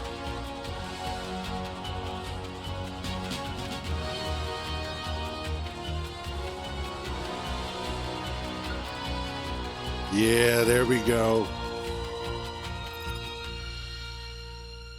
Oh, that okay, so that was a new battery.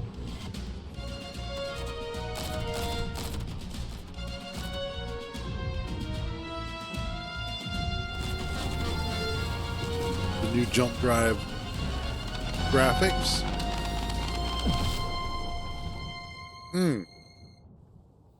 Yes, please. Oh, sweet. New bay And windows. there we go.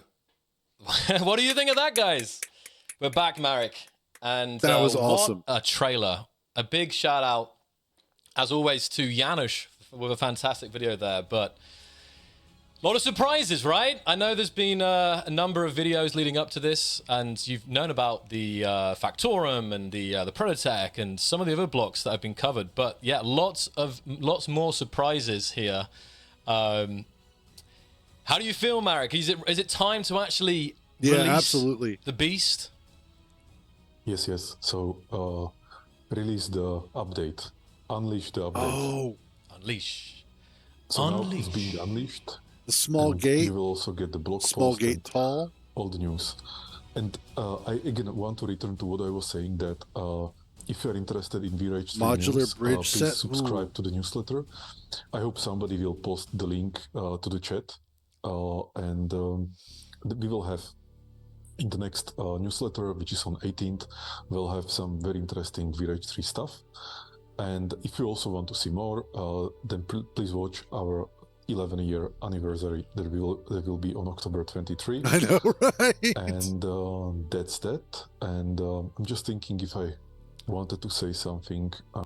Yeah, I want to say thank to the entire team that was working on this update. I think they really did a very good job. It was on time, with good quality. Many surprises, so much content, so much stuff. Oh, yeah, so probably. I'm really grateful to everybody who worked on this, and it's a really good job. So thank you. And now I would leave the word to Sander, the lead designer on Space Engineers, who can go to more details about the update. Okay, Fantastic. we're Thank you gonna go so much, ahead. Marek, for joining us today.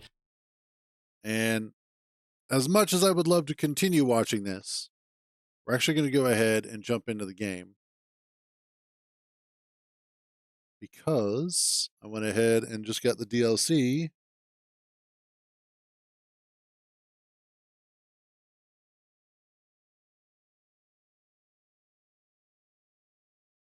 So let's see how this is going to look. We're not on the signal update. We're on the contact. Yep, no worries.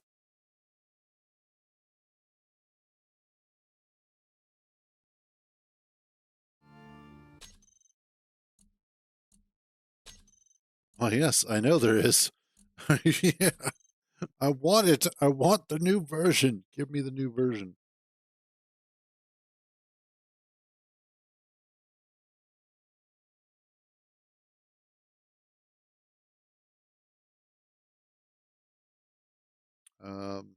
Waiting for it to stop.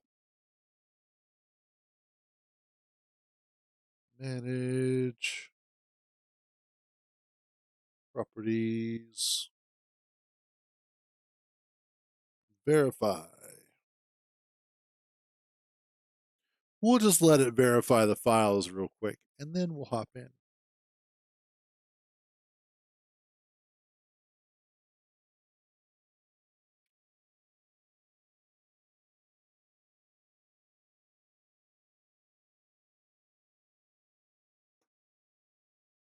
I know I saw the cats down here.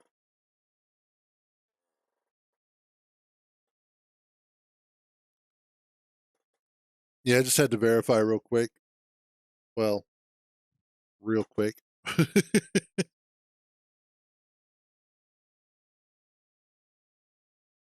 Although, it's nice.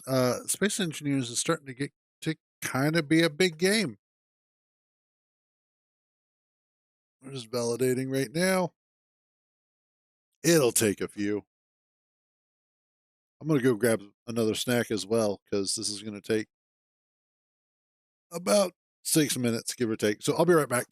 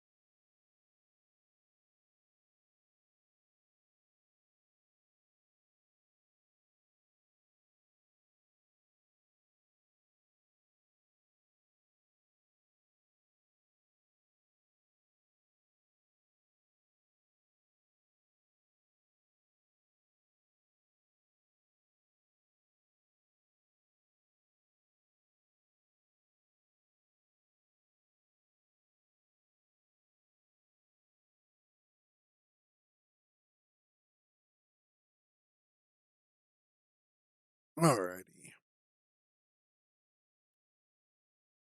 Nope, I wanted that.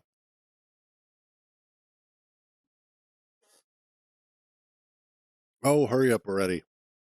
It's not that big of a game.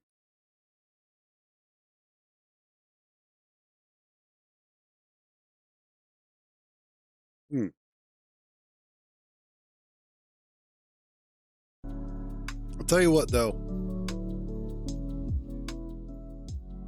I am absolutely excited for the future of Space Engineers.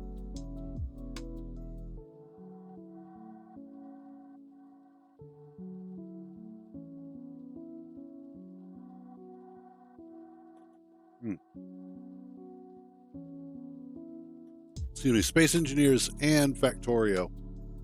And just those sorts of games in general.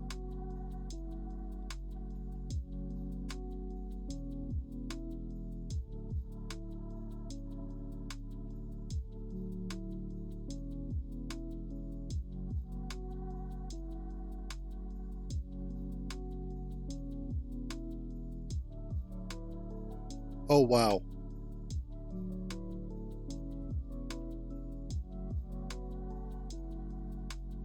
There's already mods coming out for it. Holy crap.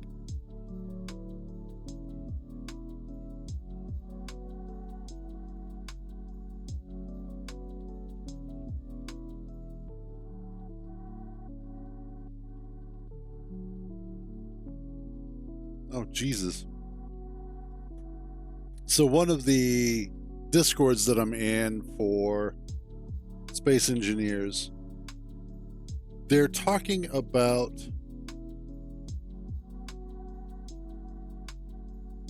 actually actually Code is talking about, funny that I should see that, is talking about the cost of DLC, and specifically for the fact that Space Engineers is like 11 years old. All of the total cost for the DLC is like $72. But then something like Sims 4, all the DLC is like $1,000. Oh, that's what that is. And like other games, you're looking at close to $9,000 or more. That's why you get that shit on sale. There we go. Now we're getting the update.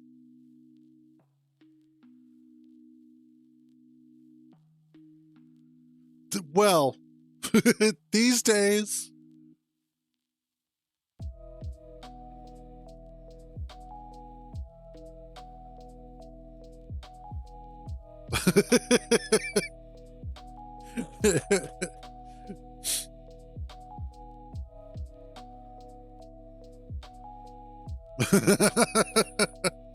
Honestly, though, I think Space Engineers should be.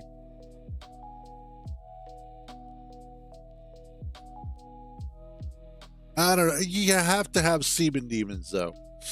Because if you don't have any kids, then who are you going to punch when you're playing video games? So,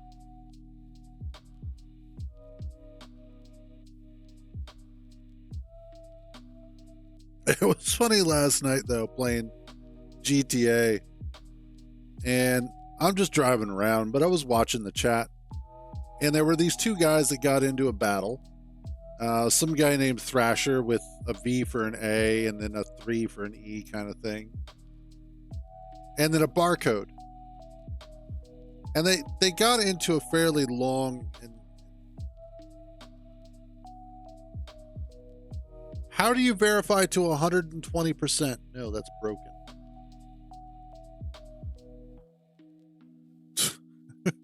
What? Not as that video games. It's okay. It's digital air. But they wound up getting into a battle back and forth, and one was, of course, try-harding more than the other. And what was really amusing was that at one point, Thrasher told Barcode that he needed to go back to Roblox. I started laughing because of all the times that somebody on GTA has called somebody else a kid. Hell, I have been called a kid on GTA because I just happened to beat somebody in a battle or in general combat. They're like, oh my God, you're such a kid, grow up. And I'm like, I really wish I was. Believe me when I say that I miss being young. But it is also entertaining how often we will tell somebody that they are a child because we beat them at something or because we just don't like them.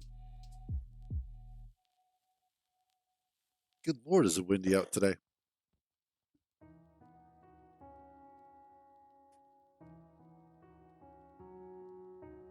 Okay, are we good?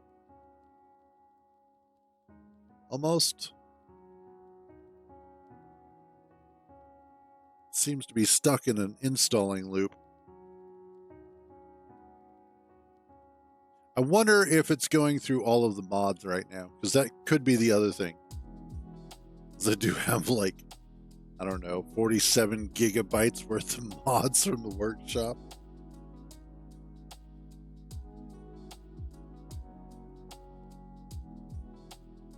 But I will say, part of the reason why I really don't play competitive games anymore is just because I don't have the mentality to enjoy them the same way that I used to.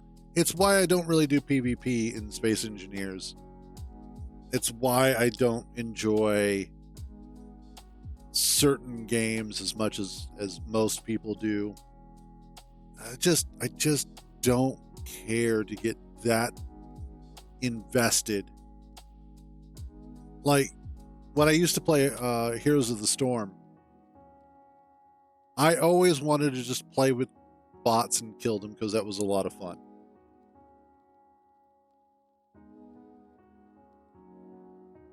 What the hell is going on? Okay, you seem to be a little bit broken right now. So what we're going to do is we're just going to restart Steam.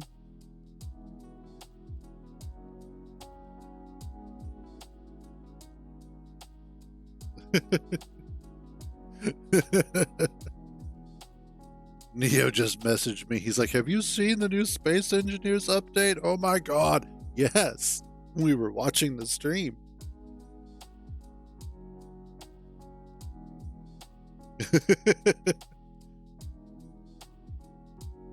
But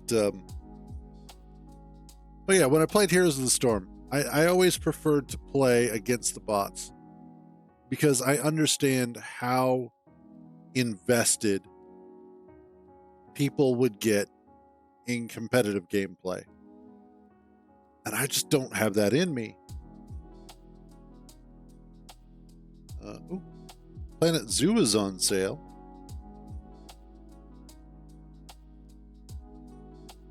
I have no idea what game that is.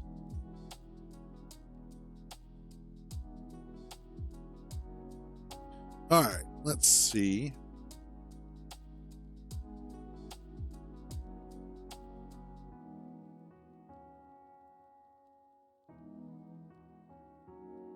If this will let me do Space Engineers.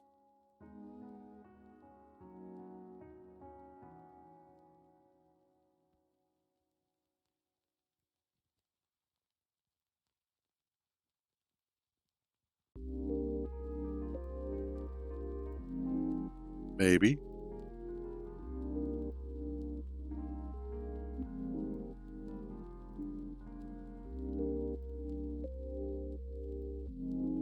At some point.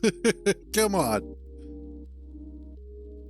Oh, I wonder if I'm going to have to uninstall and reinstall it at some point. What the hell's going on? Says it's running. I don't see it running.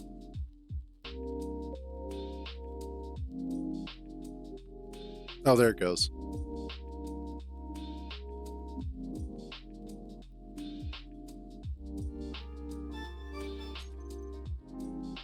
And there we are.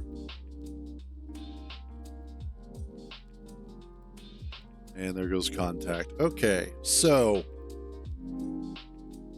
do we want to try and see what happens if we load up into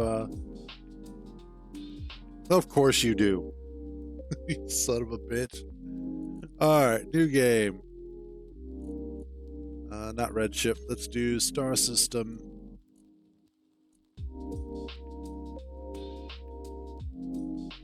First contact seems like a great name for it.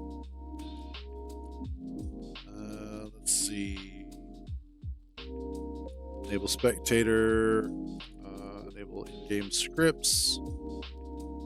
Turn off tool shake. All right, fair enough. Progression. Disable progression. Let's see if there's any new. I'm not seeing any new options here.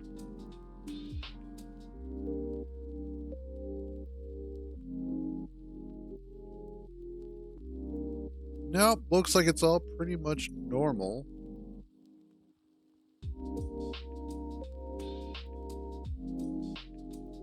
Global encounter cap.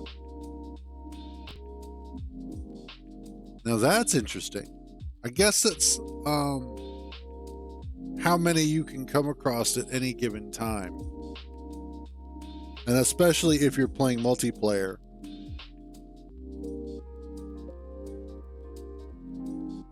Yeah, whatever the new global encounters are.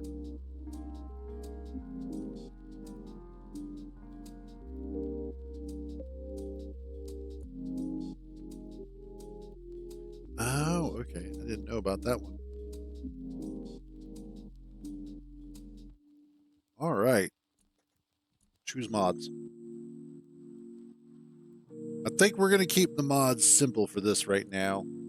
We're just going to do build info and build vision. And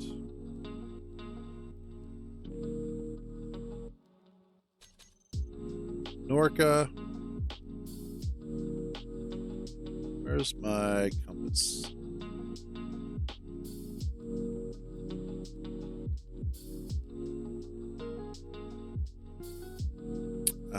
Where is it? Oh, hell. Oh, yeah. No sparks. No edges. Sneaky tools. Where's sneaky? And SN. There we go. And finally... Oh yeah, leak finder, have to have. All right, we were going to keep it simple, but simple went out the window when I realized there's like 16 different ones that I use all the time. And then HUD compass, definitely need that. And finally, there was one other that I was thinking about.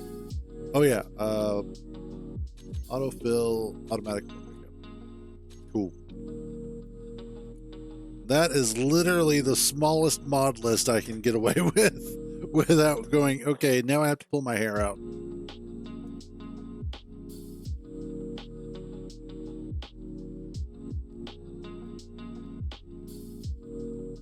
All right.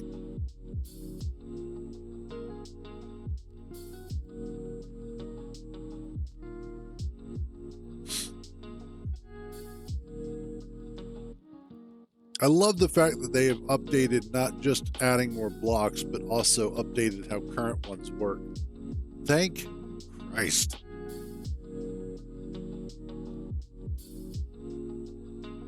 Let's see. Let's do...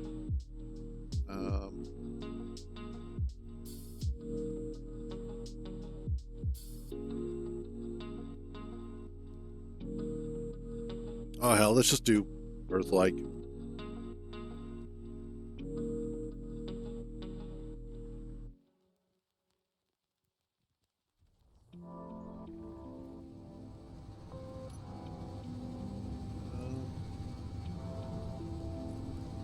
I don't know if I'll actually need that yet.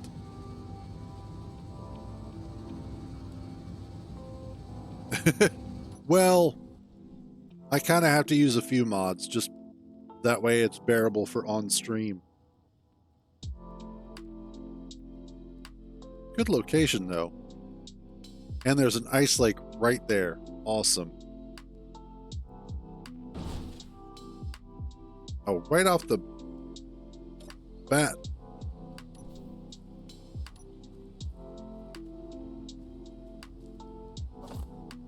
All right. And let's clear all this up.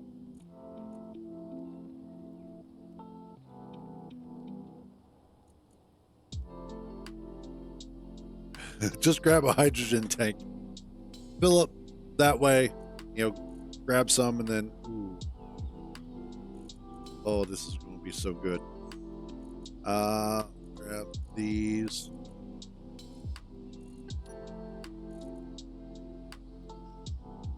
Cargo containers. This modular cargo container, though, is kind of interesting.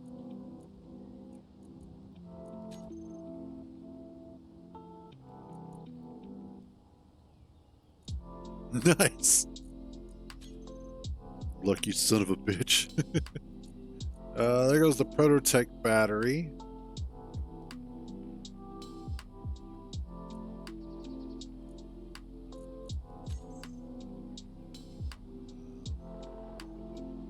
I need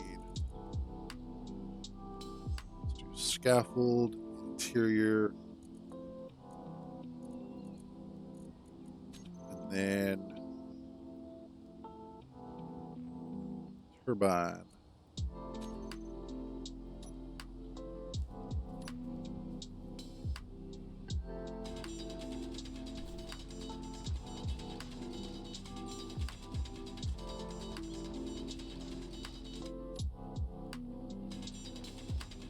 Get down to the actual rock here because this dirt takes forever to actually be useful.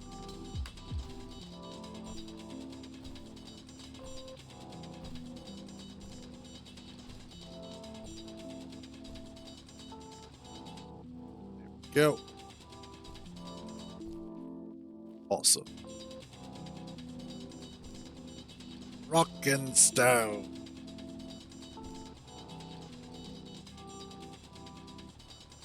Interesting.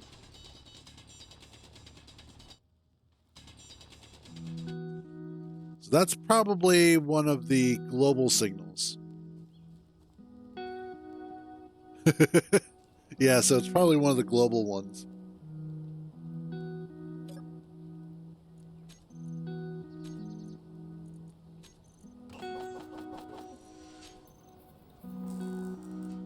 And then one of the other things is that with the other, what is that? The other unknown events, the other PvE events that I noticed, like the various derelict ships and bases, reminded me a lot of the Wasteland encounters.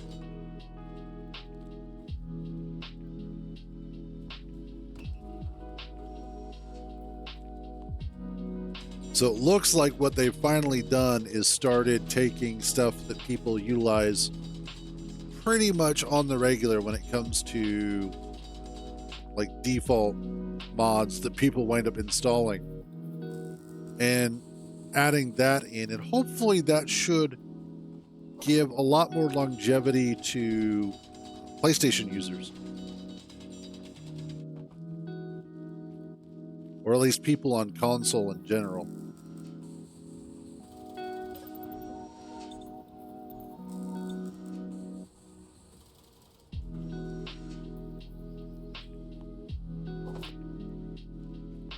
Gotcha. we'll have to see how that winds up working. That'll be a good test to see what the overall variable on that is.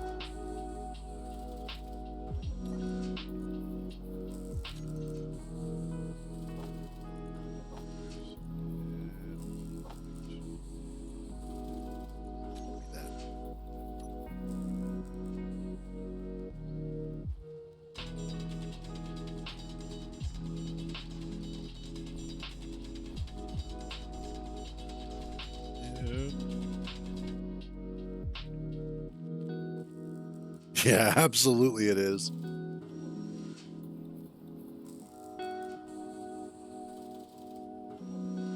Well, and of all the this is one thing that I will say for Keen is even their minor updates do make significant changes compared to some other companies that do updates. Like, this isn't just a purely cosmetic.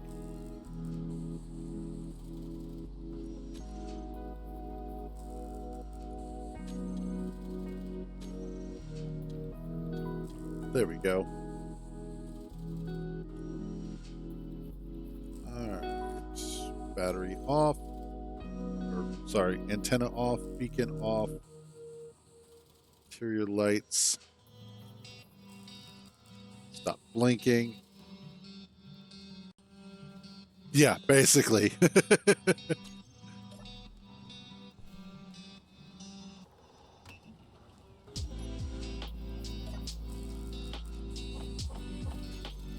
Go.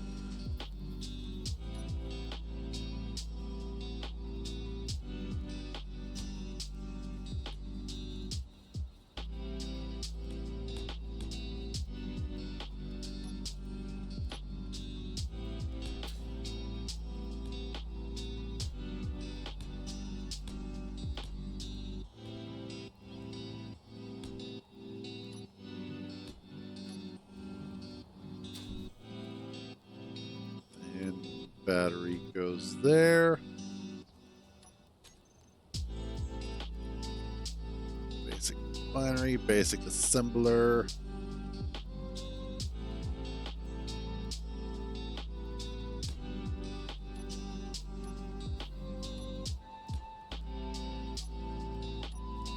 And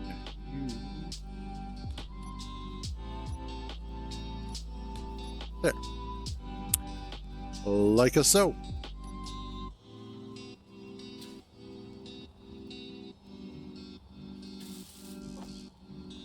Let's finish all the parts we need for that. After a while, you do this so many times, you just don't even think about it anymore. You find ways to make this part a little bit more interesting, is really what you do.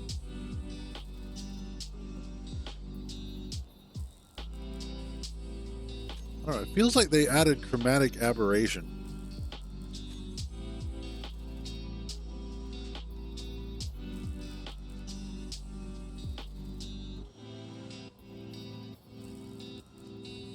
No? Okay.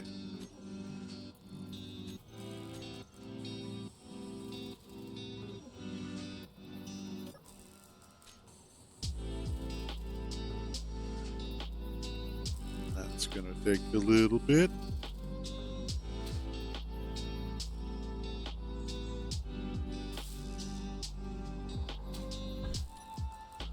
While that is doing its thing, let's also have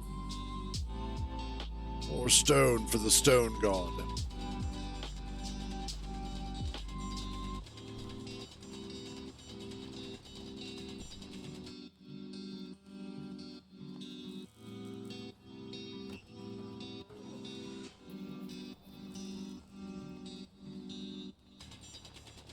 Surprised I haven't gotten an unknown signal yet.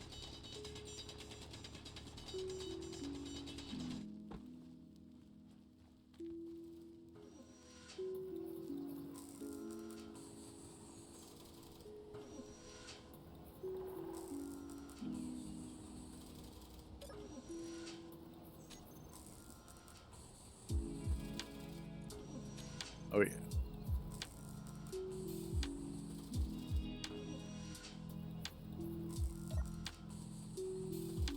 Oh, just take the damn stone already.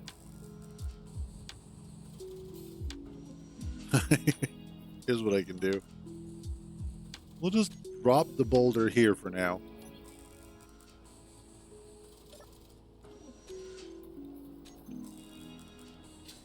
There we go.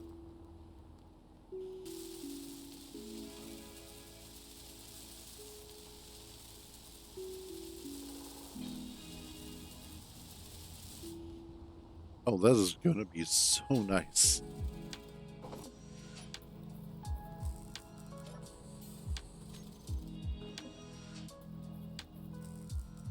Okay, next up. Let's get this one done.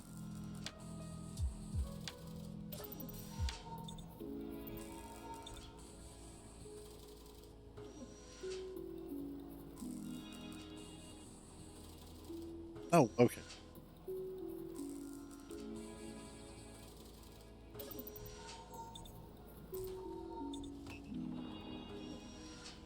I was like, what the hell are they updating now? Oh, yeah, the game. My bad. Oh, man. Tell you what, though. Oh. I am exhausted. I hate this. Like, I was so upset last night, too, when I was like, okay, I'm going to go to sleep. I'm going to go to sleep at a decent hour for myself. And then I'm asleep for 2 hours and wake up afterwards. I'm like, oh, this sucks. Because I knew at that point I wasn't going to be going back to bed.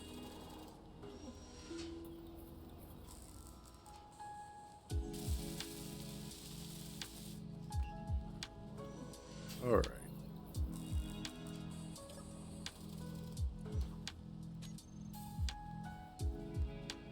But I think what I'll do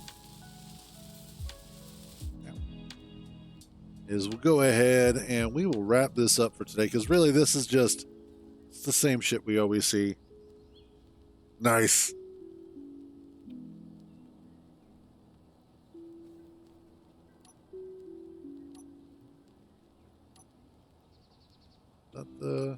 Yep, okay, good. But yeah, I'm going to go ahead and I'm going to wrap this up, because at this point in time, this is the same stuff we've seen like 1,000 times. So between today and tomorrow, I'll go ahead and get this welded up and taken care of, so that way we can kind of hit the ground running tomorrow and start heading towards trying to get a proper base and all that stuff going. But we'll be doing this for the rest of the week. And then next week, I'm not sure, because the update or the DLC for Factorio comes out on Monday, if I remember correctly. Is it Monday? Yeah, the 21st. But I may not be able to get my hands on it until about the 23rd, so we'll have to wait and see. So that's what our plans are for that. So hopefully that's what we're looking at. Other than that, though, that is going to be it for today. As always, thank you all for joining me on these misadventures. So glad to have you guys along for the ride, especially you new guys. Always glad to have new people in the community. And again, you can hop on Discord. I'm usually around. Like, I don't have a set schedule aside from just my streaming. Just 9 a.m. Eastern, and then usually anywhere between 2.5 to 4 hours, usually. Sometimes a little bit longer, sometimes a little bit shorter, just kind of depends on the day. Other than that, though, that is it. You all have a wonderful day. Stay out of trouble. And remember, if you get caught, I don't know you. I'll catch you guys tomorrow.